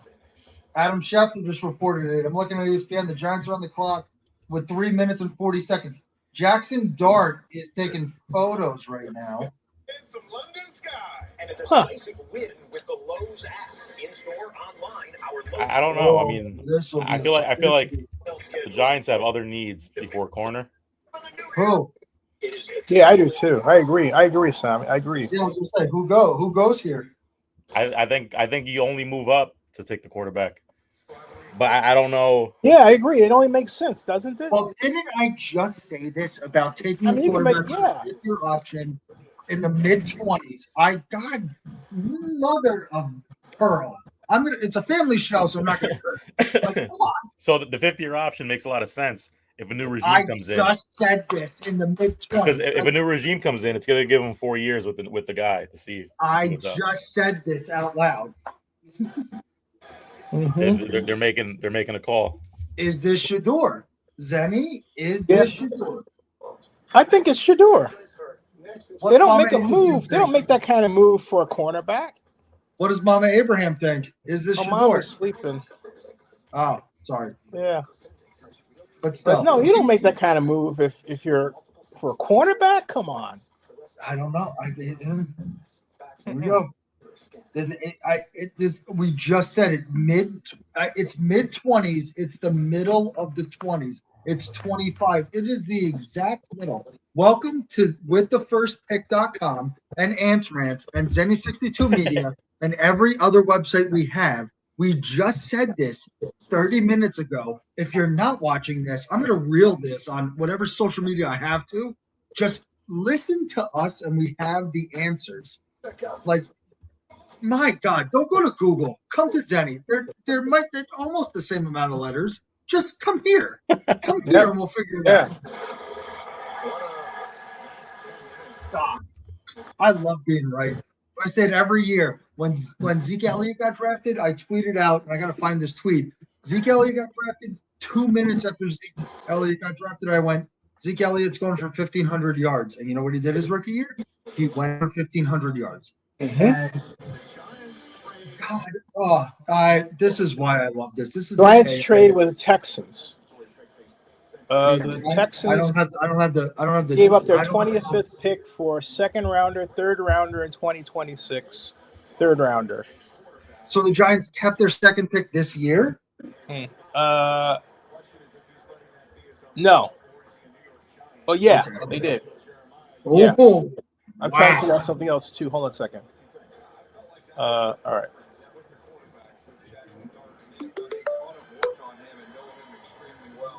I just thought he's a little more physical of a quarterback when you think about the division and where they play. I think that looks to me more like a Jackson Dart fit with the New York Giants. I thought they might be a little more aggressive and be Reminds me of 2018. You're not wrong. Miss Sandy, you're not wrong. And Miss Sandy, please. I don't know what I have to offer you. I'll offer you me wearing they think Daniel Jeremiah says the Giants are going to pick Jackson Dart instead of Shedeur Sanders. Oh, that would create. I did say that. Zenny, if that happens, the floor is yours for a rant. There you go. I'll give it to you, Miss Sandy. Come on, I'm wearing a cowboy hat for you. You got to get on the show. Come on. If you don't want to do it here, we'll do it on Ants Rants, sponsored by Zennie62Media, and we're on 62 Media. Listen, I'll do it. It won't be a standard rant, but I'll do it.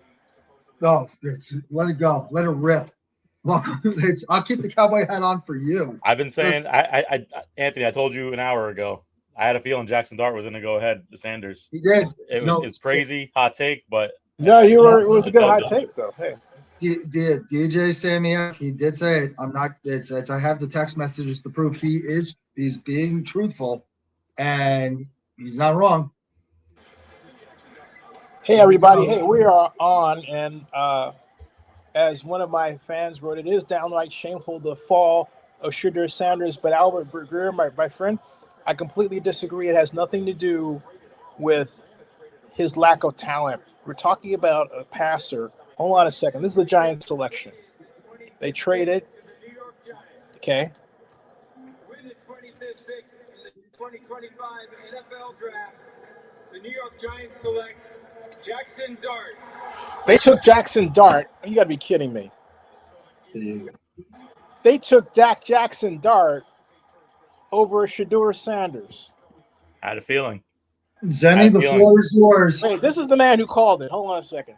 This is the man who called him. Hold on a second. Right here. Raise your hand, Sammy. Hey, I had a feeling. The way it was shaping up. Hey, Sammy, raise your hand so we can see it in your face. Yeah, there you go. There you go. He called it. They could Jackson Dart over Shedeur Sanders. Can you guys believe this? Sadly, I can. I don't know what it was. I can tell Zenny, the floor is yours. Go. Yeah, let us know your thoughts. I will tell you. Okay, folks, look. I now believe, you know what? Okay, I'll say this. Hold on a second. This is the kitchen table talk. I believe, as outlandish as this is okay, you have to figure there's something outlandish about it. Maybe there's a secret executive order that President Trump cooked up and sent to the commissioner and said, by executive order, by my privilege as President of the United States and blah, blah, blah, blah, blah, do not draft Shedeur Sanders in the first round. That's what it looks like, because Shedeur Sanders is an incredibly talented kid. But for them to take Jackson Dart, and I'm looking at Steve Tisch clapping. He is clapping in the middle of that. Stephen Tisch had some say in this. Something happened. Okay, and I believe that the NFL is on a tear to bring in more white quarterbacks over black quarterbacks. I'm saying it just like that.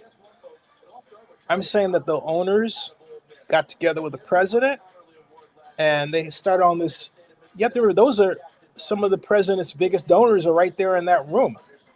Okay, and they said, hey, look, we don't like the symbolism of this. We don't like where the league is going.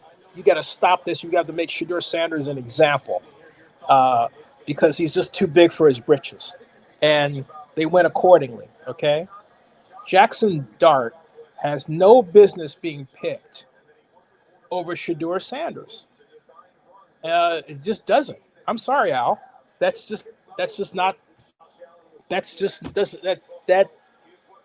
makes no sense whatsoever, except that there are people who would come in here and say, hey, you know what?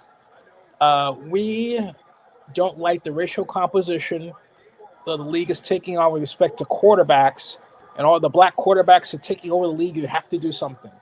And that's how we've had these outrageous selections, like this whole little theater around Drake May and blowing them up. And they tried the same thing with Mac Jones before that, and Mac just wasn't up to it.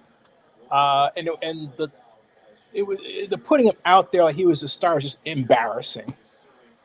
And the whole point is the country is on this regardless of color.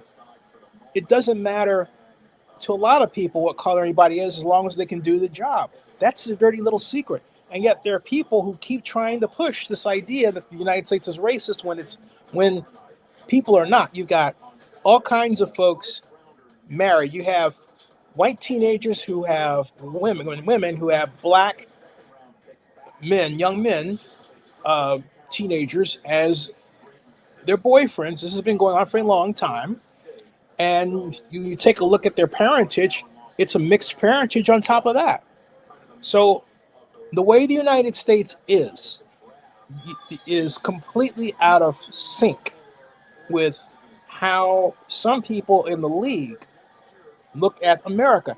And I don't care how much money you have, it doesn't mean that people have to go with you. If you're trying to force an authoritarian situation, I remind everybody, this is the United States. It is a democracy. And you will fail. Do I think all of that has to do with this? Yes, I do. Because it's too outlandish and too outrageous. Subscribe to Zennie62Al and subscribe to the vlog report with Zennie62 and bookmark NFL News by Zennie62.com. All right. Woo! Everybody left me. Did you guys hear that? No, yeah, no. I listened to all of it. I just gave you the floor. No, you know, I said, and I'll say it again. I believe that a lot of transformations come from right in the room of NFL. Stephen Ross, they're billionaires. Jerry Jones, okay, all right. As Miss Sandy said here, they're doing Shedeur dirty. They are. They're doing Shedeur Sanders dirty. And it is a I hate to put it this way, but it is literally an NFL draft lynching. There's no other way to put it. Okay. There's no other way to put it because there's no logic. I mean, what did the guy do? He didn't get arrested. It wasn't like, remember Laramie Tunsil? Yeah, with the pot and everything. I talked about that before we got on I was there. I mean, it wasn't like this situation, folks. Let me tell you what I'm talking about because I was there to watch it unfold. And hold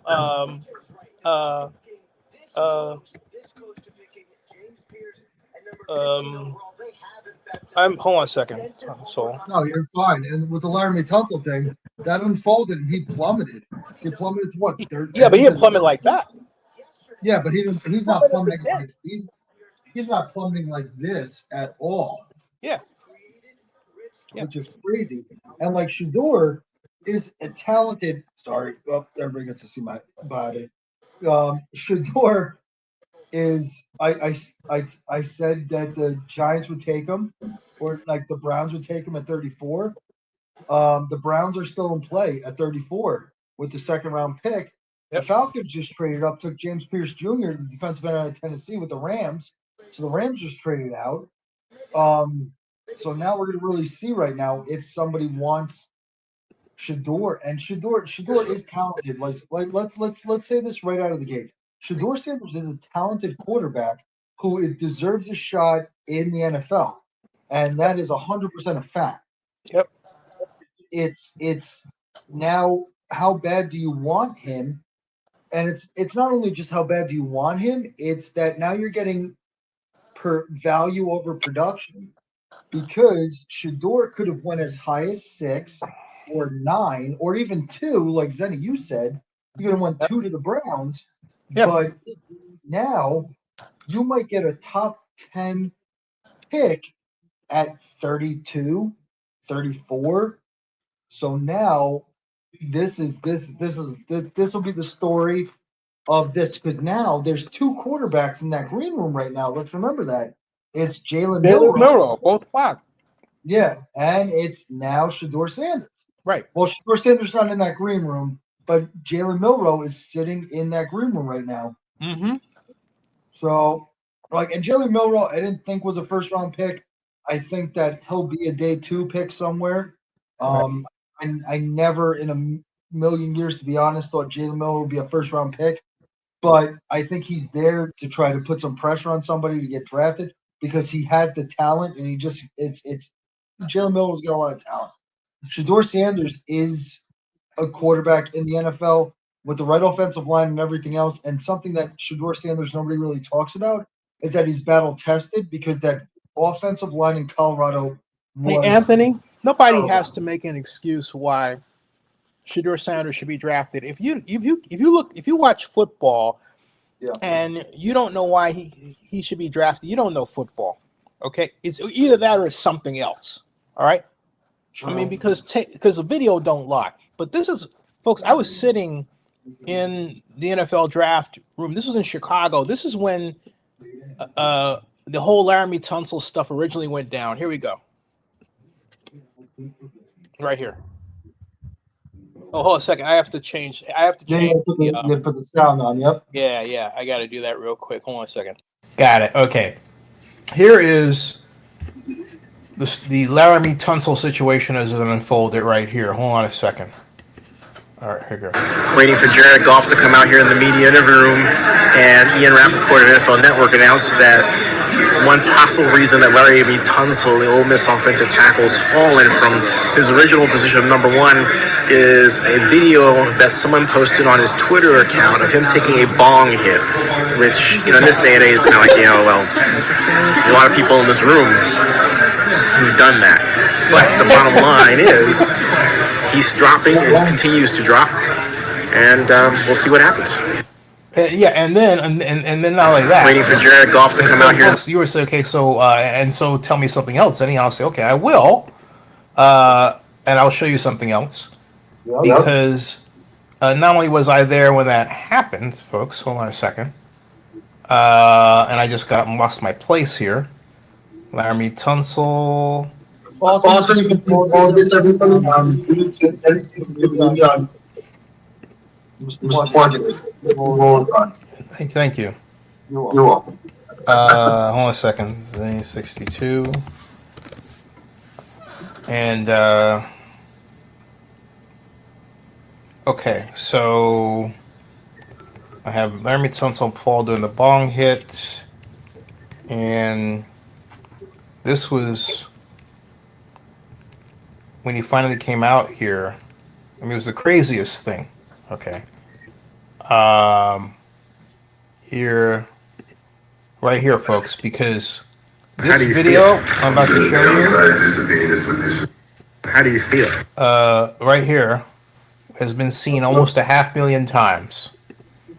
Right here. Okay, here it is. This is right after the news came out. I always asked him how do you feel? I'm good, man. I'm excited just to be in this position, man. Blessed just to be a part of the Miami Dolphins organization, man. I can ask for nothing else. Walking across that stage, man, it was very exciting, man, just to see the commissioner in. I'm blessed. So talk to us. What the heck happened with that whole video and everything, man? Man, somebody hacked my account, man. I made that mistake, several years ago. And somehow somebody got my photos and hacked my Twitter account. And apparently somebody just hacked my Instagram account. So, man, it's getting crazy. Yeah, I can't control it, man. Whatever I control it. Have you seen the Instagram photos that are out there on your account? I just did an interview with ESPN on the radio, man. They just sold it just 5 minutes ago. So are those conversations that you had with John Miller and with Hugh Freeze? Are they right? Like I said, I made a mistake, a huge mistake. Things happen. I can't control things. Who get in my phone and hacking my Instagram, my Twitter, man. I'm just happy just to be a part of the Miami Dolphins organization. I'm blessed to be here. What do you have to say to the teams that passed that point?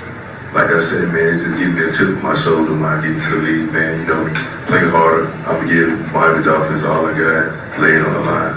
Do you have any idea who it is? I don't have no idea who it is, man. I'm new to this. Larry, can you take us through that? When you got in the green room, you found out what had gone on Twitter. Can you take us through the hour up until when you got drafted by the Dolphins, your feelings, your thoughts as that was going on?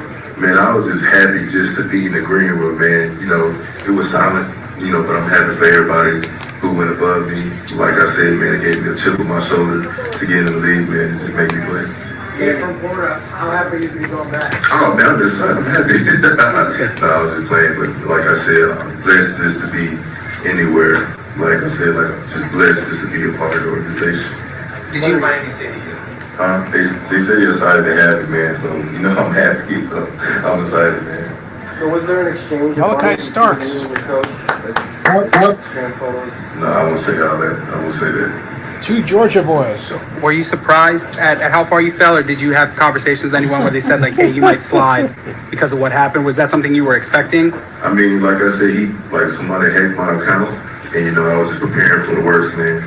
Like I said, I'm just blessed just to be in this position. And you got the word while you were in the green room, right? So this hit you like a ton of bricks. You're sitting there and you're thinking, yeah, great, and all of a sudden... Right, it's crazy. So not only did someone hack your account, but they doctored those messages. Is what you're saying that were posted to your Exactly. You're saying those messages were not messages? Oh, the message you talking about from no. Those true. Like I said, I made a mistake of that happening and that happened. So was it an exchange between you and your coach of money? I have to say, yeah. Larry, how many people have your password to your Twitter account? Man, I just have my password. That's my password. I don't know how they got out, but it happens. Has anybody talked to you about other people prepared to have a big skin on streaming that's going to be under because of this? No, man, like I said, I'm just happy just to be here. You know, just to be a part of the Miami Dolphins organization. Larry, one thing you can't control as a pro is who you keep around you. Does all this give you some kind of a lesson in that regard? Man, you can't trust everybody. Like I said, I don't know who did it. I don't know what happened, but like I said, I'm blessed. Have you talked to the NCAA at all in this investigation? Have they talked to you about? He's got no more comments. I'm sorry. Thank you guys so much. Yes, folks, this is a drama here. I thought he was going to punch the guy out over there. Anything. This all happened while he Watch what happens as he goes out. Look at what Larry does. Okay? So I just, unfortunately, I didn't mean to stop it there, but I stopped it not realizing. As Donald Trump tests and even defies limits on presidential power, we are not realizing what was about to go down. And apparently the fellow that asked him that question is a beat writer for Ole Miss and knew something more about that, but also had been writing some, quote, crap about him, unquote, that he didn't appreciate. So here this guy is in Chicago in the press room on his, right as he's held out, and Laramie wanted to tear him. Laramie wanted to rip him a new one. And I'm sorry, to this day, I turned my camera off. It was reflexive. I thought it was over, right? And then it was just getting going. There was no fight. It was almost. It was sad. But my point is that for all that, Laramie Tunsil only dropped 10 picks. He did not do a Shedeur. But something is going on. That's why I presented that, folks. Something is going on. Let me turn this up here.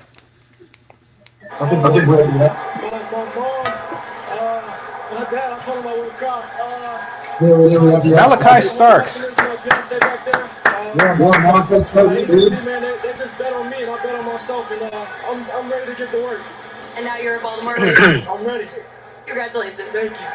Man, he and Kyle Hamilton, I guess you can take safety off the board for the Ravens for quite some time, right? They're in good shape. My goodness gracious. So, you guys think the Lions here is the celebration. take a little down here? Appears to be Dan Campbell.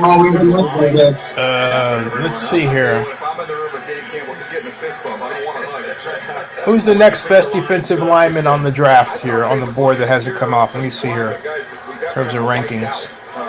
I look like whoever that is, that person's about to be a Lion.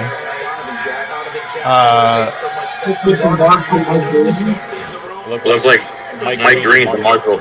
Mike Green? Yeah. Here we go. Lions selection, 28. With the 28th pick in the 2025 NFL Draft, the Detroit Lions select Tyreek Williams, defensive tackle, Ohio State. Tyreek Williams. So basically, as it looks right now, if Shedeur Sanders isn't a Brown, something really weird is happening tomorrow. You know? Because Jackson Dart's off the table, right? And all the other people that were supposed to be taken are gone. That's crazy, though. I'm sorry. That is just absolutely... As one of my fans, but it is downright shameful to call Shedeur Sanders without a reserve, my friend. I completely disagree. It has nothing to do. Hey, everybody, here we are on, man. That's one of my fans, but it is downright shameful to call Shedeur Sanders without a reserve, my friend. I completely disagree. It has nothing to do with his lack of talent. We're talking about passing. Hold on a second. This is a Giants selection. They traded. Okay.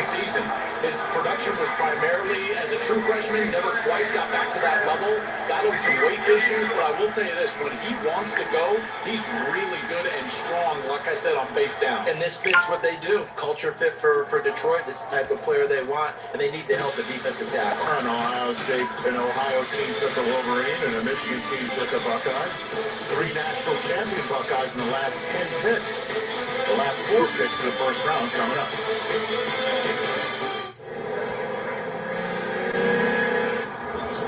Commanders in edge also. Say again? Commanders is I'm hearing an echo. I don't know if that's where that's coming from. Hold on a second, guys. Hey, everybody. Thanks for taking with us, by the way. Miss Sandy. They're doing Shedeur dirty. Yep. Miss True words have never been spoken, Miss Sandy. Okay. So, you know. There you go. I don't know what the hell just happened. So, what do you think? I'm back. Say again?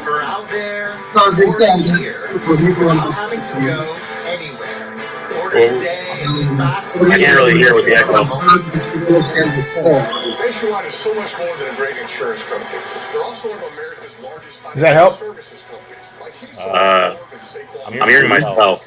Oh, you're hearing yourself. Oh, let me see if the echo cancellation is getting in the way here. Or lack there. Okay, here. All right, try now, Sammy. Okay. Yeah, sounds better. Yeah, sorry about that. That was the echo cancellation. I keep going back and forth. In the old StreamYard, you didn't have to do that. But no, they made this ridiculous change, and it's like, you know. Yeah, all I was saying was the Commanders need an edge also, and Mike Green's still there, so that might be where they go here. Yeah. They also can use a corner, so Will Johnson being there is an option as well. I'm surprised more DBs didn't come off, and I'm surprised that Will Johnson still being here is psychotic. Yeah, my guys from Cal didn't come off, at least one of them, you know. Yeah. They were really good ball hawkers. So the pick is in for Washington. I'm kind of surprised Jahad Campbell from Alabama is still there too. Yeah. I also had in my mock draft, which I love everything about my life, is Malachi Starks going to Georgia. So at 28, for Washington, I have Donovan Izekaraku, the defensive end from I don't remember. From I don't remember.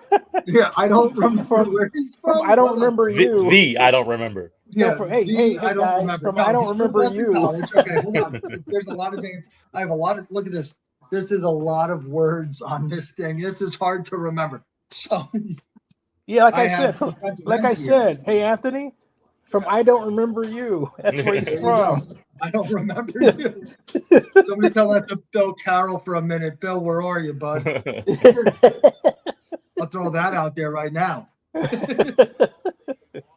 But yeah, no, I have that guy, Donovan Izikaraku, defensive end from Boston College. I didn't pronounce that last name right because we're at the point where I stopped caring.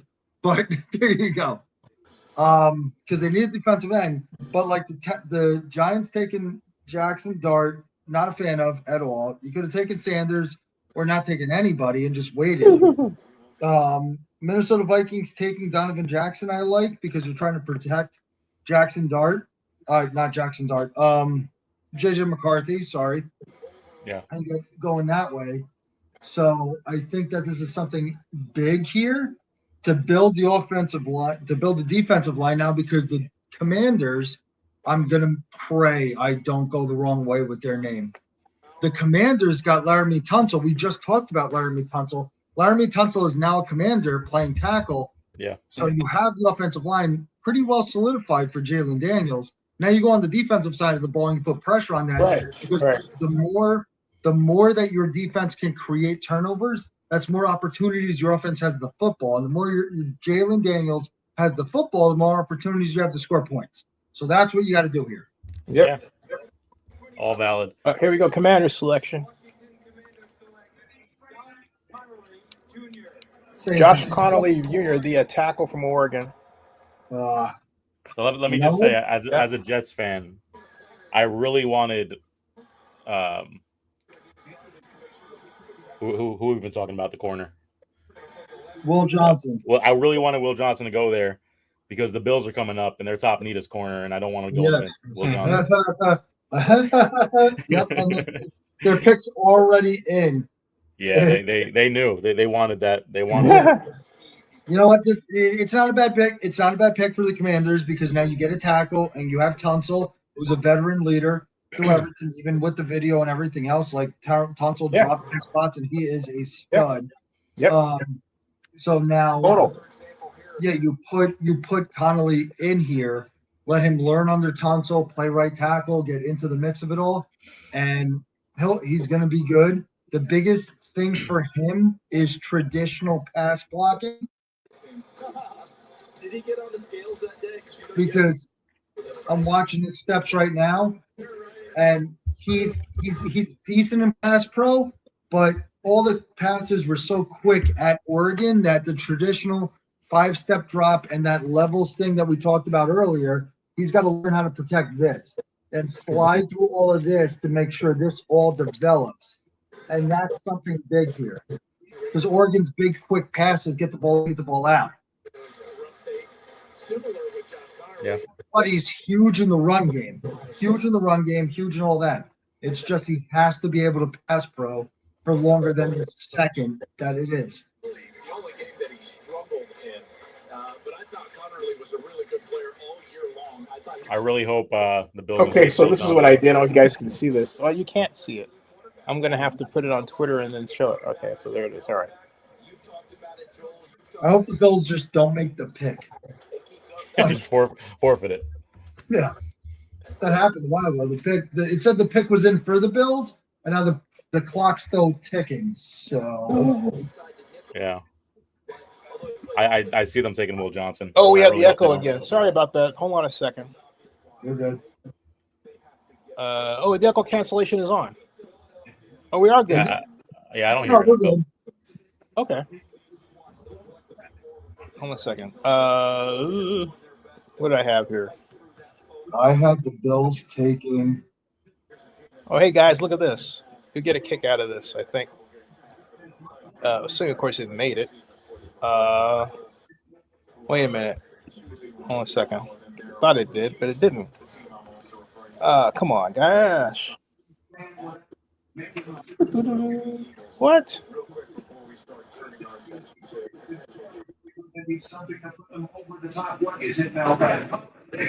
Trades? Wait a minute. Trades? Hold on. Please tell me the Bills traded out.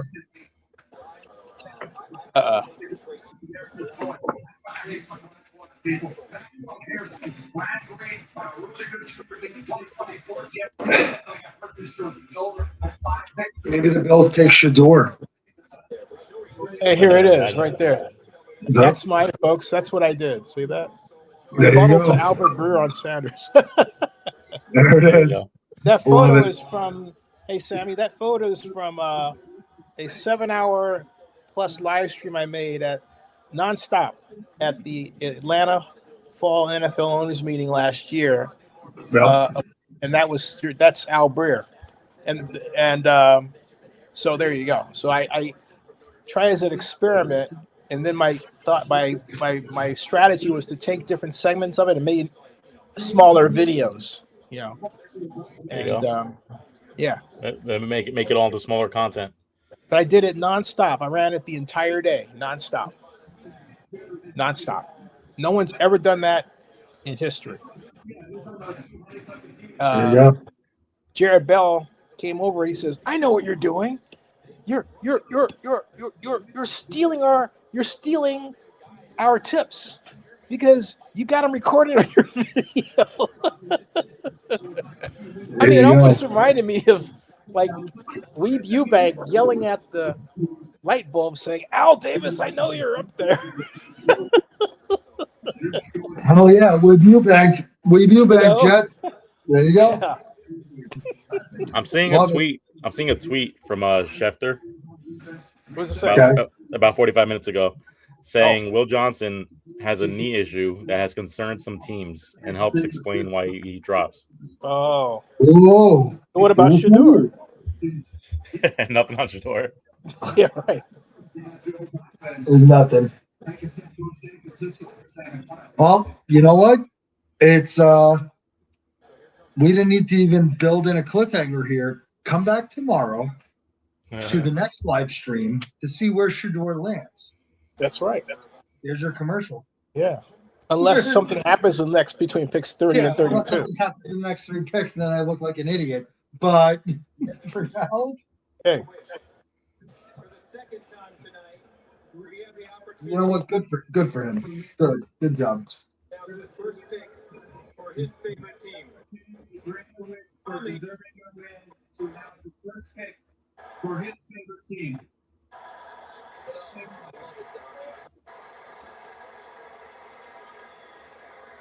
Love it. I love this. A 16-year-old living with a neuromuscular disorder is a huge Buffalo Bills fan, and he's here with me to make the announcement for his beloved Bills. Go ahead, Tommy. Here we go. I love it. Let's go, Buffalo!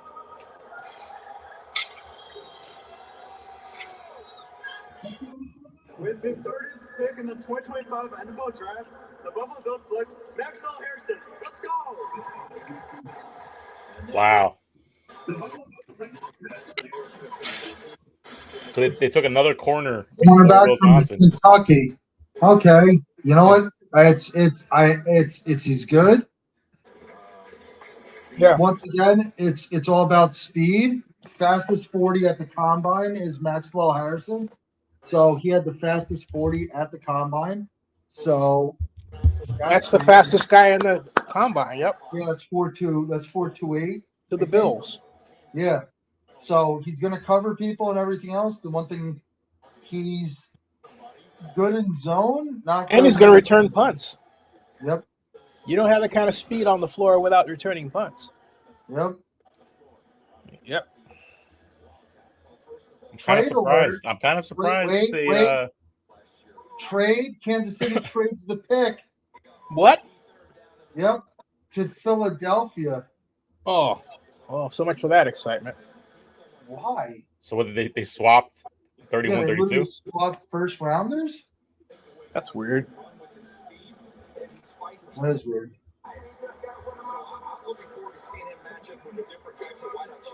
Okay. But his 4.2 speed is legit. If he had the year, if he came out after last year's, the year that he has been, interesting. To this point in time. That's very weird.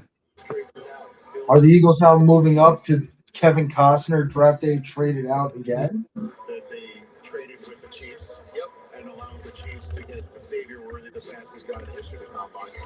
The Bills just drafted this year's fastest guy at the combine, who I would imagine would be David Worthy.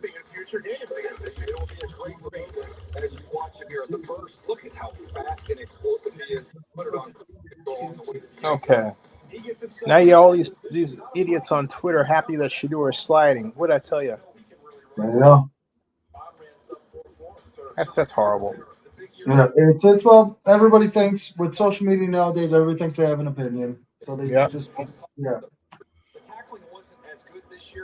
You guys don't think it's interesting that a Kentucky corner went before Johnson? Yes, I do. I think it's quite interesting. You want to explain why? Why? I'm listening. No, I don't know why. I thought. I mean, I'm that knee issue might be something serious. Because I thought Will Johnson would be. I was going to say that top 15 maybe. Yeah, that knee issue that you just spoke about is something that nobody really knew about, and then pretty much in the physicals that probably came up that we didn't know about from here. But somebody that I thought was going to get taken and hasn't is Nick Amukamura, this safety from South Carolina, because he's a dog, and I don't know how he didn't get hit. Congratulations to Knoxville. So this is something Will Johnson is going to be, if they can figure out his knees all good to go, it's going to be good for everything. There we go. Well, I don't know what the Eagles.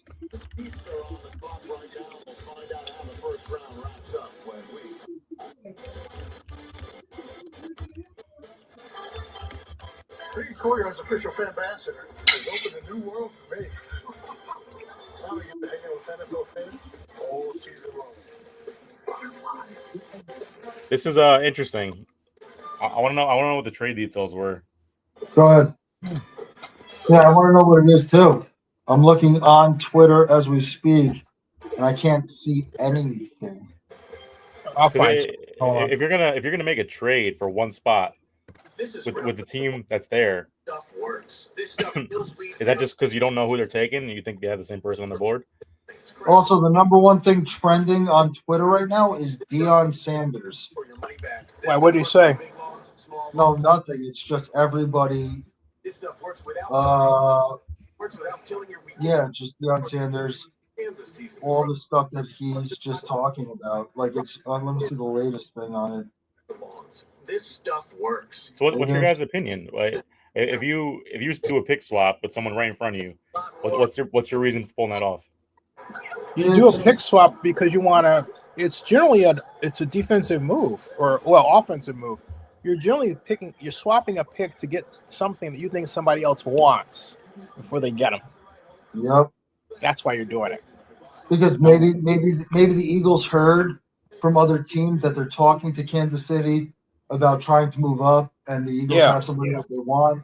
So you jump that spot just to say, like, okay, I heard that you were talking to the Chargers about taking somebody, but I need them before they do. So now you just jump up one spot just to grab it. I think something like that led to why Bo Nix was taken by the Broncos last year.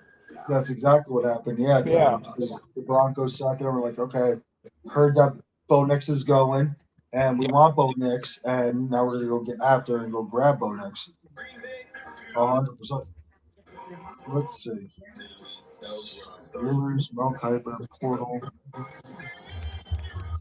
by the way, I have not only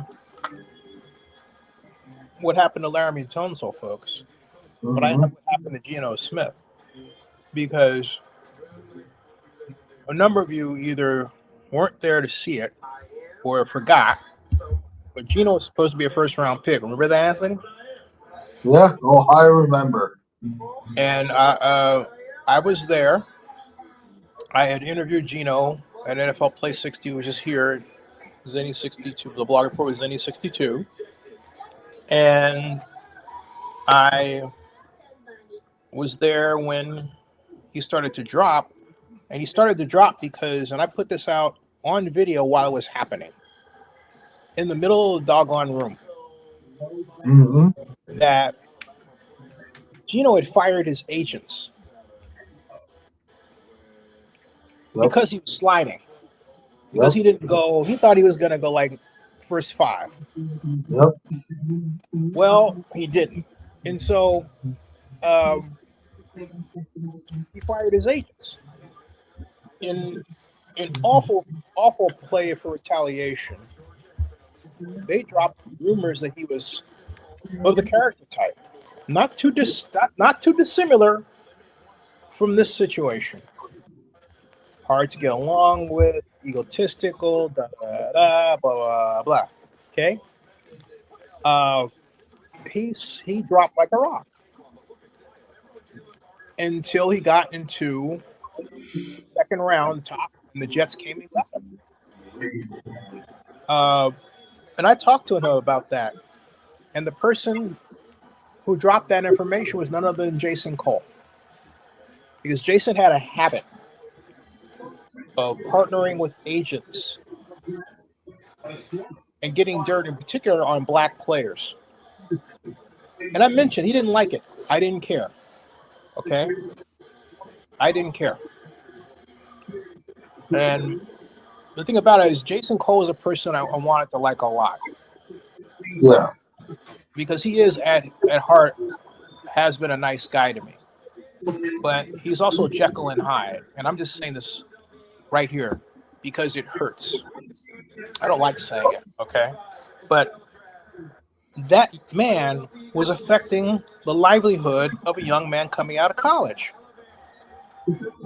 Okay?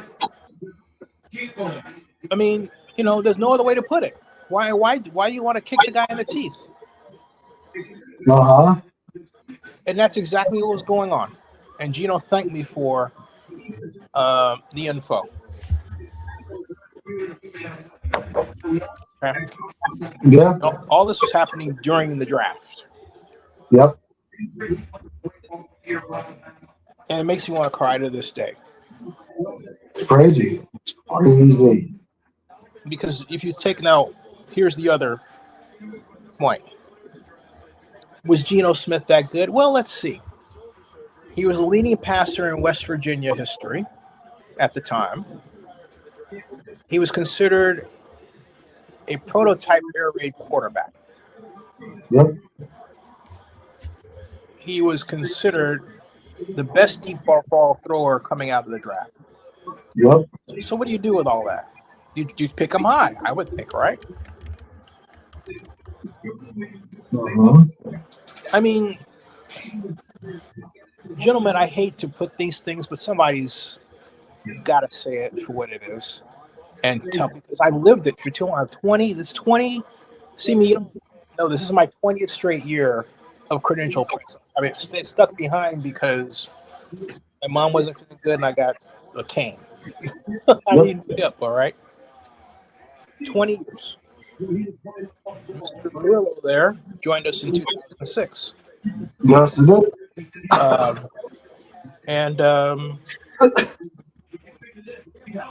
You know, we had some incredible times, like to this day. But you hate to see people who come from limited means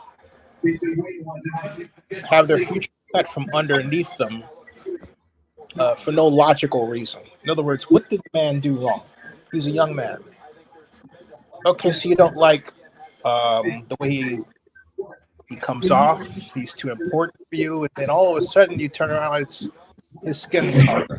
Whereas you have no problem if the kid is somebody like I'll give you a perfect example, a very perfect example. Anthony, do you remember a gentleman who was drafted and became the Titans stellar left tackle for many years, who just recently retired? Taylor Lewan? That's right. There you go. Taylor Lewan, who was also known for getting into a fight during the Ohio State-Michigan game and literally almost decapitating a couple of fans. Oh, I was going to say it wasn't a rumor that he had. No, he did it. He had a chip on everything, and he carried into the NFL with him and Josh Norman when Norman was on the Commanders, or the other name. Right. Well, I have a goodie video to play for you all, Sime. You will enjoy. And I want to gonna hunt for and get momentarily, as they say.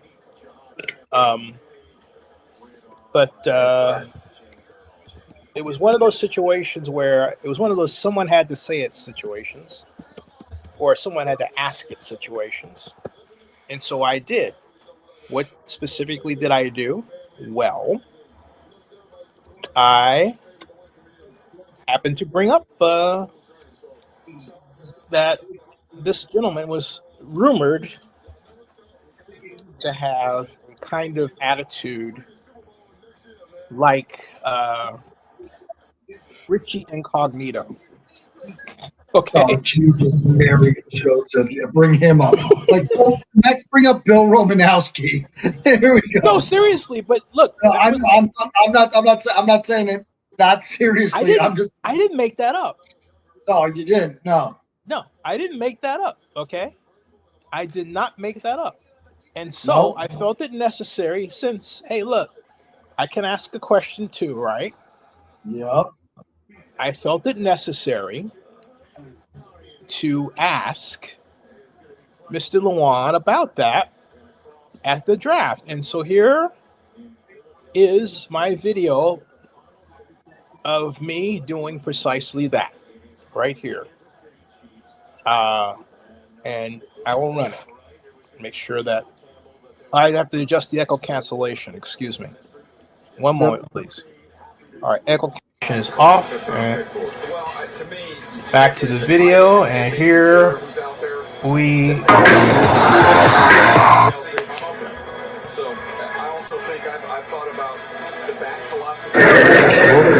Who do you want to party parent your play after? Because you've got a nasty streak. Some people thought the Raiders were going to pick you up, but your thoughts? Who the Raiders got picking me up? Well, no, your style of play. My style of play personally is I like to be as consistent as possible and go through the whistle, put guys in the dirt, and wear guys down towards the fourth quarter. They don't want to play anymore. They don't want to be a part of it. Oh, I don't have a glory. Wait, this sounds like Richie Incognito, man. Wait a minute. Yeah, that's we got a really good game over here. I don't know if it's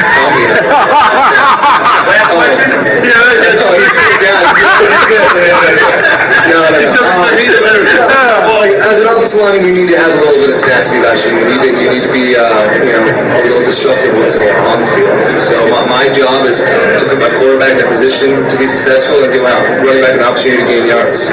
It's not about me. I don't have a glorified position. I like to get my hands dirty on the field. That's just who I am when I'm on between the lines. But as far as that whole situation, I'm not going to touch that. No, that wasn't the intent. No. I'm lovely camera you have, by the way. Hey, how about my head? It looks better, right? It's like that.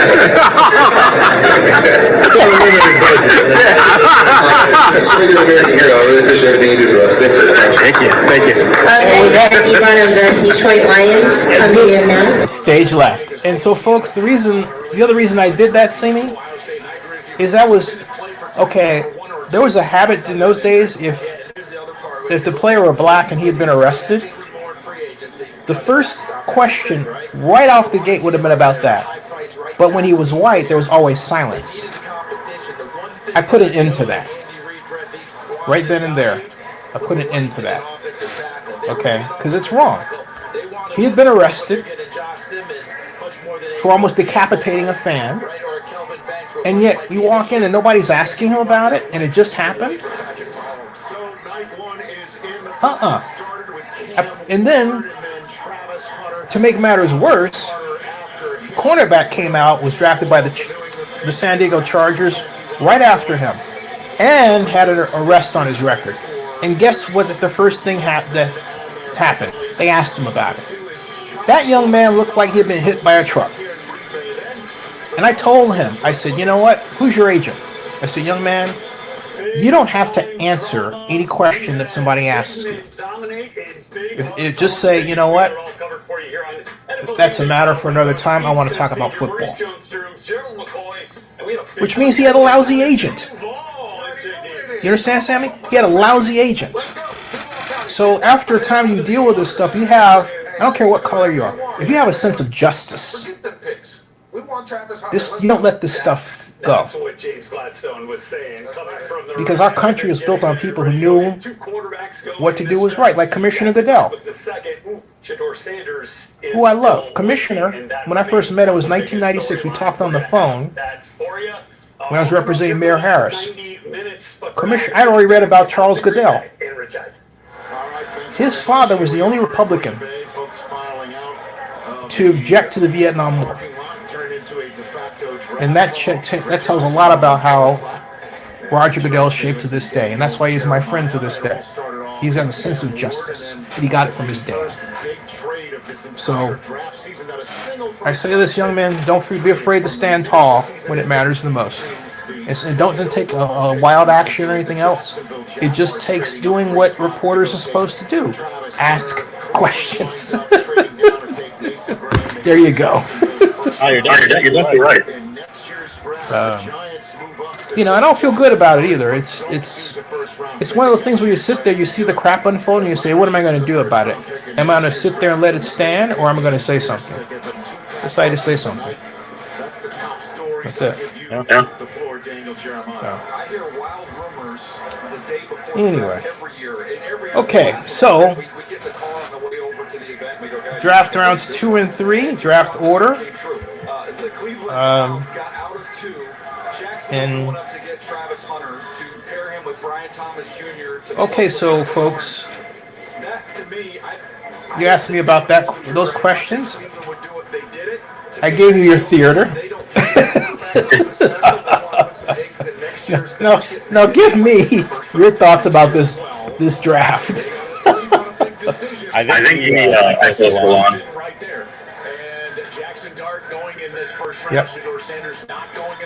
And Anthony? Well, Anthony's on mute. Unmute him.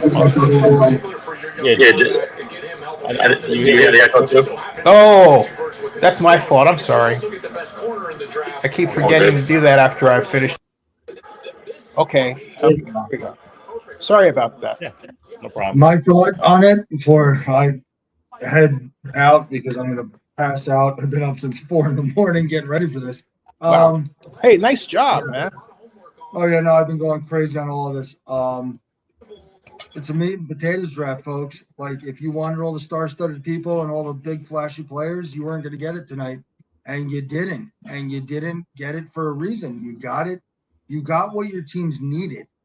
You got the people to build a foundation of what your teams need to for the future.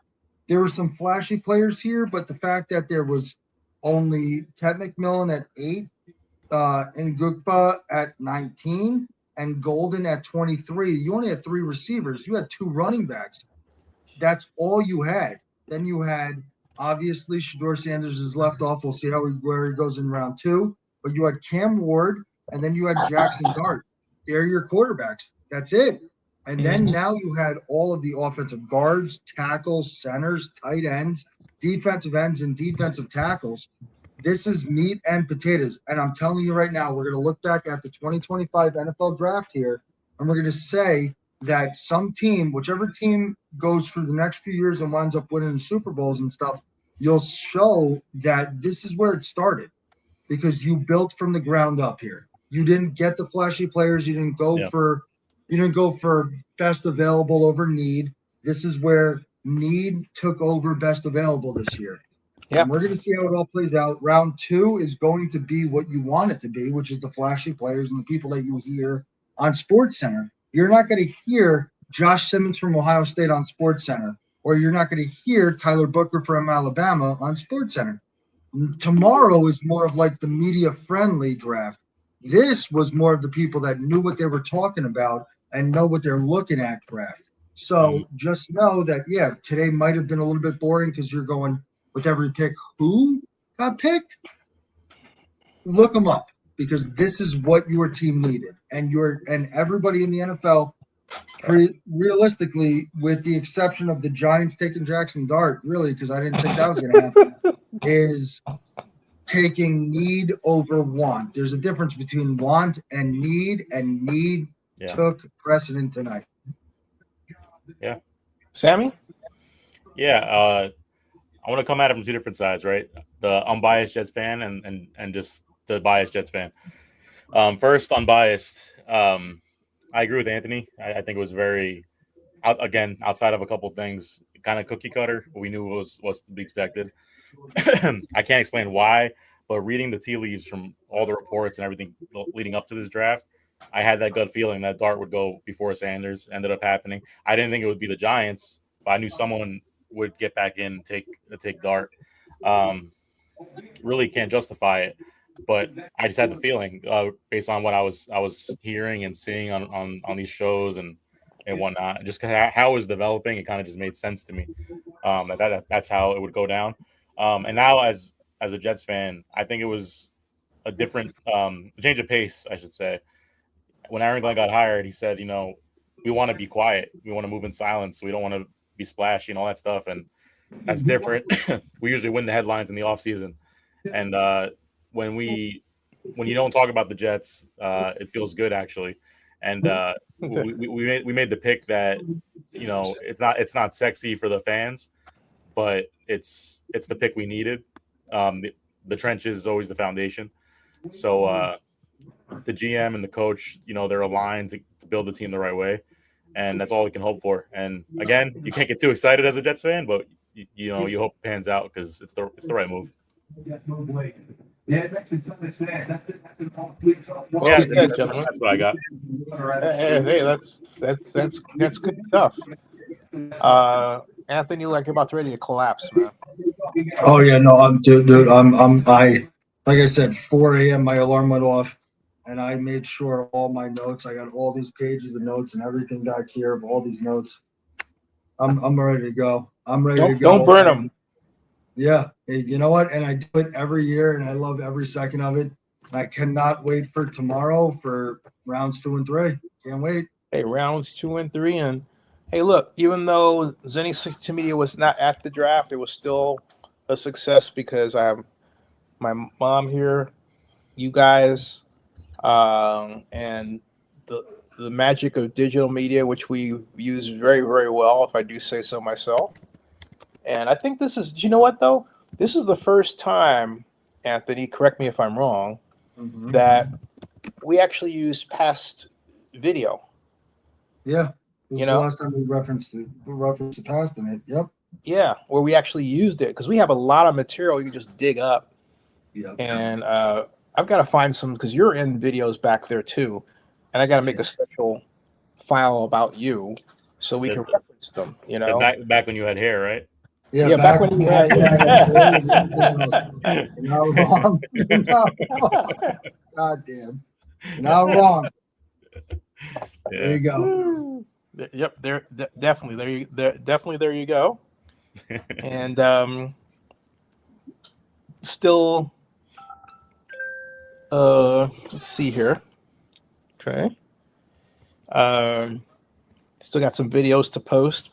Basically, I'm about to go and post them real quick here, and I will do that. All right. The gentleman, thanks for having me. It was fun to chop it up. Got it. Thank you. Talk some football. All right, guys. I'll see you tomorrow. I'm gonna go collapse into abyss. What time you want to go? What time we going on for? I don't know what time's it start. I don't even know. Oh, it starts 6. That's 7. No, 7. Oh, 7 Eastern. Rounds 2 and 3. We'll get after it. Let's do it. Thank you, gentlemen. Thank All right, you. I'll talk to you guys. Thanks for having me. Oh, by the way, you guys don't have to push any buttons. Thank you, everybody, for watching. We'll see you tomorrow at 7 o'clock. Watch for the stream. That ends.